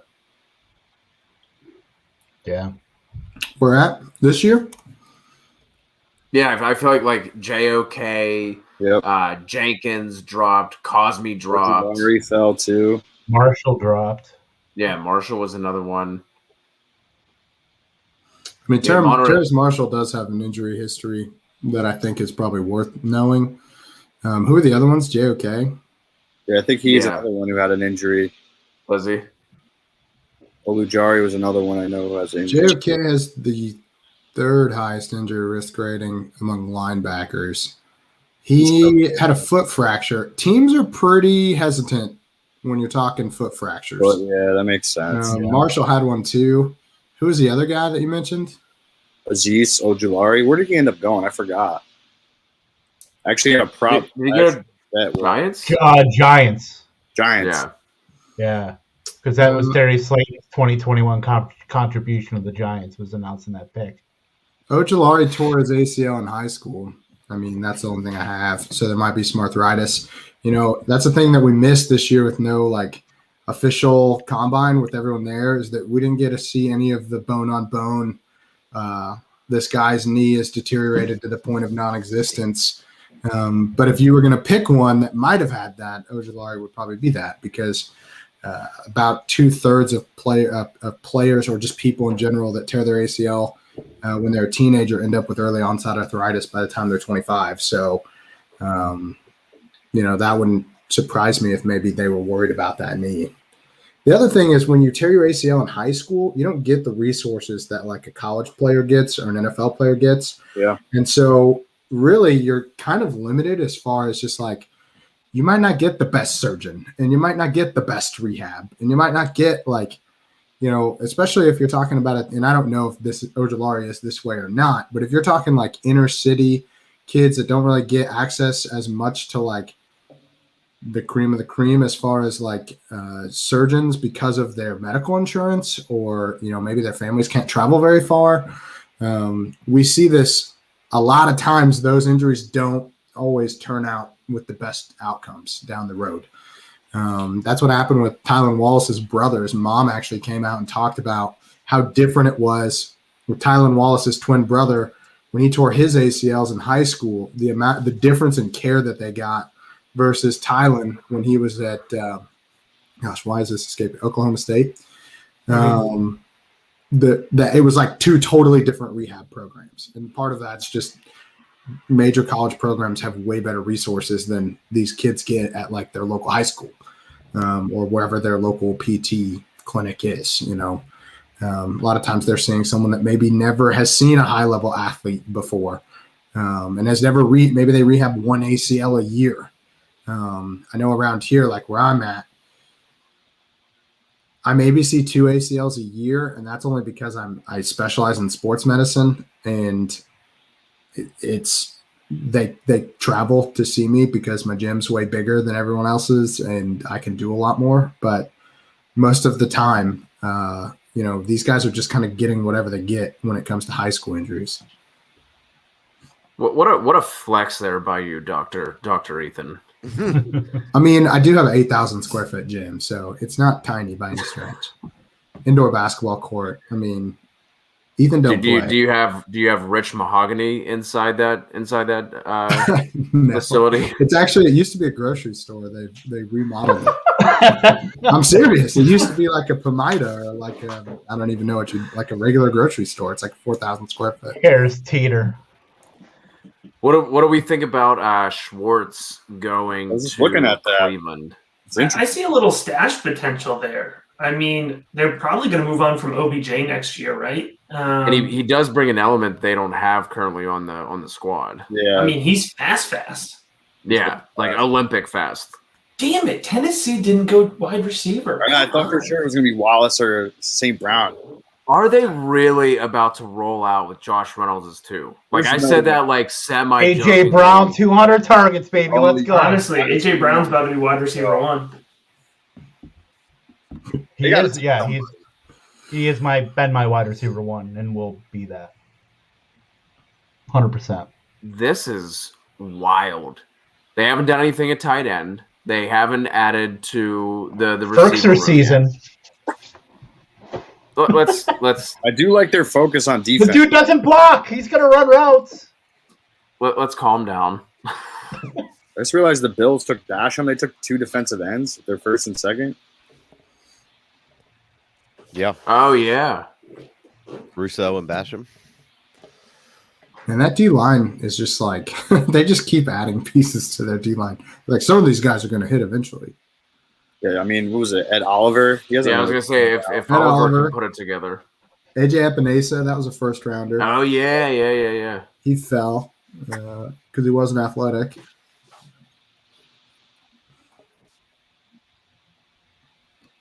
Yeah, I'm just now catching up to all these picks. I'm like trying to go through and mentally bank who picked who. Shout out to my Steelers for continuing to triple and quadruple down on Big Ben. If only Aaron Rodgers could get that much love from his team. Which team is he on again? I thought he was a free agent. I thought you were about to say, hopefully they. What was the trade that Maurice Jones-Drew said? Big Ben in the third for Rodgers. Kevin, you down with that? Yep. Kevin, you down for that? Oh my God. Kevin, you down for that? I'm down for none of that. I think that they're setting up for next year. Could we interest you in Mason Rudolph in the third then? Maurice Jones-Drew, stand up when you're talking to me. That's all I'll say. Oh, he probably wants somebody young. What about Dwayne Haskins? How about all of them and a first rounder? I'm out it. No, I'm just kidding. We'll give you a second. Dwayne Haskins in a second. That's a first and a second round. We'll take Drew Lock. Just throw helium balls to MVS. I think the Steelers are making a pitch to Aaron Rodgers right now, just subtly.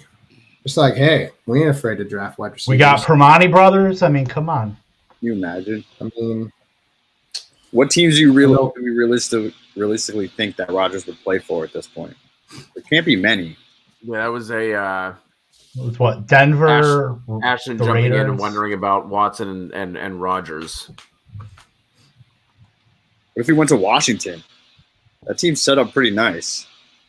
He's gonna hate Dan Snyder. Oh my God, that's probably the only thing that would stop him at that point. I don't see that. I don't know. I think he's played his last snap with Green Bay, but who knows? Honestly, It's just I'm along for the ride. Whatever happens, happens. But we'll get New York City Bodega, Pat Mahomes, and Jordan Love, and we'll see what happens. Hey y'all, I gotta jump off, but thanks so much for letting me jump on. Enjoy day 3. Yeah, man. Appreciate you jumping on, man. Yeah, have a good one, guys. Good to see you, Matt. Later. Yeah, I think I'm gonna head out too, guys. Thanks for having me on. I appreciate it. Yeah, man. Good having you on, Jeff. Thanks for coming on. Bye, Jeff. What time is Have a good night. Later. Guys. Later, Jeff. Man, every time I look, I'm just so impressed with the Jags picks. Those guys are killing it. I didn't love it. I'll be honest. Do you like the ETN pick?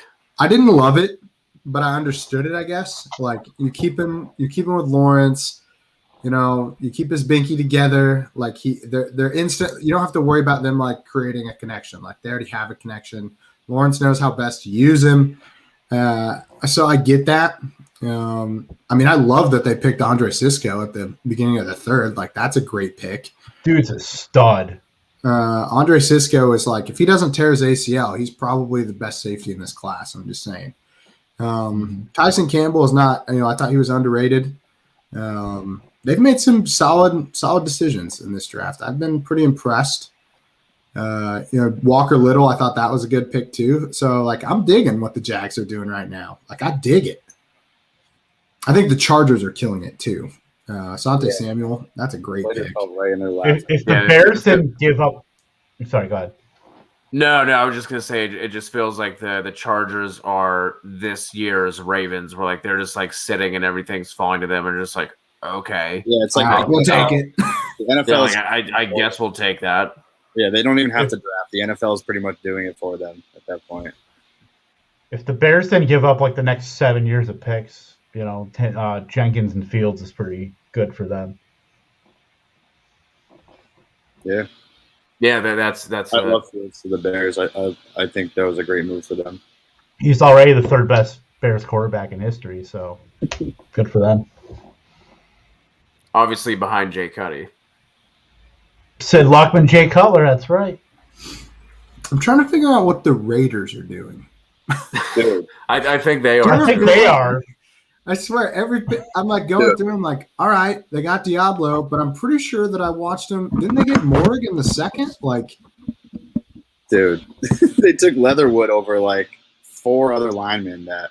Yeah, they took Morg in the 2nd. Why are you doubling up on safeties? They're just. I thought that was weird too.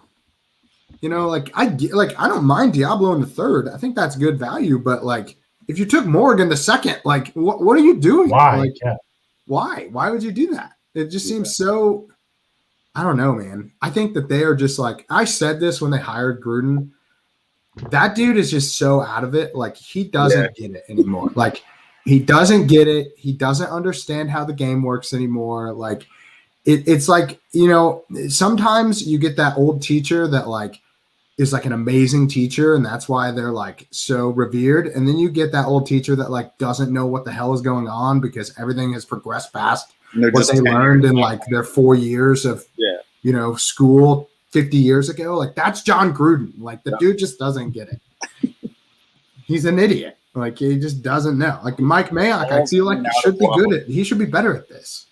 Yeah, he just falls in and out of love with players. He just like somebody, then it's like, all right, I like you, you're next. And then it's just this is a cycle, vicious cycle. At what point, as a Raiders organization, do you like send the clip where Gruden said, if I don't turn this team around, I won't take any of the money? At what point do you send that to him, like on a daily basis? You're like, hey, man, like at the end of the season, I think you got to start. There's no way he's lasting that contract. I think when he signed it, I said I'd give him 3 years, and this is 3rd year now, right? I believe so. 3rd or 4th? But the team is broke. The owner is broke, so you can't get rid of him. Like, you're not going to pay him to stay at home. At least I wouldn't. I mean, I don't think they will because they're broke. Like, they literally can't afford to let him sit at home. Ashton, with Schwartz, I mean, I think he at least brings, like I said, an element that you guys currently don't have.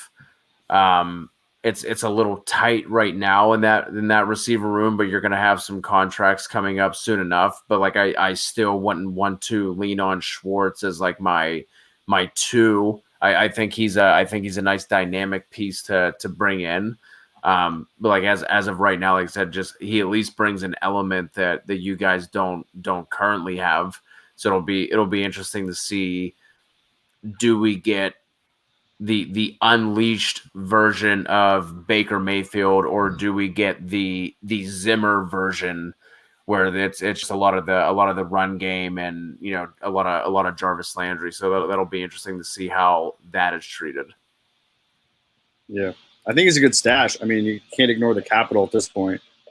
And like you said, it's a different dynamic to the offense. I mean, OBJ is probably on his way out, where they have Peoples-Jones and Rashard Higgins aside from Landry. Yeah. So I mean, and it's a play action offense. I think he could benefit a lot from that. A lot of motion. Yeah. It's a good spot. I like it.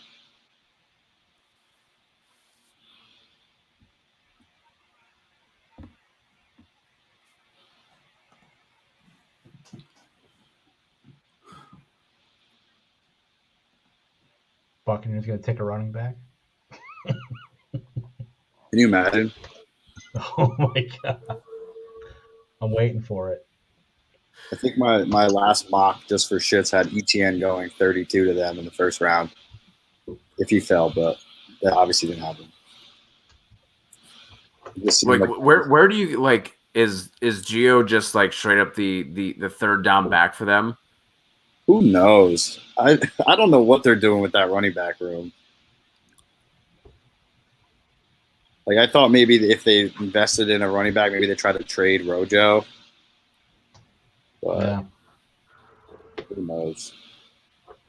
Yeah, exactly. Who knows?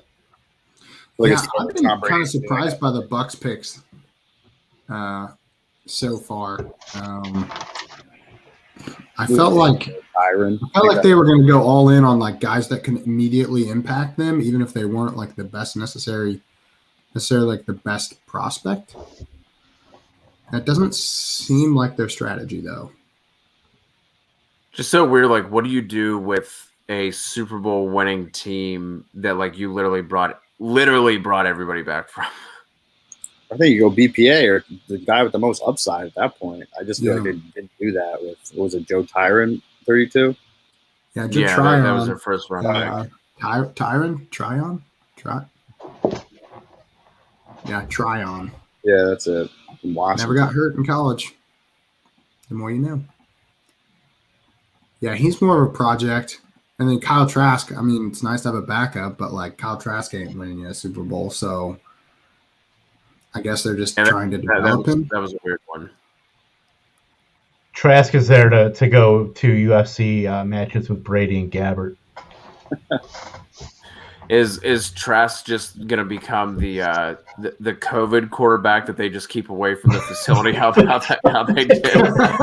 last He's year? the designated survivor. COVID Kyle. The designated survivor. Phone call away. In case the team gets in trouble. He's just like hiding in the closet. Kyle, hit that shuttle, buddy. Come on up. The designated survivor. That was fantastic. Man. I swear every year I see the Chargers take a wide receiver that I've never heard of, and I'm just like, what? Who is Josh Palmer? Yeah, we have had this conversation. Yeah. Who is that guy? He's one of those big-bodied like possession receivers. So he is the outside version of Keenan Allen, but without the route running prowess. Who did they take last year that I was like, who is that guy? It was like Guyton and there was Guyton. Yeah, Guyton. Johnson. Yeah, there's two of them, and it was like every other week they were like switching off for like a fantasy day, like 100 yards and a touchdown. 1 for 66 and a touchdown. Yeah. That was like the line. Exactly.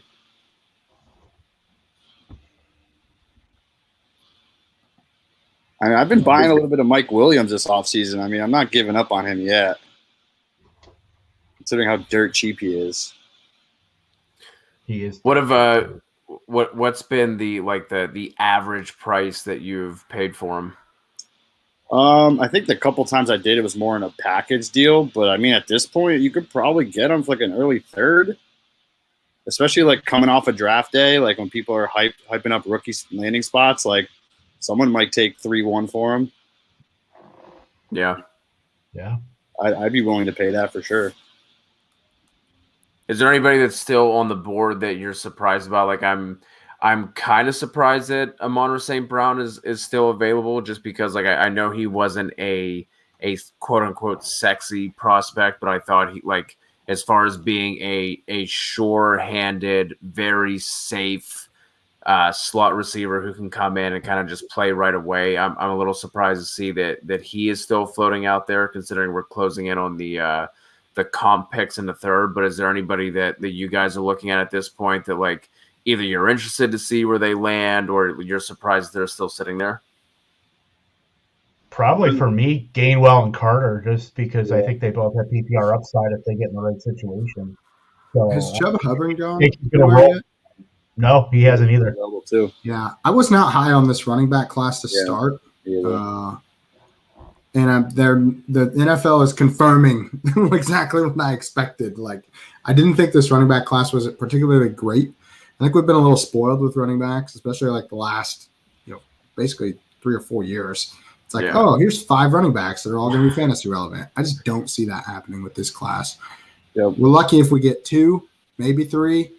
I guess Williams should be. Harris is going to be. ETN is like probably. He's a wild card.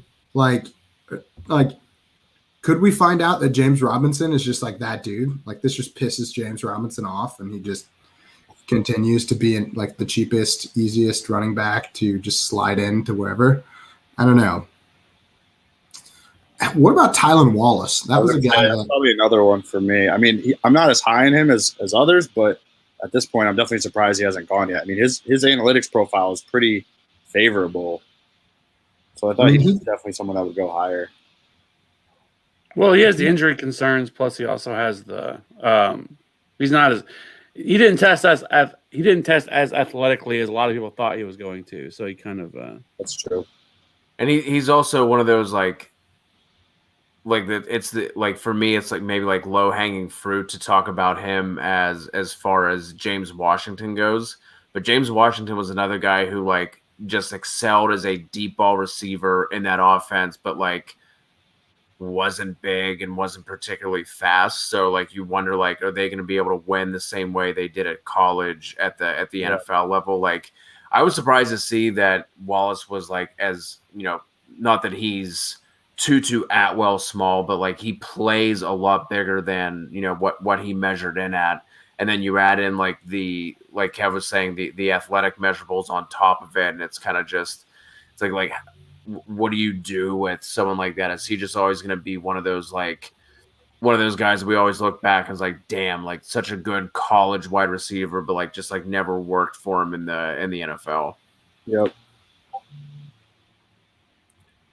I know with the comp picks, I don't know exactly the formula, but obviously you have contracts and if coaches leave to take on different, bigger roles on another team. Does anyone know exactly how the comp pick system works for the NFL to help out Ashton here, who has been rocking with us for quite a while tonight, which we always appreciate? I think you pretty much covered it. Like, I don't think there's any like specific formula to it, rather than just like it is what it is. Like you said, if a coach leaves, you get a third, or if a player signs with a new team and they don't sign a new contract, the player that they originally came from gets a fourth, or whatever the situation.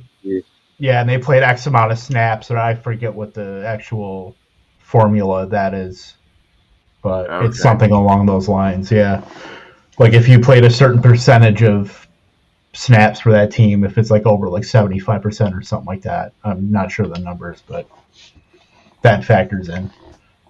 Here's an interesting pick. I will wait until until everybody's caught up. Huh.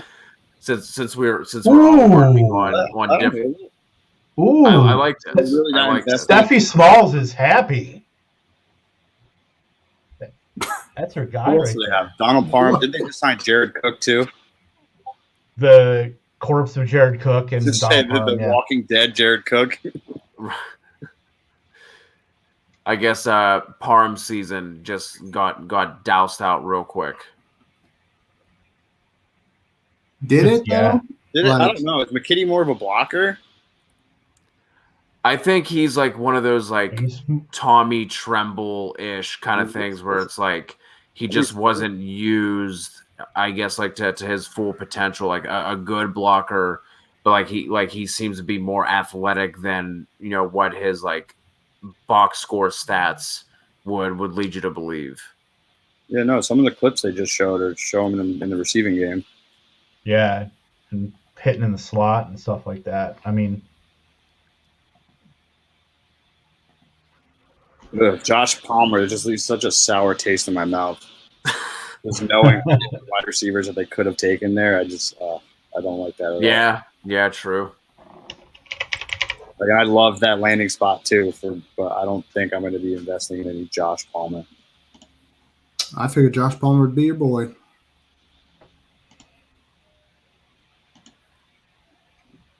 I don't know who Trey McKitty is, so because of that, I'm out. I have a new dynasty rule. I started it last year, and it's working out pretty well for me. If I can go through my entire rookie injury guide, 5 months of research on who I'm going to put in it, and I've never heard your name, I'm not drafting you in fantasy.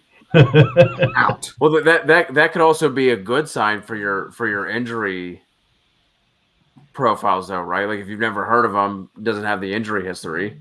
That could at least because it's all I pick the names that I'm going to do, not on if I think they're going to get injured or not, just on who I think is going to be the most important for fantasy. Okay. So like I do everyone that's important. So like in the first round, I had injury profiles on every player that got taken in the first round except for 2 this year.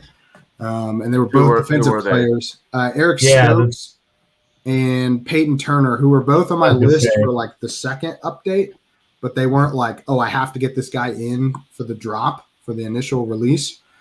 But they were on my list at least, where I was like, yeah, okay, that makes sense. Like they were on the list. I only did 5 cornerbacks this year because IDP, they just don't get drafted cornerbacks don't really matter that much. So I don't do a ton of them. I only do really the top ones.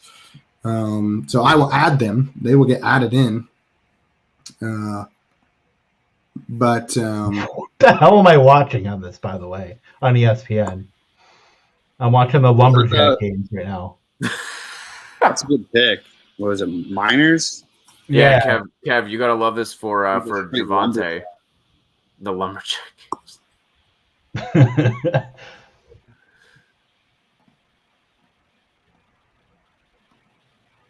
Dude, look at that karaoke across the bridge there. Oh my God!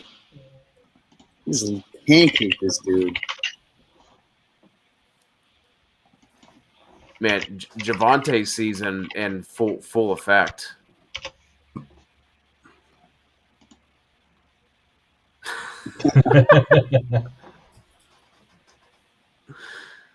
So you like Javonte to the Broncos? If you look closely in the background, you'll see Kevin masturbating. Facts. If you look between the elbow and the torso, you'll see Kevin in the background. Oh man. Maybe they can sign Kumaro and give him some another Wisconsin Whitewater alum.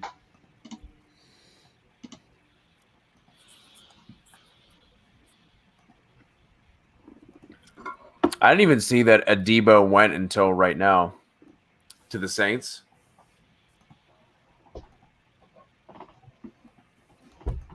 Adebo? Paulson Adebo, the corner for Stanford.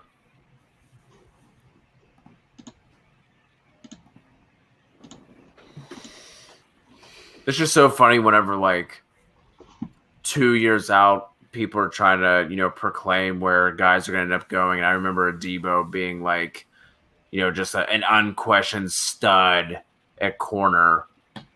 And then he comes out and has like a really bad season, a really bad year. And now he's almost went outside the top 100. So every pick that Dallas makes, that draft room is just loving life. like as if they just won the whole fucking thing. I think it tells you a lot. Like, it's the personalities. Like when Sewell went at 7, did you see how hyped they were about that? Like, oh, dude, just eating kneecaps for breakfast, lunch, and dinner. Dude, those guys were slapping asses. Yeah, they were ready. was like jumping on top of his desk. Like, they were like, man, this is the greatest thing ever. I mean, I definitely had no idea that Sewell would fall that far. They probably didn't think that would happen. Yeah.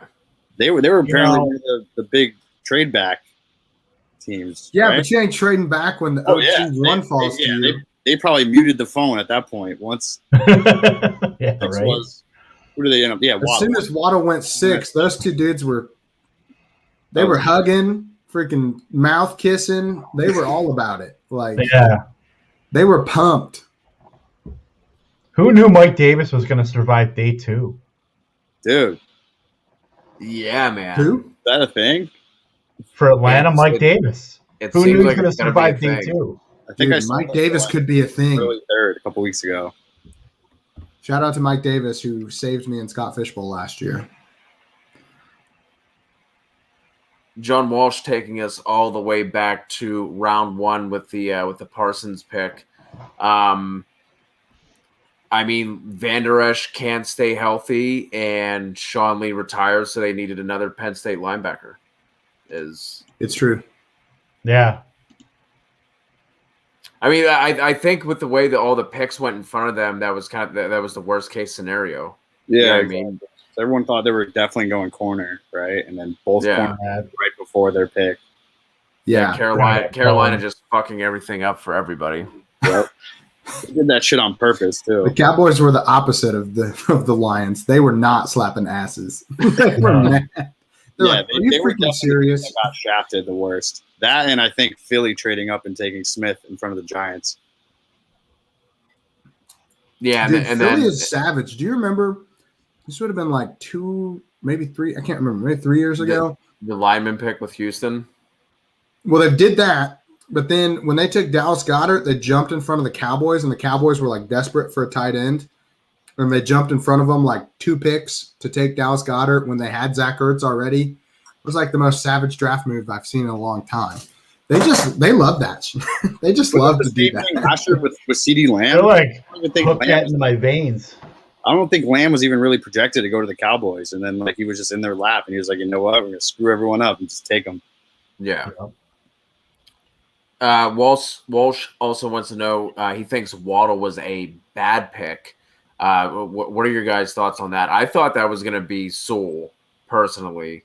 Do you think the teammate factor played into that? Because obviously we were talking about, there were some people talking about Waddle and just how much in love the NFL is with speed, a la John Ross and Henry Ruggs, that he could have actually went ahead of Chase as like a dark horse kind of narrative. But how do you guys think about the Waddle pick there to me? It was, I think at first when it first happened, I was kind of disappointed because it seemed like last year, like Tua's problem was like he didn't like have the balls to like move the ball downfield. You know what I mean? And like at first, like, I mean, Waddle's was my number 2 going in. So like, I don't want to be like landing spot's going to make him drop because like we've all learned our lesson with that. And like AJ Brown, and like, I don't want to make that mistake again.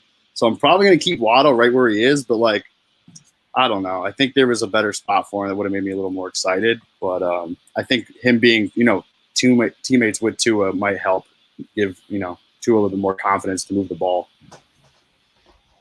How do you think we'd be thinking about this spot? Like if they just would have red shirted Tua and we didn't see Tua at all. You know what I mean? Like I think that's also playing I would into it. definitely Like if, Yeah. That like would I think that's also, and then like we heard the narratives of like, well, hey, look what the Cardinals did with Rosen and then, Murray. If you don't have your guy, then you move on from him and look at the capital they have and where they're picking. They could go, they could go QB there. I think a lot of those things are playing in. Like I said at the beginning of the night, I'm not on the Barry Tua train. Like I'm on the wait and see. Like I don't think we should be trying to talk about what he is or is not at this point, because I honestly don't think that we know. But like I think I'm still undecided on Waddle, I guess is what I'm getting at.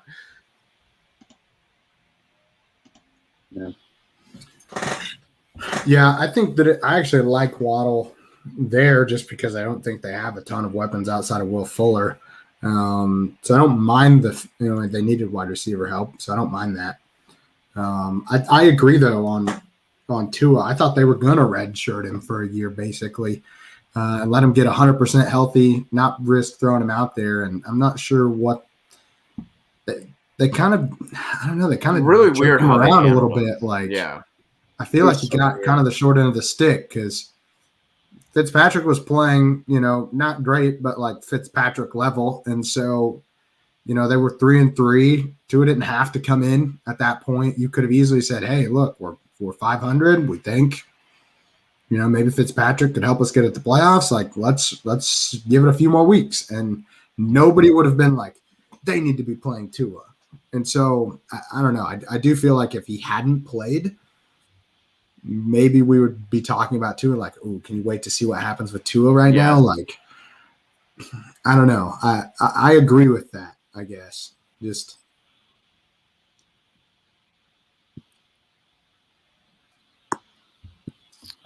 Walsh coming in strong with the Devontae Parker love and not needing another weapon. I mean, they did also have Albert Wilson, who's going to be coming back after opting out. And Jakeem Grant. I mean, those are all basically the same level. Could you imagine the bunch concepts? The bunch concepts they're about to run with Grant, Waddle, and Albert Malcolm Wilson. Perry. Don't forget about Lynn Bowden, right? He's on Miami too, right? Running back, wide receiver, tight end, quarterback.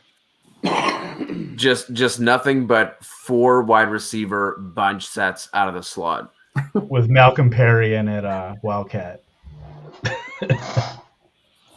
I just think with the Waddle pick, they're trying to give Tua as much as possible to see if he's the deal or not. And I think with having enough capital move like in the future, if they do win, 8 games, they could be in position to move up and get a quarterback next year if Tua stinks this year. So I think it's just put the best team in front of him, see what he can do, and then if it doesn't work, move on. Because it just seems like there's no patience anymore in the NFL, whether it's with players, whether it's with coaches, whether it's with head coaches, GMs, you know what I mean? Like there's just such a quick turnaround now that everyone's always on the hot seat. So everyone's always trying to make a move that's more for the present and not really thinking about the future because, coach or GM might not be there next year. All right, fellas, I got to hop off here. It's 10:30 and the lady's off of work, so going to spend some time there. But thanks for having me on. Appreciate it. And it's fun rapping with you guys for the last couple hours. Yeah, man. Appreciate you jumping on. Absolutely. Have a good night, fellas. Yeah, dude. See you, man. Yeah. I'm going to finish this brewski and head out myself. Walsh, I feel like there were a couple of these picks, like Slater fell in the laps for the Chargers, Mac Jones fell in the laps for the Patriots, whatever. Like both of those teams with those prospects were like kind of linked into like, are they going to trade up in the draft in order to land them? And they didn't have to do anything. So those were 2 of the ones in the first round and like in the same range that I felt like worked out well for both of those teams. Did you guys see the war room footage of the Mac Jones pick for the Patriots? It was like super weird. Like it was the most awkward war room setting I've ever seen. It was dead silent. Like these dudes were like whispering across the room. They're just like, "Are you okay with this pick? Are you okay with this pick? Are you okay with this pick?" And they just like call Mac and just like so unenthusiastic. I was like, this just seems so awkward. Like they just feel like they had to. I don't know. That does seem like a Patriots move, right? Like that's so on brand to me. Like it's weird, but I definitely feel like it is like very on brand. Like, why do you think we're nobody not wants to play excited there? about this? Like we're just doing business. Like this is what we do. We're gonna take this guy. He's gonna take us to the promised land. Like just trust us. You know, that's that like just almost like cocky, like the dude that's just very quiet but knows that he's way better than everybody else at this. Like inside, they're probably like, we're freaking idiots. Let us just take Mac Jones here. Like they probably think that he's the best quarterback. Like they're like, wow, can't believe we didn't have to do anything except sit here and let Mac Jones fall to us. These guys are idiots. That's exactly what they're thinking. I know I'm not looking forward to hearing all of the next Tom Brady that they got it. Their Tom Brady. Like Mac Jones is not fucking Tom Brady. Mac Jones, they better hope that he's at least Kirk Cousins. That's what I think. Like, I mean, they still don't have any wide receivers, do they? Like, no. Who's he throwing the ball to? Nelson Aguilar. No. I did think that it was funny. You know, if you think about it, Mac Jones's biggest knock is that he's like not athletic to run. Cam Newton can only run now. Like technically, you put them together. You put them together. Powers. What do you do? Like, how do you design the quarterback committee? And one is just your third down quarterback, and the other one is the first and second down quarterback. You run, and then you bring Mac Jones in to throw like 30-yard bombs. Like, it's going to be great. I guess Nikhil Harry's still there, right? Yeah. Wow. Is Cam Newton about to become the Matt Asiata of quarterbacks? Just the goal line guy. They just give and hand the ball. The old Jacoby for the Colts like last year. Yeah, he'll come in on the goal line, get his 6 rushing touchdowns on the season. He'll probably also have 6 completions on the season. Walsh, we are happy to help you out there with the ship, man. I appreciate you rocking with us. Then he also wants to know any steals that we have seen from tonight. Ethan, I know you're still trying to, you know. Dude, I've been scrolling through these for like I keep going through and I keep finding players that I'm like, oh shoot, I didn't see that he went there. Like literally just scrolling down. I thought Asante Samuel falling to the middle of the second that's a pretty good pick for the Chargers. I thought he was a first-round cornerback, so I dig that.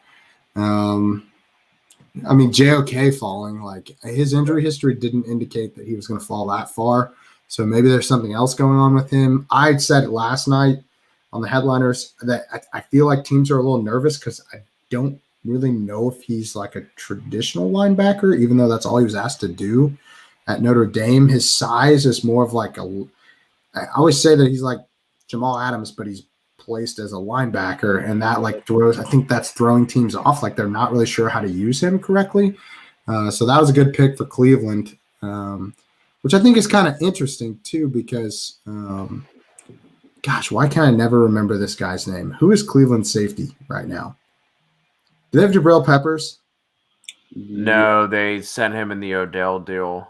Well, they just brought in Johnson from the Rams. Okay. Didn't they have like Ronnie Harrison for like a game or two But last they had year? Jabril Peppers at one point, right? Yes. Okay, yes. so that's who I'm thinking of. So they have Delpit, right? The rookie from last year. Yeah, they have like, Delpit dude, still, they're too, but he tore his stacked. Achilles, and that's not usually a good sign. But JOK reminded me of Jabril Peppers, where it's like, this is what he is, but I don't know if NFL teams are going to see that. You know, like I feel like they're not 100% sold that he's like a true linebacker. Other good values. I don't know if he's necessarily a steal, but I like the more I'm thinking about it, I really like Rondell Moore to the Cardinals. Yeah, I was a fan of that one too. You know, I mean, Tutu Atwell to the Rams, just absolutely just killing it. Like such. No, I'm kidding. Tavon Austin all over again. Yeah, super weird for that one. I know there's a lot of people that are higher on Terrace Marshall. I think is the upside is there. If he can put it all together, and if he gets I think Terrace Marshall, if it all lines up for him, I think that could be a steal with as far as he fell and landing in that system with Brady in Carolina. I think that could be a steal. Like I said, I'm a little bit lower on him, but that's just because I see the upside, but I didn't see the consistency play, down in, down out, play in, play out with him. Just like with some of the other guys that I ranked above him, I just thought were safer and weren't as much as, I guess, projections. But was it one of you who brought up the, potentially playing him as the big slot, or was that Hicks? It's all running together and becoming blurry at this point of the. It was Hicks.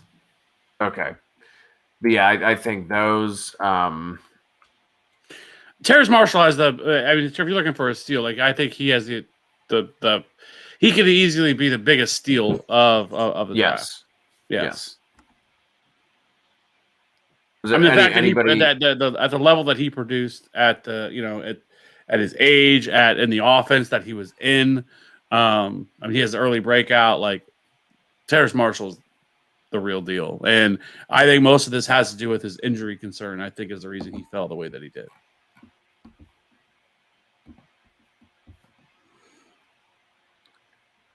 Danny, your thoughts? Any steals for you?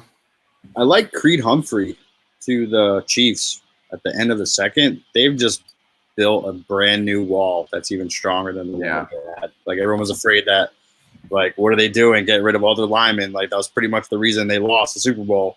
And now they literally have just turned that entire offensive line over, and they're set. I think that was a great pick. Yeah, I've got a couple. I liked actually the linebacker they picked right before Nick Bolton. I think he's a solid piece, pretty good in coverage, got pretty good size. I think that's a great pick for their defense as well. That team was just, as good as their offense is, they needed to spend a little bit of draft capital on the defensive side. I'm glad that they restocked their offensive line through free agency, and I was going to mention the Humphrey pick too.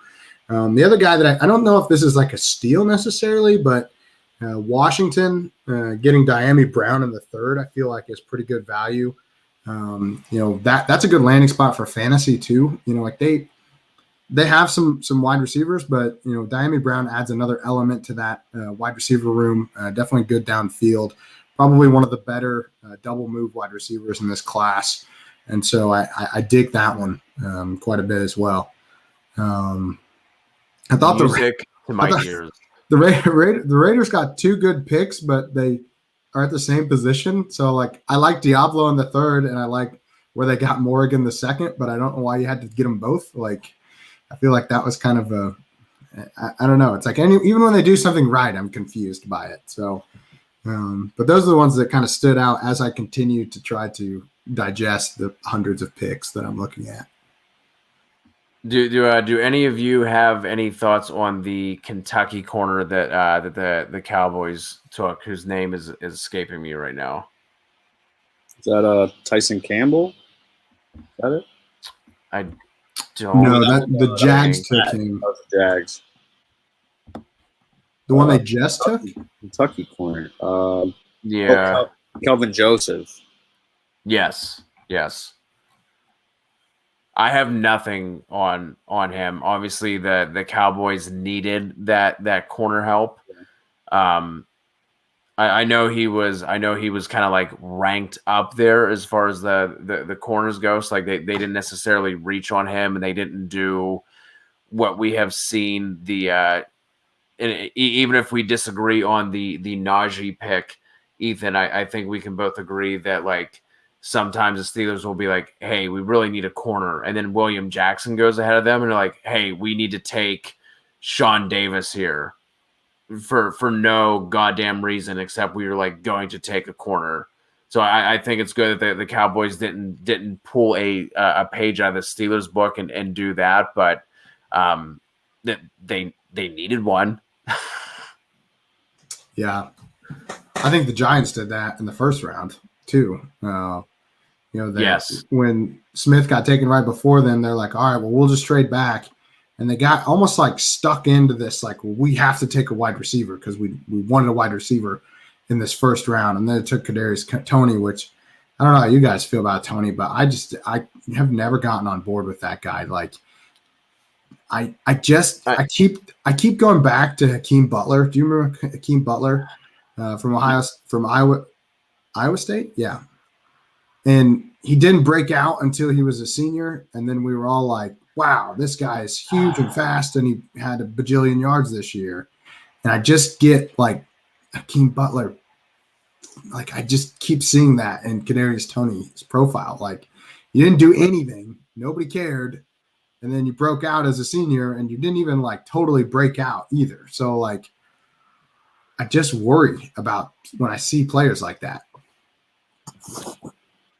Yeah, no, absolutely. Especially whenever he's an athletic guy, and it's not like Florida is Bama, where you can look at it and be like, well, at least they had 18 round one wide receivers. Like, you like make some excuses for him. The only excuse for Toney is that whenever he was recruited to Florida, he did come in as a quarterback, and then he was like kind of like used as like a gadget guy. They moved him around. Like that's literally it. But like, he has played the majority, like even whenever he was being moved around, you know, as running back and wildcat and all the other positions that, you know, he's been played in with Florida. If you go back and you look at his snap counts, the majority of them have been at wide receiver. Could you say that he's like unpolished and maybe there's some untapped potential? Sure, but do you really think that fucking Jason Garrett is going to be the guy to like bring out the best in Kadarius Toney? Like, I feel like if he landed with like, Kev, I know you hate Kadarius Toney, but if he like would have landed somewhere with like the Chiefs, that like you could be like, all right, well, at least they might be able to scheme and get the ball in his hands and let him do the things he's good at doing. Like, give me Andy Reid scheming him up versus Jason fucking Garrett.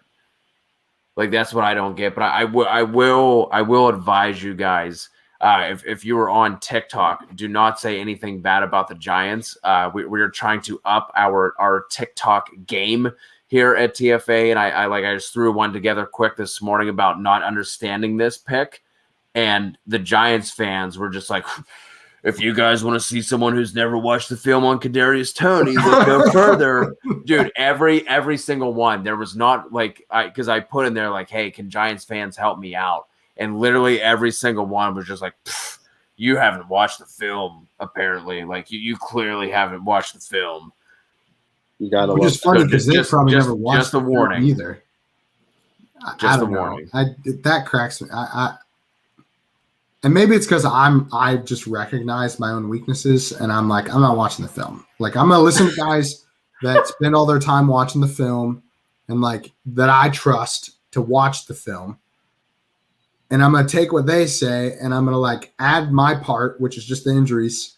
And I'm gonna add like those dudes that are like sitting on spreadsheets crunching numbers. I don't understand any of that stuff either. I mean, I get it to like, I know what they're talking about, but like, I don't know how it correlates, and like, because that's what they do all day. And so I listen to those dudes and I listen to the film dudes, and I put my injury stuff on top of all that. And that's my opinion. The problem is that most people's opinions are like, I listen to like Giants radio, and Giants radio says that this guy is amazing on film, so that must mean he's amazing on film. It's like, no, you have to remember the Giants radio doesn't care about like actually watching the film or caring about like if they're actually good at football. Their only job is to make sure that Giants fans feel really, really good about this pick. So like, I'm sorry, I don't feel bad if your team, like if I say something that's injury related and like your team took it and it's your favorite player or you're mad because Terrace Marshall fell to the end of the second. And I tell you, like, well, his injury history is concerning. Like, that's okay. You can be mad about that, but just know that, like, I know way more about that than you do. And so, like, that's okay. Like, just accept it, and it's fine. But I hate the, like, well, this guy's amazing, so what the hell do you know? And it's like, I just spent like 5 months learning everything that there is to know about this dude's injury history. And I feel like they're that way with film guys. I'm sure feel the same way when they're like, and analytics guys probably feel the same way too. Like, wherever you're at on the spectrum, it's just so frustrating. I just hate casual fans. I'll just say it. Like, I hate casual football fans. Like, just blatant bias towards whatever their team is. I just hate those people that have never heard of Kadarius Toney until their team took him in the first round. Yeah, they probably couldn't even told you went to Florida. Like, and then on the drive home, they turn on the radio and listen to the local radio, which is the stone cold worst. And that's the opinion they're going with. So then they just tell everybody they just pass it off as their own opinion. Yeah. Yep. Like, you guys should have watched the film. Like, name 5 teams that Florida played last year. You idiot. Drives me crazy. Oh, don't even get me started on that. I get so hot about that. I hate it. It just pisses me off. You didn't watch the film. You probably haven't even watched a Florida game in your entire life. Since Tim Tebow. Kev, this one is for you. Walsh wants to know, do we think Mooney is a top 5 wide receiver 2 in fantasy? I know Mooney's your guy. He's someone you talked about last year as a rookie sleeper. But how do you feel about him now with Fields? I love it, but he's not a wide receiver 2. I mean, by any stretch of the imagination, but I still feel like the Bears are probably going to end up starting Andy Dalton at least for a portion of the season because it's the Bears. But I do think that I still like Darnell Mooney quite a bit, and I think with once they get Justin Fields in there, I think this offense can really take off. But I would temper expectations for year one because to expect that Justin Fields is going to come in here and just light it up, I think is a little bit ridiculous too. But it's still good news for Darnell Mooney. They didn't so far. They haven't taken anybody else, and so he's probably locked in as the number 2 wide receiver here in this offense, and they haven't really done a whole lot to address the offense outside of picking up Fields. So obviously Allen Robinson's back and he's still going to be the alpha, but they don't really. Cole Kmet's still the tight end and Anthony Miller they hate. So I think it's great news for Darnell Mooney. Is it Javon Wims season? Javon Wims. Well, just punching people in the face with the helmet on. I forgot about that. Well, after having some fantasy relevant guys, we literally closed out like the last 12 picks with nothing but cornerbacks and linebackers. So, Walsh, we appreciate you kicking it with us and throwing us some questions here at the end of the night, so we had something to talk about. Ashton always rocking with us, even though that you're giving the headliners some love with. But since it's Ethan, we will grant an exception. We will allow it. Danny, we appreciate you joining us. Ethan, where is your? Well, Danny, give us a handoff, or I guess I should know this as a co-host. Where are you creating content currently? Right now, I've been sticking to the Twitter streets while I finish my degree. I'm actually graduating in a couple weeks, and then hopefully once that's out of the way, I can focus on a little bit more content creation. But for now, I've just been focusing on interacting, posting takes on Twitter, and just enjoying that for now. Nice. See, this is what happens whenever we let Robbie take reins and organize things. We don't know anything else. What's first of all, congrats on the graduation. What are you? What's the degree? Business admin. This with a focus in small business and entrepreneurship. No idea what I want to do with it, but I'll take the degree. Hey, at the very least, you can just put entrepreneur in your Instagram profile. Yeah. So you have that going for you at least. Exactly. Ethan, where's the injury report, and where can folks pick that up? You can find it on the fantasyheadliners.com. You can just order it, 2021 Rookie Injury Guide. It drops on Sunday, so right after the draft ends, right in time for everyone's rookie drafts. It's my baby, so I'm a little partial to it, but the nicest part is that it is the injury histories of pretty much every fantasy relevant player from this draft. The first section is 90 players, and I'll add about 10 more in the second update, and that'll mostly just be after I kind of get an idea of, all right, who went in the first 2 days that I wasn't expecting to. That might be actually fantasy relevant. I'm not putting Josh Palmer on there, so don't ask me. But you can find it on there. I've created a formula that I think is the best predictor of injury risk, the likelihood that these guys will get hurt in the future. We know that injury history is the best predictor we have of future injury risk. Last year, I hit it on about 80%. So if you can find anybody that can hit better than 80%, you tell them to give me a call, but I'm going to guess they can't. So that's my goal. The biggest thing is just avoiding landmines. So as long as you're incorporating that into your rookie analysis, there's a good chance that you're going to at least accurately rank these guys. You're not going to fall into a pit like Sony Michel did a few years ago. Love it, man. It's I think the first one that you did was like, correct me if I'm wrong, but like, wasn't it just like an Excel spreadsheet? So 2018 and 19, 2019 was the first one I gave out to people. I think I charged like $5 for it. This one is much, much better than that. My wife has designed it. It's 100 pages. If you want, you can go at eTurnerFF_PT, my pinned tweet. You can see what the pages look like. I want to say I put Tylan Wallace's injury history up there for free. So you can go look at that tweet and see what all the player pages look like. They're very professional. It is not just an Excel spreadsheet. I would not charge people $20 for that. I have the Excel spreadsheet up. That's what I use. But it is like a full-blown PDF book, whatever you want to call it. So it's even better than last year's. I thought was like, this is the cream of the crop. Like, this is as good as I'm ever going to be able to make it. And then my wife redesigned it this year, and it's like way even better looking than it was before. So it's pretty sweet. Yeah, man, it's been cool to see the evolution of that. Kev, what are you working on, man? Are you being serious? No, I'm not being serious. I mean, you were just sitting there. I thought you at least wanted to like say some words. No, I'm good.